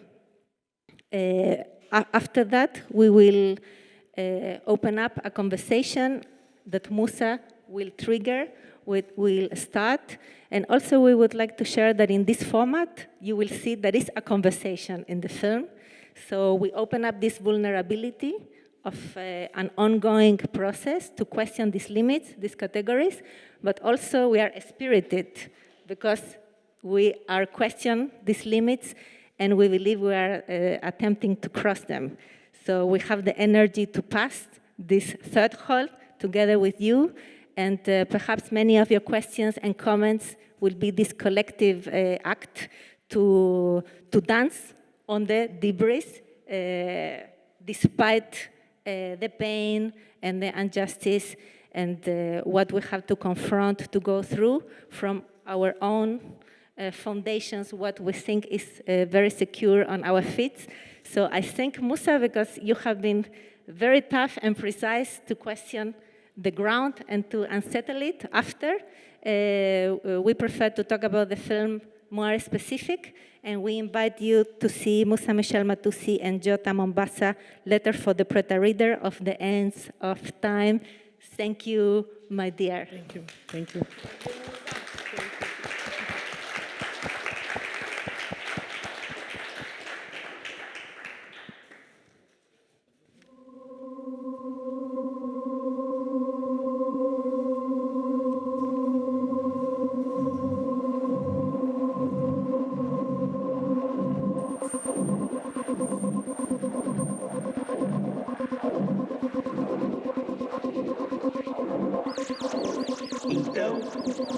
Você lança o seu corpo na escuridão e apenas a luminosidade da luz negra é capaz de iluminar esse mergulho tão intenso no infinito. Então, você lança o seu corpo na escuridão e apenas a luminosidade da luz negra é capaz de iluminar esse mergulho tão intenso no infinito. Você lança o seu corpo na escuridão e apenas a luz negra é capaz de iluminar esse mergulho tão intenso no infinito. Então, na escuridão, de iluminar esse mergulho tão intenso no infinito. Você lança infinito intenso, mergulho, iluminar, negra luz, luminosidade, escuridão, corpo, dança.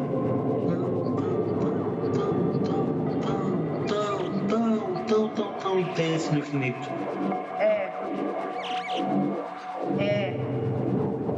Então, você lança o seu corpo na escuridão e apenas a luminosidade da luz negra é capaz de iluminar esse mergulho tão intenso no infinito.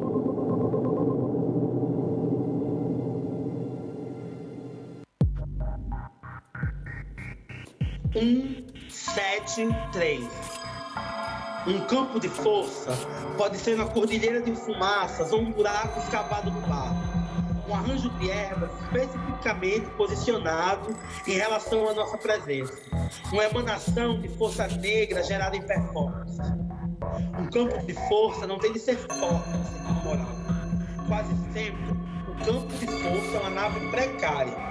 Um portal em vias de desaparecimento, mas que instaura a condição de nossa movência entre dimensões. 55. Aqui, nesse momento, desarmamos o nosso corpo coletivo. E como máquina de guerra, nós aqui desistimos das memórias trágicas. Olhamos para frente e continuamos um futuro onde possamos recriar nossa existência. 8, 4, 7. As ferramentas que esse processo produz são experimentos desenvolvidos a partir de uma torção da perspectiva. 77. Clandestino, autodefesa, desapropriação. 000. Uma escavação não é um movimento rumo à interioridade. 005. A profecia se fez como previsto. 699. Porque somos irrepresentáveis. 000. Escavar, pois, o que está embaixo está também a cerca. 5, 2, 1. Garantir com esse pensamento o poder das palavras e que as opacidades possam coexistir, confluir, tramando os tecidos cuja verdadeira compreensão é a textura. A sensibilidade do toque nos levaria a essa trama e não a natureza dos componentes.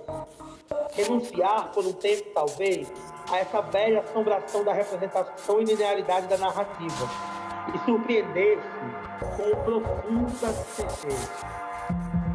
1, 2, 3. Querer se perder na negritude, no excesso, onde a existência põe para correr as fantasias dominantes de um tipo de conhecimento que pode apenas determinar a si própria com as articulações de ferro das razões universais.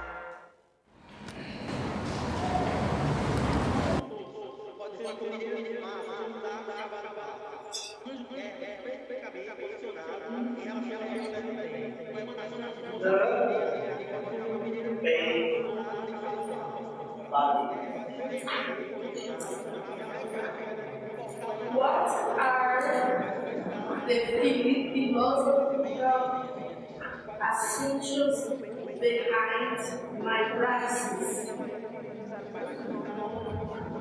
We got the heat.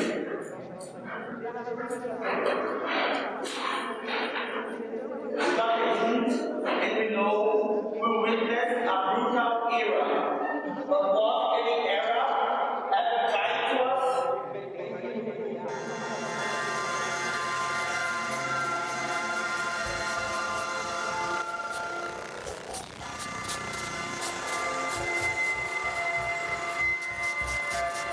vivendo de uma impossibilidade produzida pelas ferramentas da razão universal. 254. Caminhando em direção à sobrevivência, passando pelos portões do fim do mundo, vivendo de uma impossibilidade produzida pelas ferramentas da razão universal.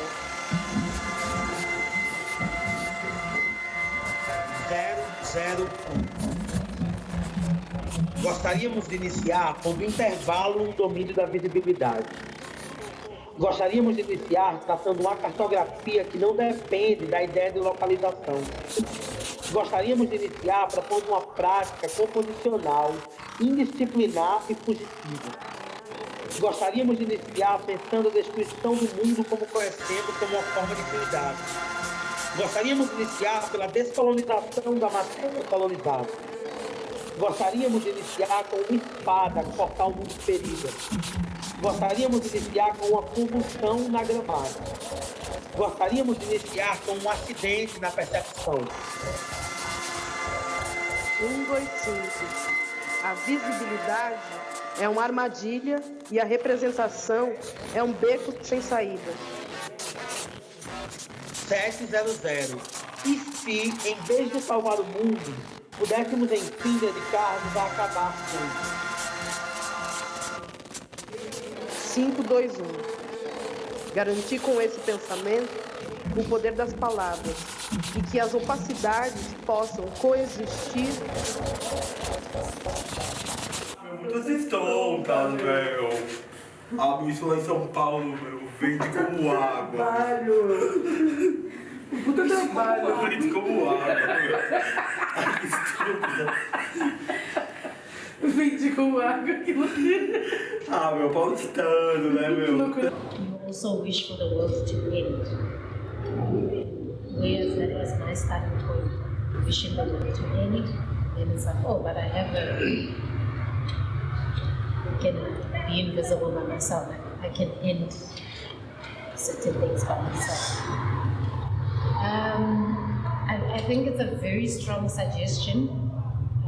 I do fear that in our present condition in South Africa, there's a huge discourse on decoloniality, but it's still within colonial forms, however you do. So of it is performing, how much of the decolonial process is performing to whiteness.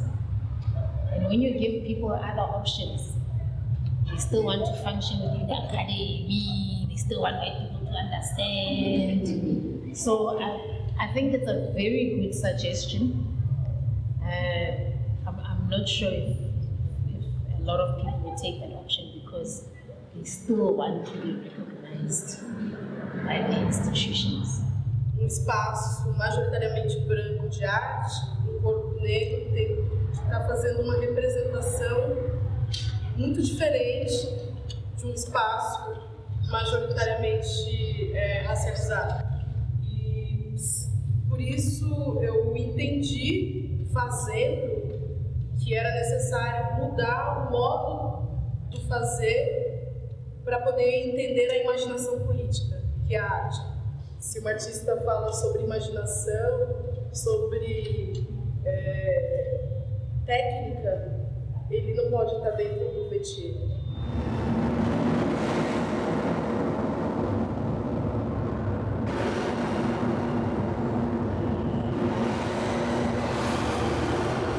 And we are constantly thinking about the violence of the gays, the way we are looked at, and the way we are framed at. And we are always also challenging, because of course in Brazil, for instance, we have now this huge claim for visibility and representation, like for black people, like blacks creating visibility, like representation, but always within this regime of visibility. And we have the intuition that visibility is a trap, or visibility can be a trap.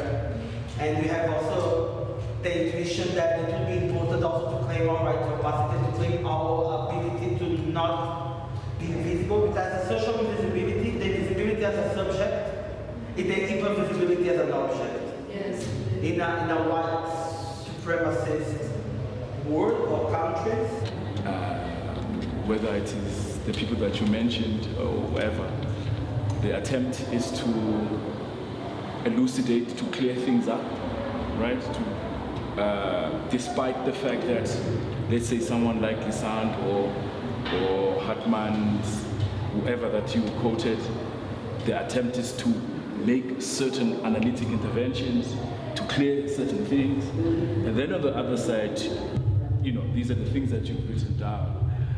Whether they insist on opacity or insist on disappearance and so forth, but there is a sense of analytic intervention going on there. Yeah. The opposite effect then is the visual element of it, right? Where you run a pencil across, you scratch out these things. So there's a little bit of a tension there when there's an attempt to make things clear, despite the fact that these people are insisting on opacity or whatever, and then there's a practical visual outcome from your side that erases that attempt. I'm not saying these things are necessarily opposite, but how do you deal with that little bit of it at the level of visual versus textual? So we are operating within a certain system that requires us to hide our traces, or at least to, at the same time, make things clear and make things messy. To different audiences. Confuse the image. And also to move on, it's written, it's been said, it's said once. We talked about that for hundreds of years, and so we can move on. We can understand that elaboration that aims to clarify questions, issues, but then I think now I'm thinking about it right now, but it's also, okay, what we should do after that, after understanding what Glissant's idea. In the end, he says opacities can coexist and converge within fabrics. So this is particularly the kind of opacity Glissant is because it's an opacity that enables relation, and that creates another form of relationality. Eu penso o caminho como encruzilhada. I think the path not as a Cartesian linear path, but as the crossroad. Where you have don't have one point. I have four possibilities for it. At least. Yes. Yeah, there are infinity possibilities for the start the point. You put me and you in one crossroad. You have one point, I have other point. But I think this is possible operate in one relation for the magical, poeticals is possible you meet a point and other crossroad. But this is meeting point in the other crossroad is one energy, is not Cartesian.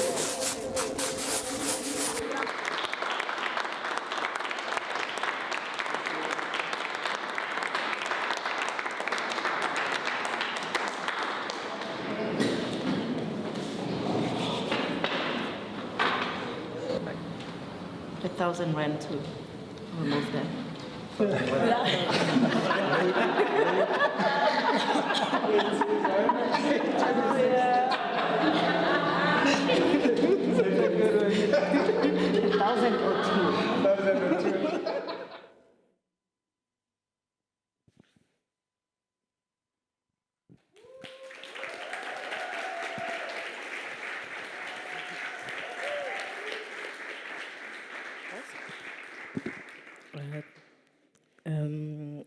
I organize some words to read to you at this moment.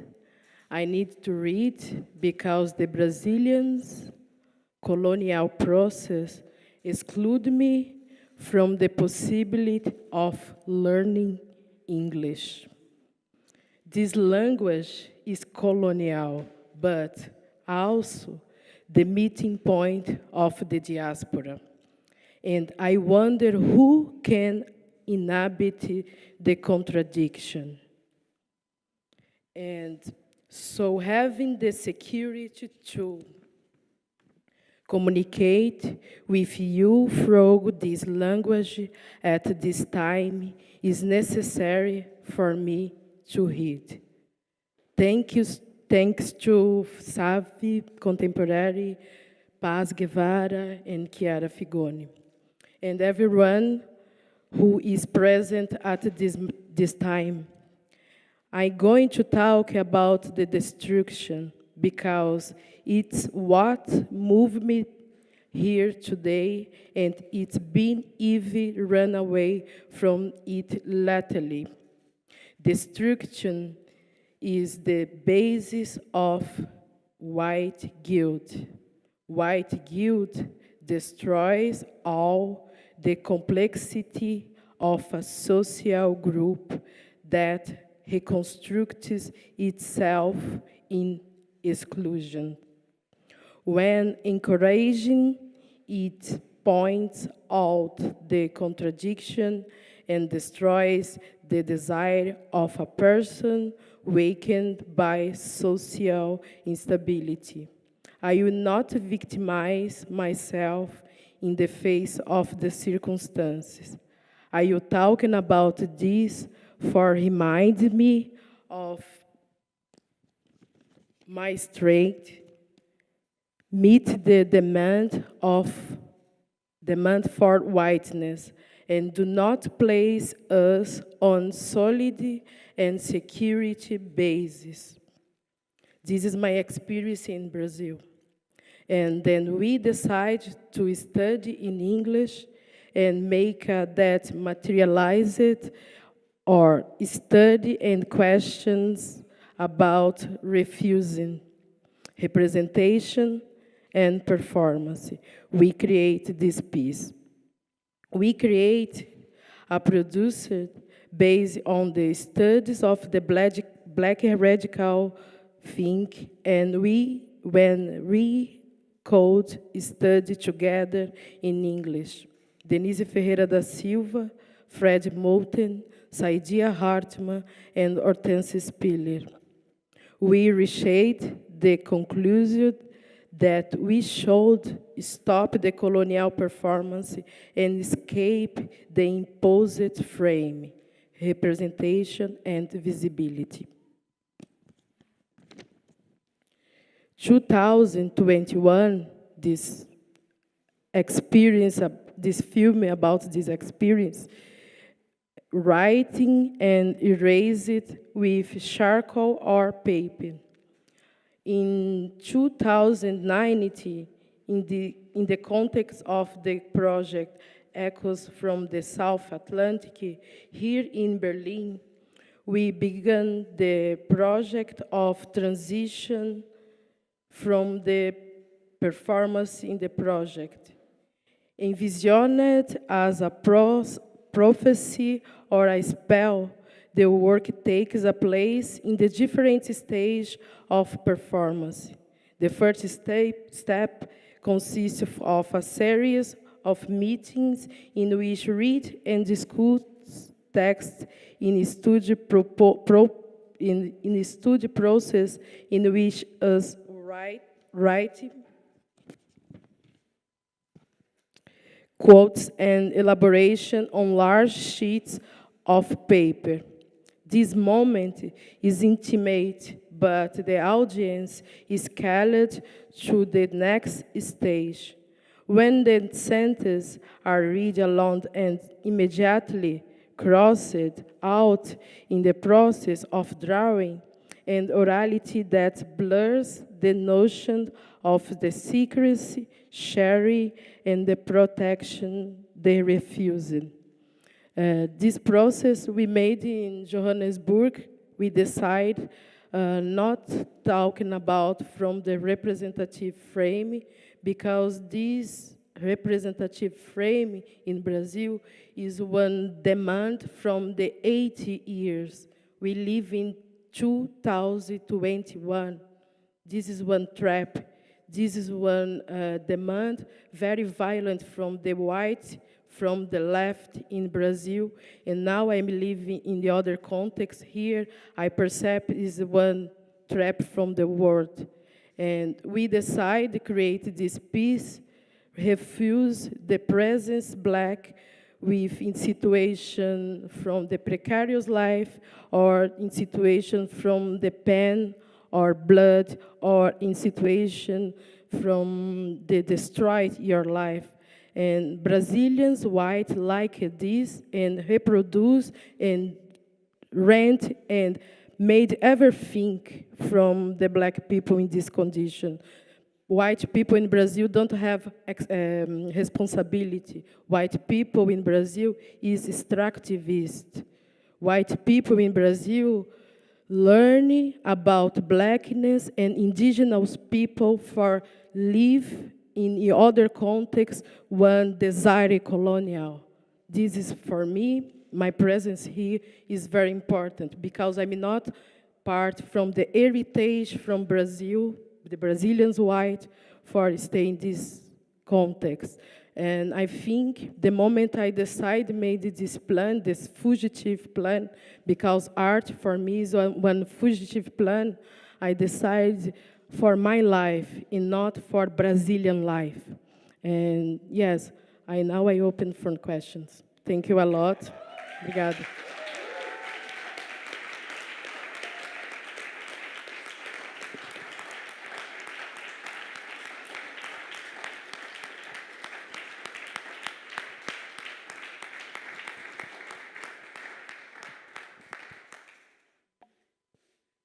Thank you, Musa, Michelle, Matusi. In fact, we have been talking with Michelle since maybe 3 years, since we met in Salvador. Sempre falamos em portunhol para mim, português do Brasil para você. So I'm happy also to start channeling like a more collective conversation in all the tongues that we are crossing today, not only the linguistic tongues, but those frameworks, categories, gazes that we are confronting in our contemporary work and that we extremely recognize in the model of the Ethnological Museum, but that also had transferred to exhibitions of modern and contemporary art often. So therefore, is this reflection of how to acknowledge it and attempt to do certain actions to cross them. For example, a conversation, and it's like a Miss and a Vim because the film is a conversation and we are in a conversation. So only to start, since I have been talking with Musa Michelle, I would like to ask her in the both languages to share with the community how she has been working with something that we talked before, from the method almost and the questioning of the crisis, how to put even not only the categories of others, let's call it the museum categories, but even your own practices and categories. So you shift from a performance centering your body to a performance that centers your body. So a gente falou como você muito precisa e corajosa, não só critica conceito de instituição, estruturas de poder, mas também você sempre consistentemente com essa prática crítica, também vai criticando sua própria prática, modelos de sua própria prática, conceptualiza uma experiência e vê o borde, o limite, e tenta decruzar. Então, eu gostaria que você fala com nós esse método de someter a própria experiência e as categorias nessa crise. I think because I start my study in art in the university, and I think the tools of the university create the possibility for me understand my body and my presence in the context of Brazil. And the moment I understand this possibility with the performance, I decide to create experience about my life in the social condition in Brazil and make one critical. my first project and long project, because I started this project from 11 years old, and I made the same process in 11 years old.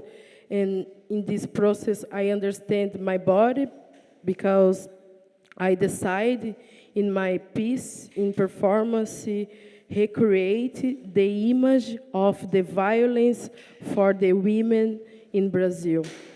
Sometimes in this performance, I am naked, and I use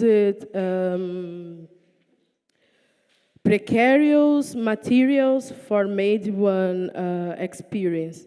And in this process, I decided to create one action about whiteness. Como fala embranquecimento? Whitening. Whitening, not whiteness, whitening. And I decided make this performance. I'm naked in the streets. I made this performance in 11 years old in Brazil, in many states, many cities, many contexts, and naked in the streets, and make a performance is radical, because in the university I see the diaspora women make a performance is radical, and I decided to recreate my imaginary in this frame. And the moment I make this work, I see the audience racist in your question, your eyes, in your position. And I thinking a lot about these things, because I put my body in this condition, and I receive the violence colonial. Next, from 11 years old, I understand I need to stop this fucking performance about violence in the framework of art, because the moment I'm not stop this way, it's not possible recreate the other imaginary about the women, about the people black in this context, in now, because for me it's urgent.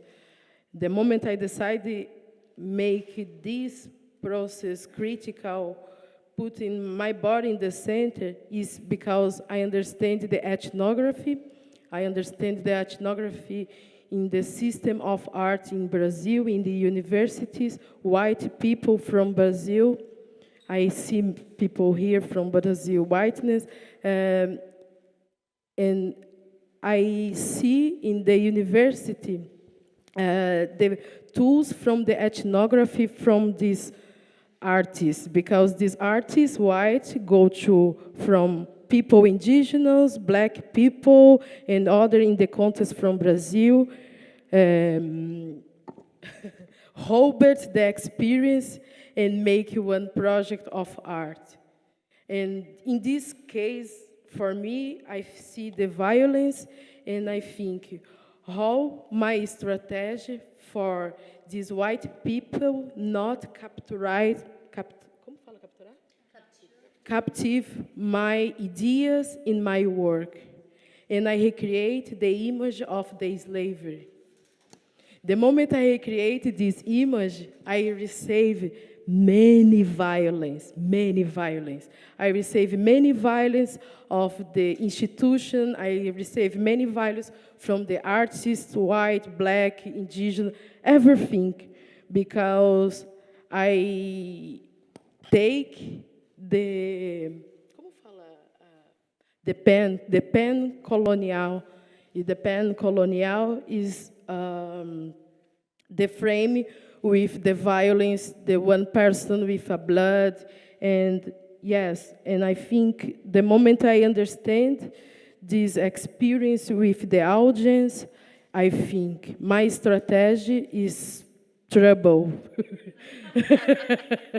My strategy is trouble. I think I need to change my strategy for talking about one position radical, but not one position fragility.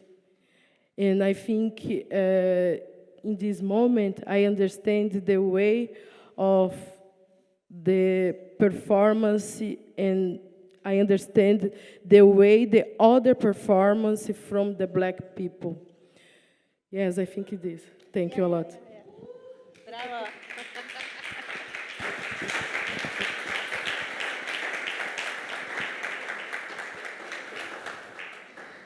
I think it's a very nice moment to extend also an invitation to maybe pose some questions to Musa. We have so many occasions to have this durational conversation with her, so it would be probably great if something else could come in the frame from you.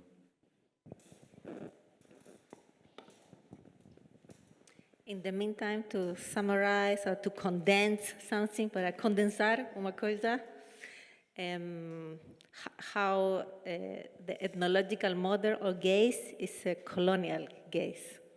So we could start crossing out as the operation that we see in the film of the performance, that you vandalize certain words that could be even our words, but how this crossing, this understanding, let them behind and renamed. No? A gente tem que reconhecer que uma coleção etnológica não tem esse estatuto científico, mas é uma coleção colonial, é gaze, uma mirada colonial, com o que você falou, e como você vai vandalizando conceitos, escritura também, fazendo essa passagem de conhecimento, experiência. So to make a bridge to enter in a more collective conversation, we have other questions, but we are really looking forward to open up. Or we can continue.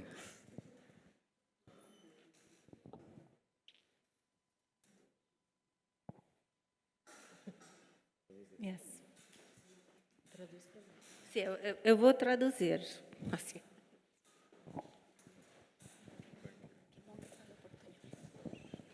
Hi, thank you so much for sharing everything you shared with us. I just wanted to ask for a clarification about the performance. About the performance you had when you were 11. You said that you were in the streets and you did some kind of skin whitening or maybe a pretension of it. And I wanted you to explain more what you were trying to bring across. I mean, maybe when you were 11 you didn't have such a well-developed concept of what you were doing, but maybe you do now. And yeah, I'm just curious to know, if you could elaborate a bit more on what this performance meant and what you tried to get across with it.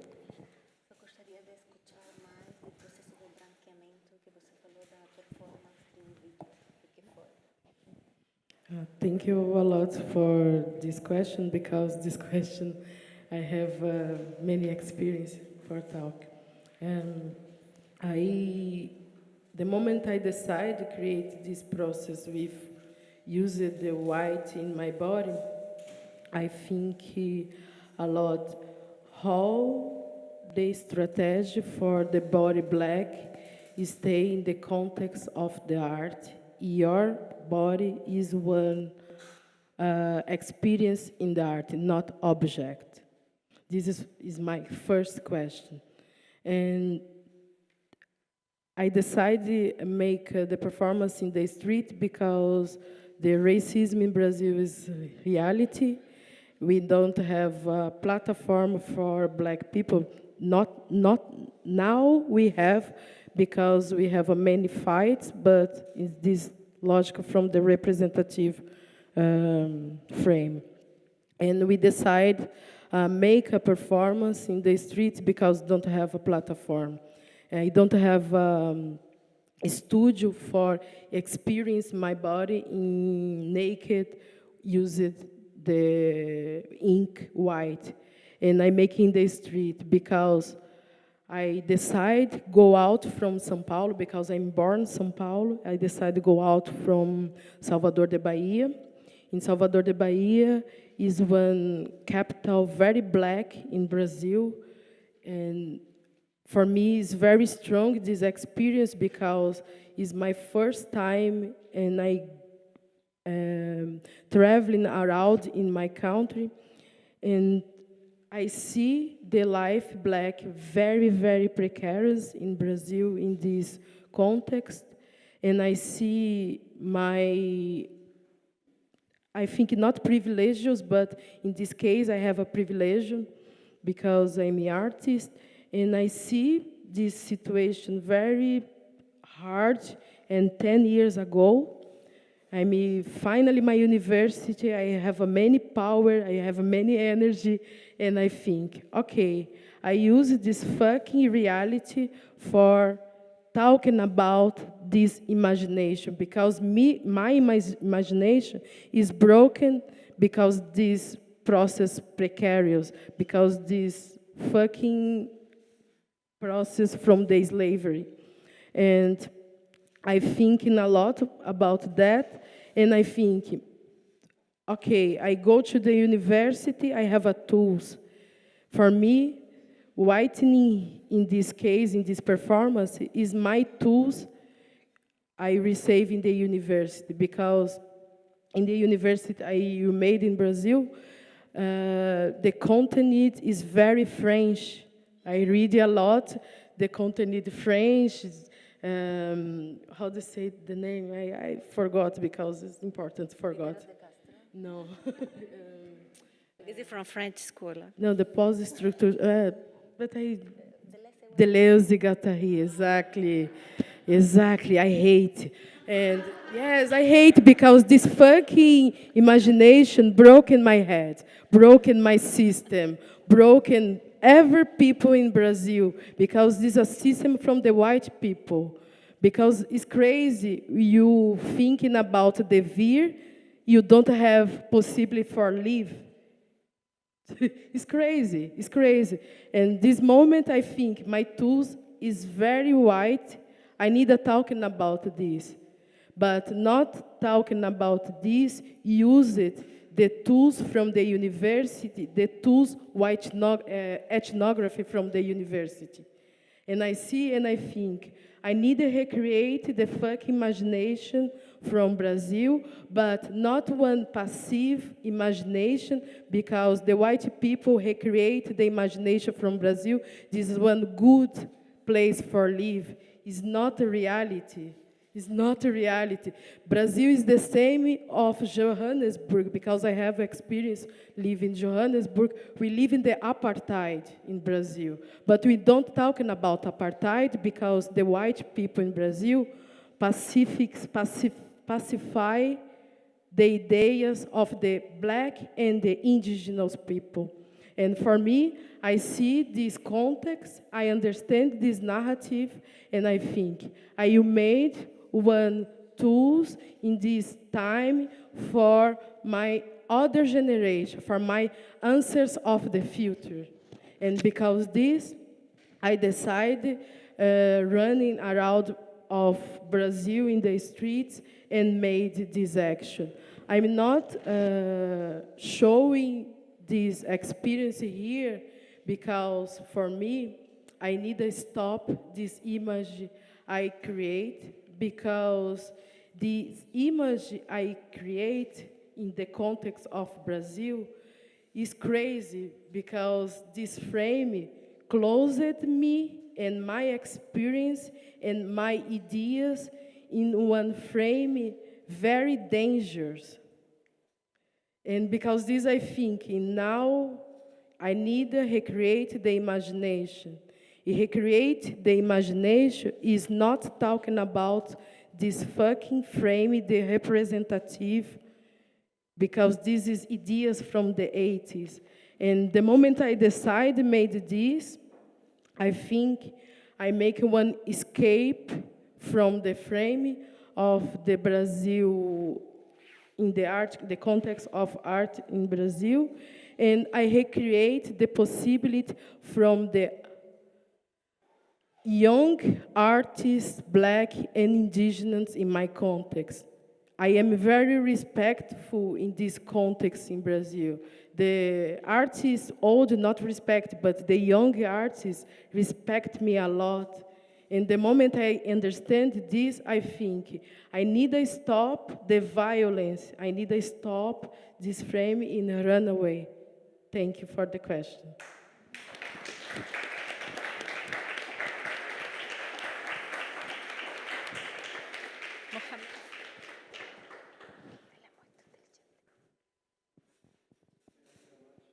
Thank you. Thank you so much for this powerful lecture and presence. And the video was really nice. And I would like to ask you about some words that stopped me. And you said, I don't know if you are also the author, you wrote the text on the video. So you say visibility is trap. Sim, ele vai perguntar se você escreveu a parte primeira que é mais falada. Okay. Yeah. So you said visibility is trap, representation is dead end. So what we should do? And então a pergunta. This is my first question. And the second one is. Wait a second. Yeah. So a primeira é essa parte que diz visibility is a trap. Como a gente vai sair daí? Okay. And representation is dead end.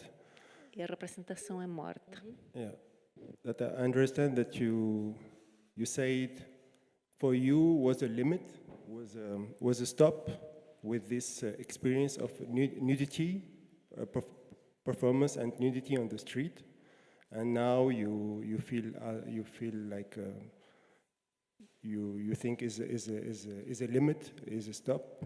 So, what is your next project?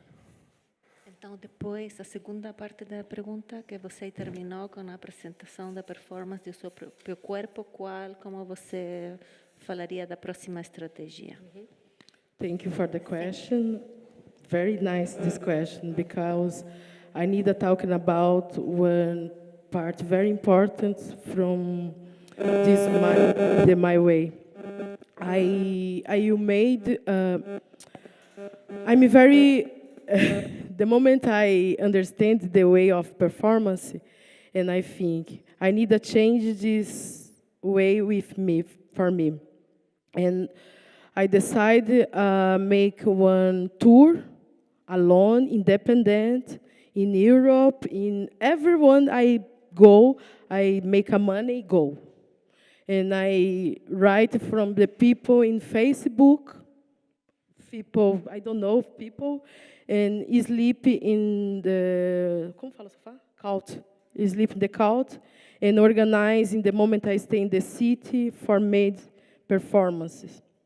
And in this context, in Europe, I meet many people, many interesting people, many people nice. And I talking a lot for how your strategy for change my life, because I made everything for change, and the situation is the same from the 80s. And in this strategy, I meet one curator, and I not know this curator, but now I know. This curator is handsome, Frank, and he talked to me. It's very nice your work, because he go to Brazil and see my work in the site specific and talk to me. It's very nice your work. Your work is performance. Why the people talk your work is activism? And I think this is other trap, because the white people put black people in indigenous in this frame and erase it off the archive and use it, the content and erase the production in the year, I think. And I talking a lot with this curator about this and talk to him how in your position, how your strategy for change my life. This is my question from him. He talked to me, Musa, sorry, but now I don't know. I need this time for made one solution. I wait, and yes, I wait a lot. And the moment we have a crisis from the COVID time, and I decide live here in Brazil, in Berlin, and I meet him and talk to. Now I'm live here. I need access the privileges in this country. And he talked to me. I don't know the possibility, but I will made for you. And before this conversation, crisis, lockdown, and he texted me and talked to Musa, you organize your portfolio because now I need your portfolio because I have one good idea for you. In this moment, he talked to me about the residency because I talked to him. I need one residency for stop this process and understand the tools I will have in my hands for he make the imagination. And now I'm part from the Villa Romana residence in Italy, and I stay in this process now 8 months. And in September, 4th of September, I start my new work. And I think this film is one part from this transition because I use it in this time, the same process. I used the charcoal and the paper, and I made the performance with these materials and create pieces from the archive because in this way I understand we have one situation very strong because the people erased the imagination, erased the production, and I need to create the imagination in the institutions. And for me, I think in a lot who the people possible in a bit the contradiction. Who? Because I'm not possible because the capitalists talk to me. No, you're not possible, but I think you possible, but me not. This is for me is one question, is I go to the way. And I think we need young artists and Black and indigenous people all the time talking about from the restitution. And restitution is access. Restitution is a possibility for I am search my way. And for me, I think this in art, for me, recreate this possibility. And I possible in this way with art, understand the white people not capture my ideas. Thank you.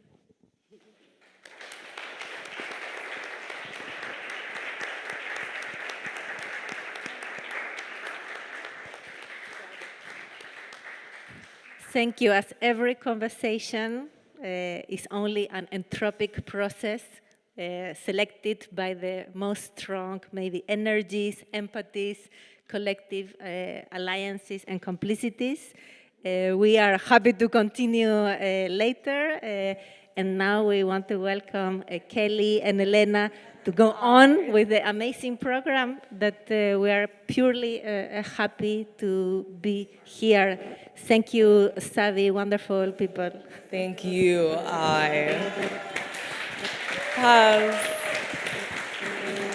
So honestly, I couldn't have said it better myself. I think you led us very beautifully into the next session. So Chiara, Paz, Musa, thank you so much. We have a lot of echo. Is it better now? So I will ask you all to turn your chairs, and the cameras will turn alongside, for the climax, which is Filomena's final evening. And to follow, we will have Manuela ending our invocations with more reverberations, more transmissions. Okay, we're turning around and leaning in. In 5 minutes, we'll begin. Thank you.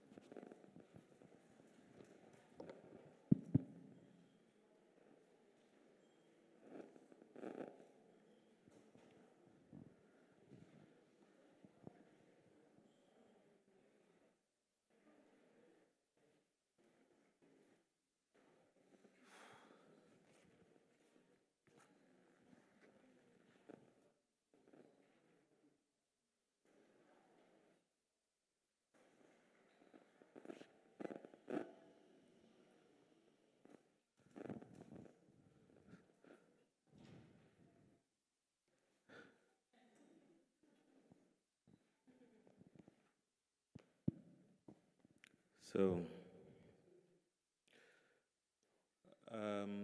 it would actually be great if you could take a seat. I think also because of the COVID regulations, we really need to keep something like a distance, sit down and try to behave ourselves. Now I hear an echo. Where should I position myself? Yeah? Better?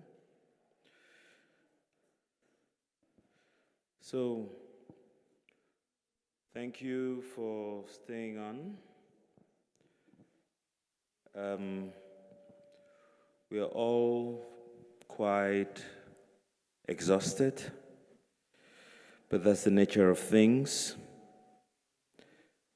I wanted to say thank you to Musa, Kiara, and Paz for their intervention. And I hear some noise from back there. If you could just bear with us.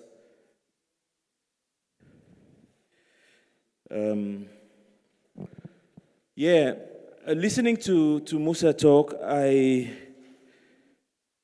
had to think of the multiple layers of presence, at least of the notion thereof, especially within the Brazilian context. And to connect it to the conversation that Alet, Gladys, and Oumar were having this afternoon, in which the kind of brought up Birago Diop again, talking about listening to things more than to beings, hear the voice of thunder, hear the voice of fire. And there is a kind of presence invoked in that poem that somehow tangentially connected to the conversation Musa was having. And I wanted to share an anecdote which I've shared a couple of times, but I think it's so poignant because when Marielle Franco was killed in Brazil, I was somewhere around soon after that, and people had gone out to the streets to do kind of a protest. And whenever they called her name, everybody kind of screamed in this kind of a chorus, Benji. And I thought that was fascinating, this multiple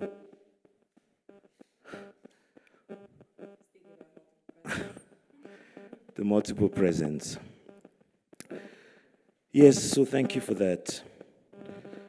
I have the pleasure to introduce Philomène Tsungi for the third time this weekend. And it's been a kind of a progression, I would say. The past 2 days building on a set of concepts. And on this third day, there's a kind of a disruption that could possibly happen. I need to place myself somewhere else. My phone is actually on.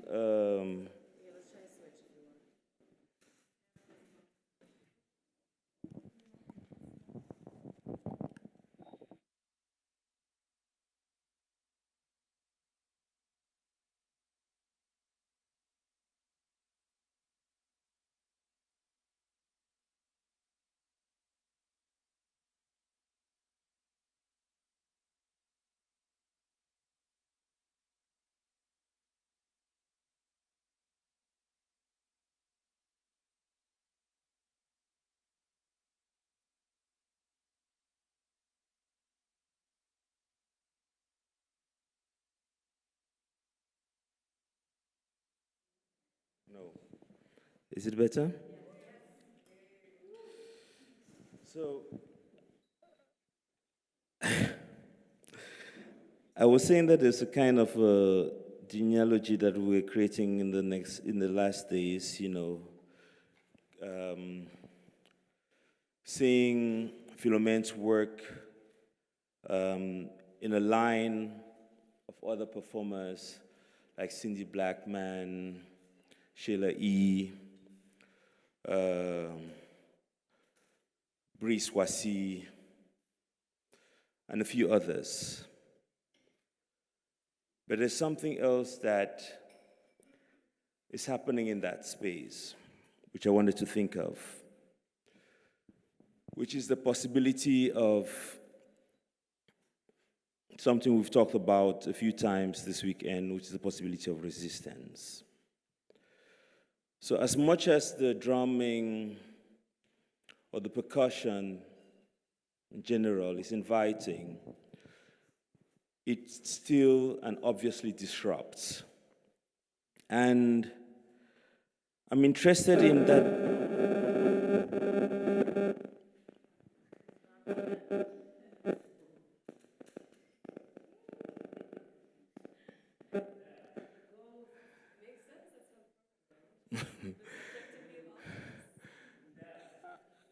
I'm interested in that disruption on different levels. One is the disruption that happens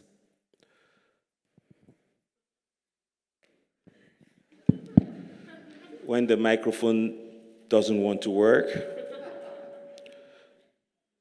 but also disruption that happens in that space of the drum. So Fanon points to that in Black Skin, White Mask, and there's a point which my friend Danny Gal picks upon, and it's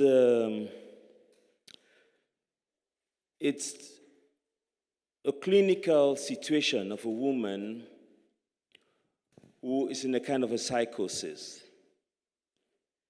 and is being obviously haunted and is definitely incredibly afraid of any black person. Now, the story she tells is that it is related to the drum. And the story she tells is that when she was a kid, her father, who had been a colonial soldier, despite his colonial tendencies, would play the music of the Africans, and it was a predominantly drum-based sound. Now, I'll leave it to the psychologists to think about that. But what I take for myself is that that's actually the best thing that could actually happen. If that drum could actually lead to a psychosis of the colonizer, then we would be in a better place. Maybe that is actually what the restitution could seem like, could be. That possibility of a disruption, a mental disruption on the part of the person that actually imposes and denigrates. On this third day,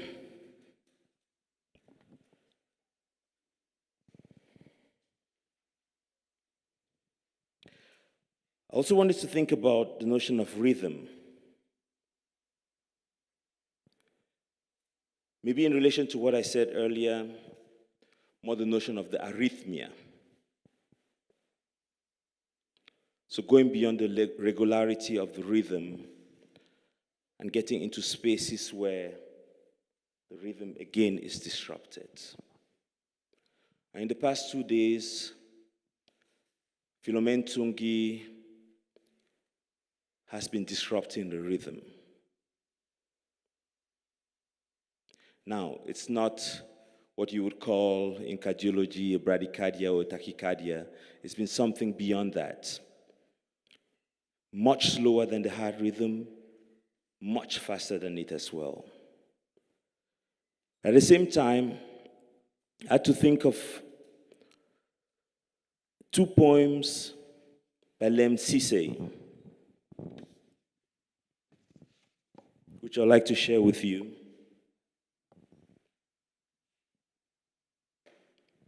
The first one, I'll just read an excerpt. It's called A Flock of Sound.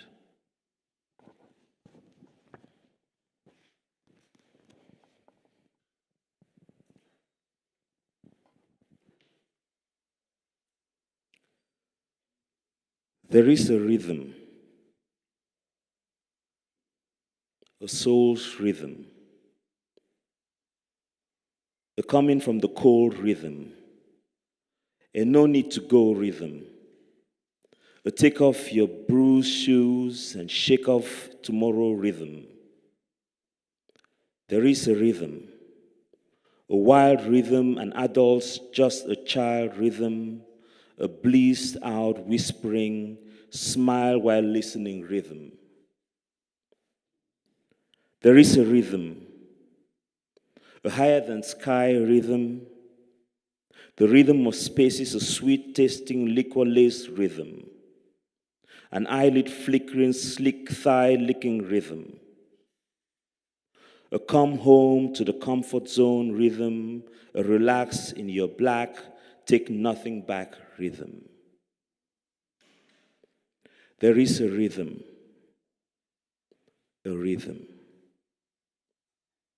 a sweet sounding grounded rhythm, a spaced out sense of place rhythm, a give in to your within rhythm, a rainy season body teasing, dripping sugarcane, cocooned, landing on the moon rhythm, a making room rhythm.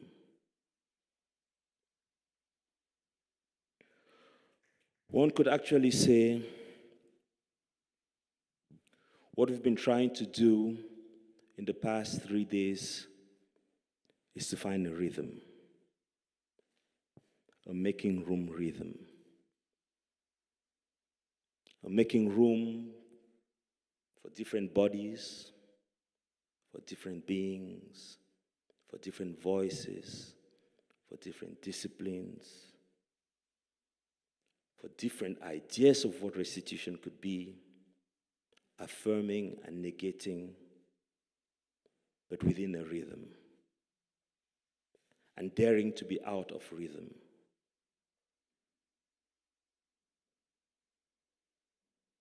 But I was also thinking of something else.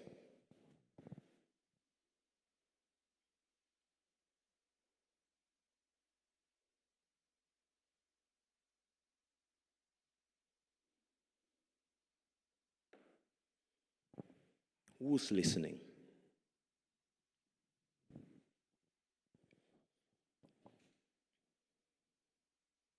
Who's listening and why and how? The sonic plays an important role in what we do.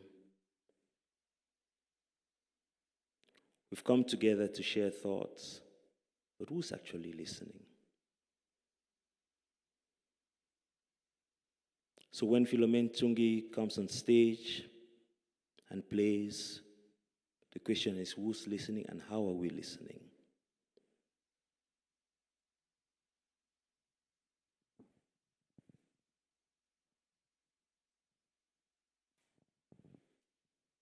Which takes me to a second poem by Lemn Sissay, titled The Listener.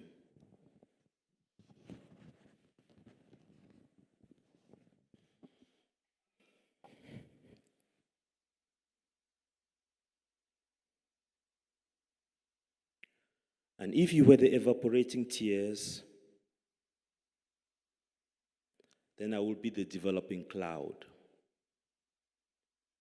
There, the sound of rain, the sound of the between us sea, the shingle shore gently fills our footsteps. I have searched for you my entire life.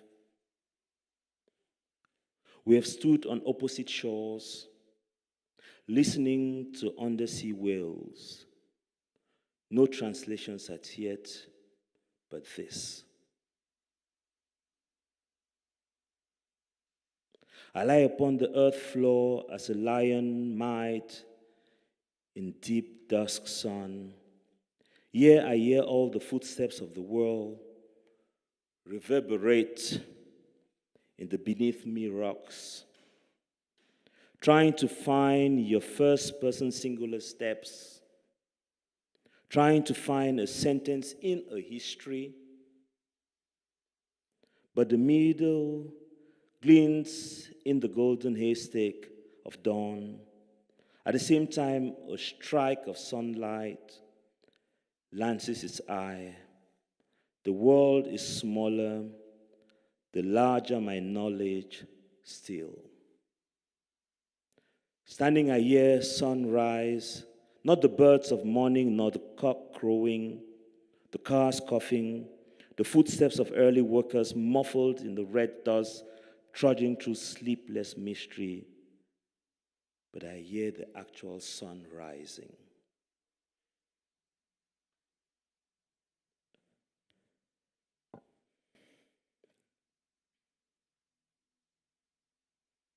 In listening to Philomène Tsungi, we've heard the sun rising, we've heard it setting.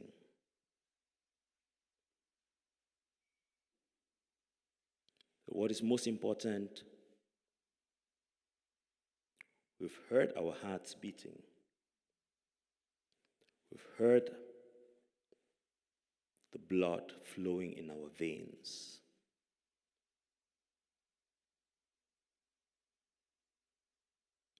There's much more to say, but I think the drums will tell it better than I can do. So I invite Philomène Tsungi to come up to stage. Thank you.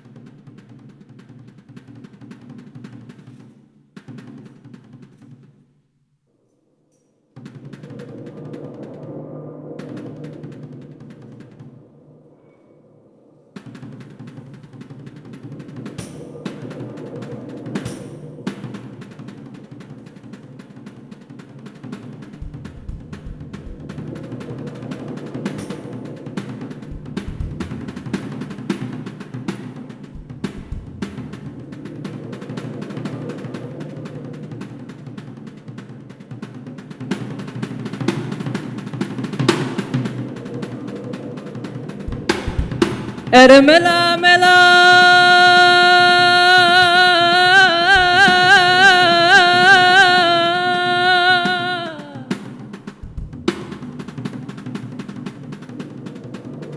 Eramela mela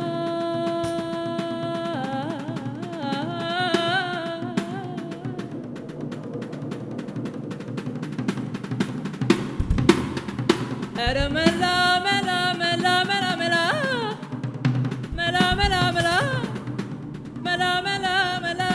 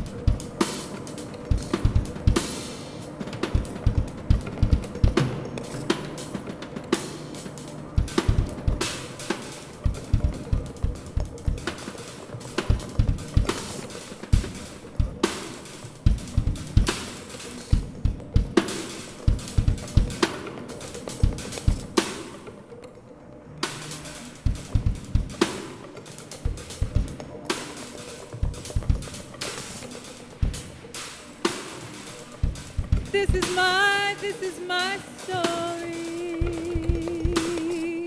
This is my heartache. This is my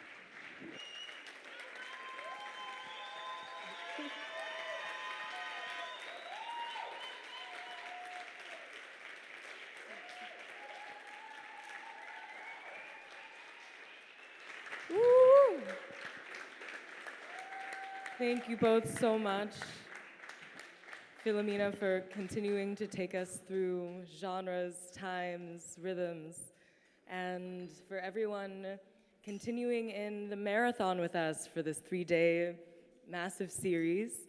We still have one final act, and for this one, everyone must get out of their chairs and onto the dance floor for Manuela, Garcia, Aldana. Thank you so much for also being our finale and having such gorgeous sessions throughout the days. Thank you, everyone.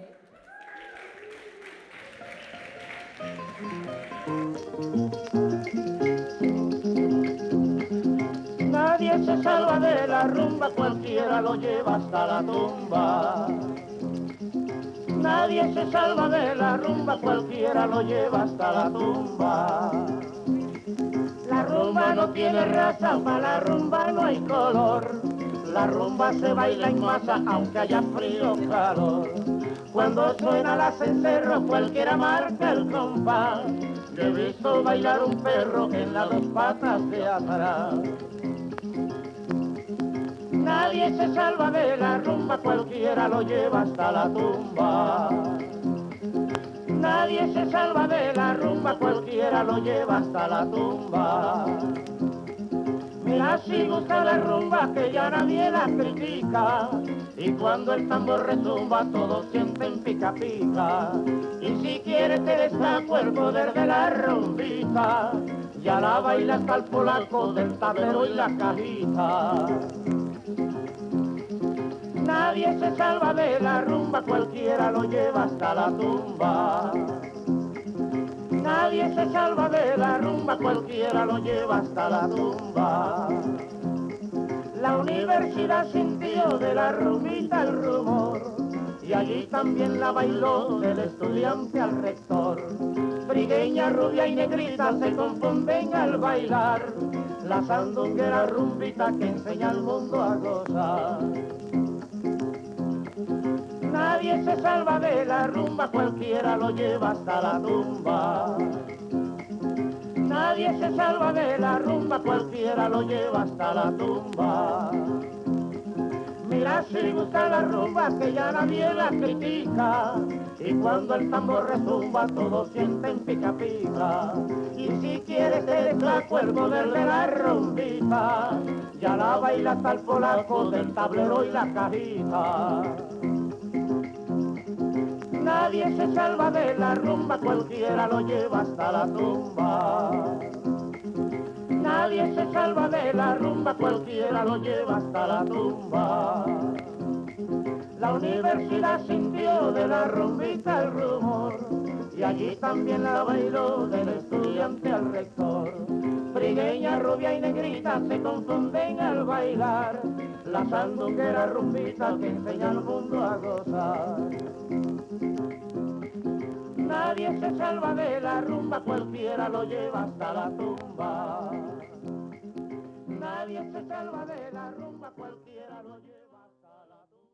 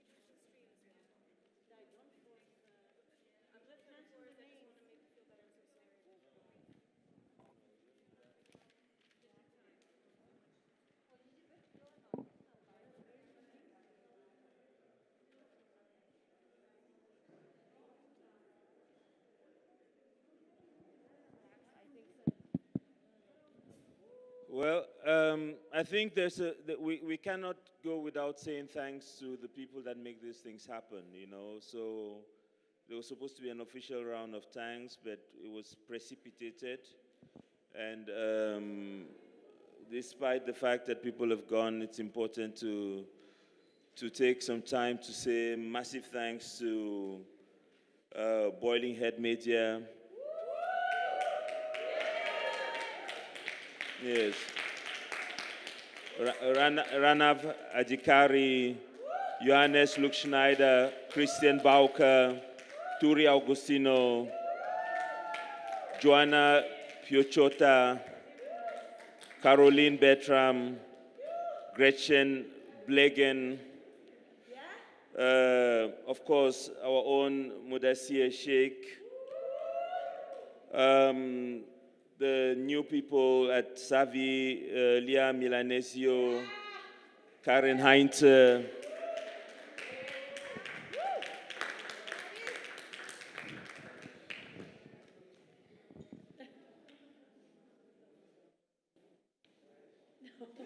Elena Gudio, Lynn Baladbat, Elbrook, Ono Chimen, Sagal Farah, Billy Fowo, Raisa Galofre, Juan Pablo Garcia Sosa, Ana Yega, Kimani Joseph, Laura Klöckner, Kelly Krukman, Antonio Mendes, Camila Metwali, Aled Luis Ndakoze, Abhishek Nilamba, Mohamed Salah Abdulaziz, Lema Sikot, Meghna Singh, Lili Samoji, Ola Tilinska, and many others. But particularly, I wanted to take some time at this end, and that's why I'm a bit unhappy the way it turned out. But it was a moment to actually call to mind our sonic compass and friend Bonabel Kingsley, who passed on the 13th of March this year.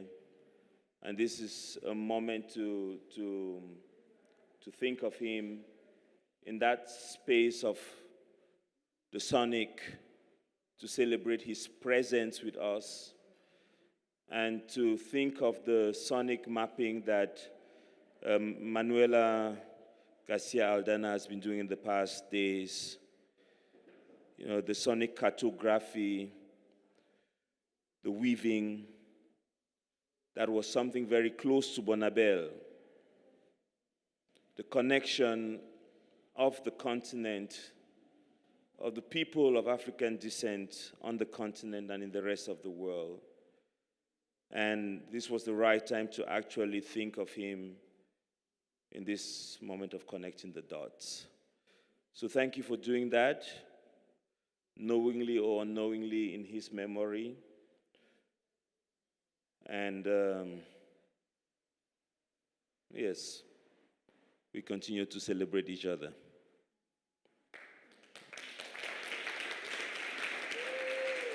Thank you, Manuela.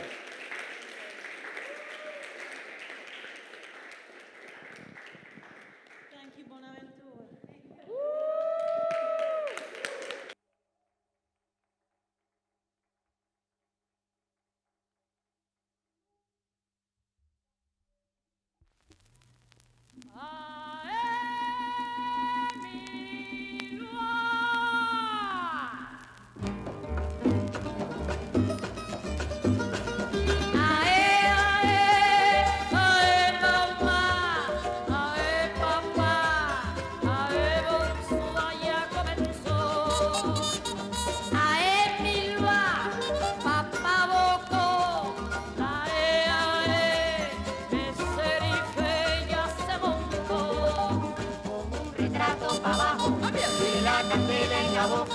Con una vela en la mano, un rabo de gato en la otra.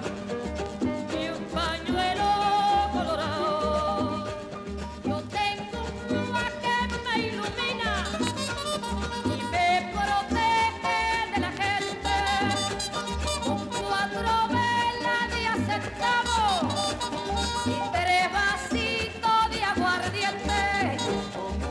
retrato para abajo, la candela en la boca, como una vela en la mano, un rabo y gato en la otra.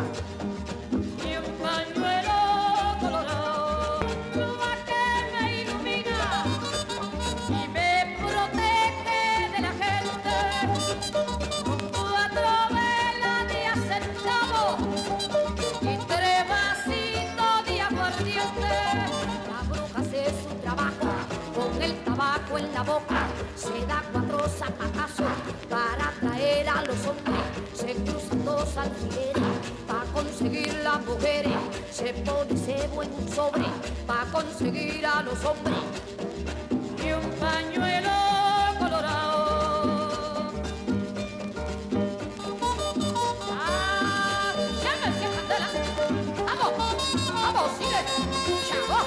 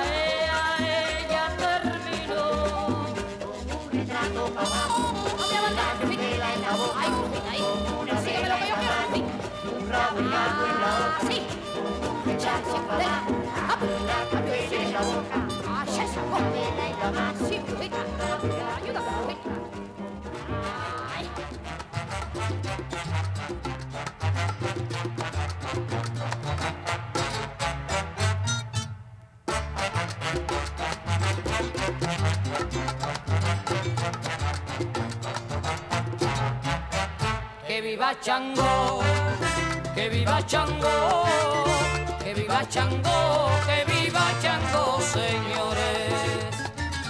Santa Bárbara bendita, para ti surge mi lira. Santa Bárbara bendita, para ti surge mi lira. Y con emoción se inspira ante tu imagen bonita. Que viva Chango, dame así de papá, que viva Chango, que viva Chango, que viva Chango, señores. Con voluntad infinita arrancó del corazón la melodiosa expresión, pidiendo que desde el cielo nos envíes tu consuelo y tu santa bendición. Que viva Chango, vamos, que viva Chango, nadie sigue, que viva Chango, que viva Chango, señores. Virgen venerada y pura, Santa Bárbara bendita, Virgen venerada y pura, Santa Bárbara bendita, nuestra oración favorita llevamos hasta tu altura. Que viva Chango, cámbiasele papá, que viva Chango, que viva Chango, que viva Chango, señores. Con alegría y ternura quiero llevar mi trovada allá en tu mansión sagrada, donde lo bueno ilumina, junto a tu copa divina y tu santísima espada. Que viva Chango, cámbiasele, que viva Chango, allá papá, que viva Chango, que viva Chango, señores. Vaya José Manuel, cámbiasele Chango, el negocio, en papá, allá todos los días papá.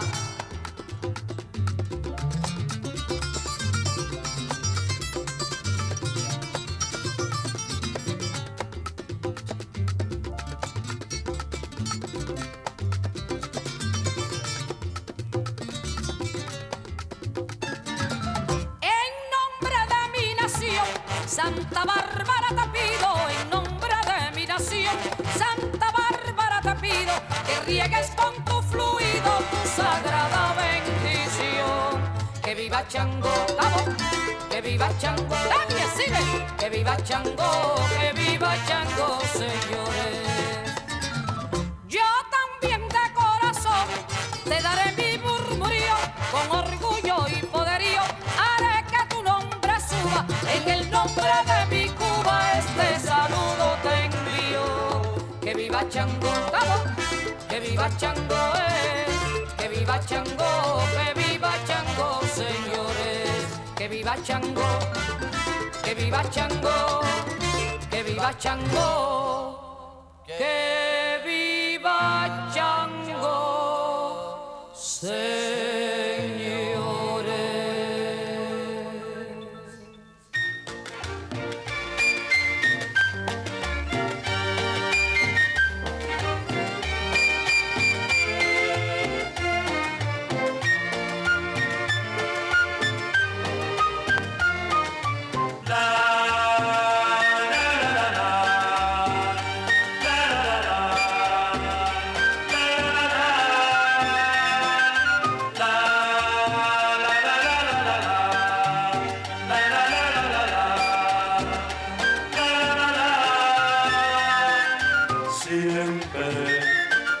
Siempre, tanto como yo a ti,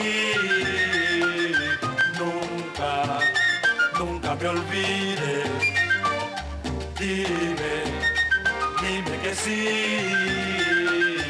cuando beso tu boca, nada, nada es mejor, dame tu vida, quiéreme siempre, dame tu amor.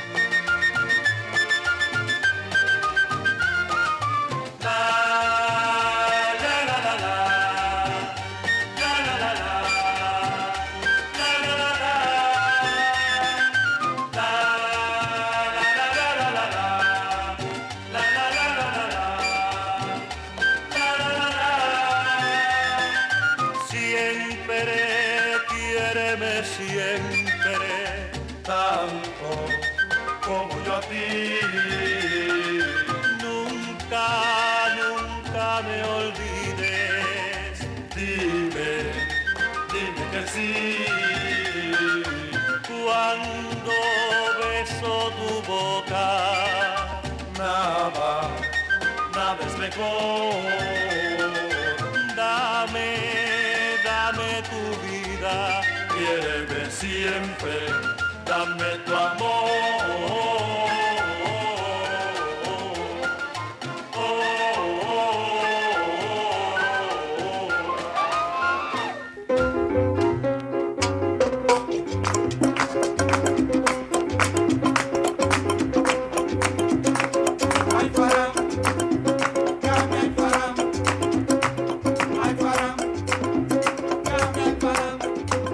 Esta es la historia de un hombre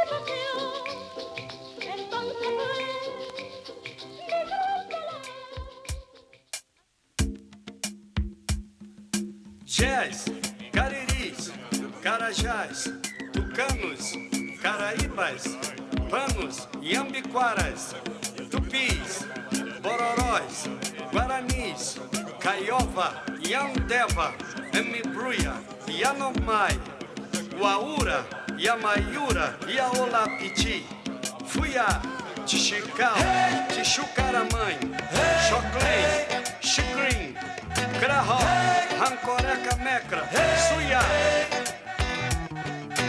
Curumim chama cunhatã que eu vou contar. Cunhatã chama curumim que eu vou contar. Curumim, cunhatã, curumim. Antes que os homens aqui pisassem nas ricas e férteis terras brasílias, criaram povoadas e amadas por milhões de índios, reais donos felizes da terra do pau-brasil. Pois todo dia, toda hora, era dia de índio. Pois todo dia, toda hora, era dia de índio. Mas agora eles só têm um dia 19 de abril. Mas agora eles só têm um dia 19 de abril. Amante da pureza e da natureza, eles são de verdade incapazes de maltratarem as fêmeas ou de poluir o rio, o céu e o mar, protegendo o equilíbrio ecológico da terra, fauna e flora. Pois na sua história o índio é o exemplo mais puro, mais perfeito, mais belo, junto da harmonia, da fraternidade, da alegria de viver, da alegria de amar. Mas no entanto agora o seu canto de guerra é um choro de uma raça inocente que já foi muito contente, pois antigamente todo dia, toda hora era dia de índio. Todo dia, toda hora era dia de índio. Hey, hey, hey. Hey, hey, hey. Hey, hey. Cheios, cariris, carajás, tucanos, caraíbas, panos, jambiquaras, tupis, bororós, guaranis, caiova, yandeva, emibruia, yanomai, uaura, yamaiura, yalopiti, fuiá, tixical, tixucaramãe, choclém, xicrim, carró, ancoreca, mecra, suiá.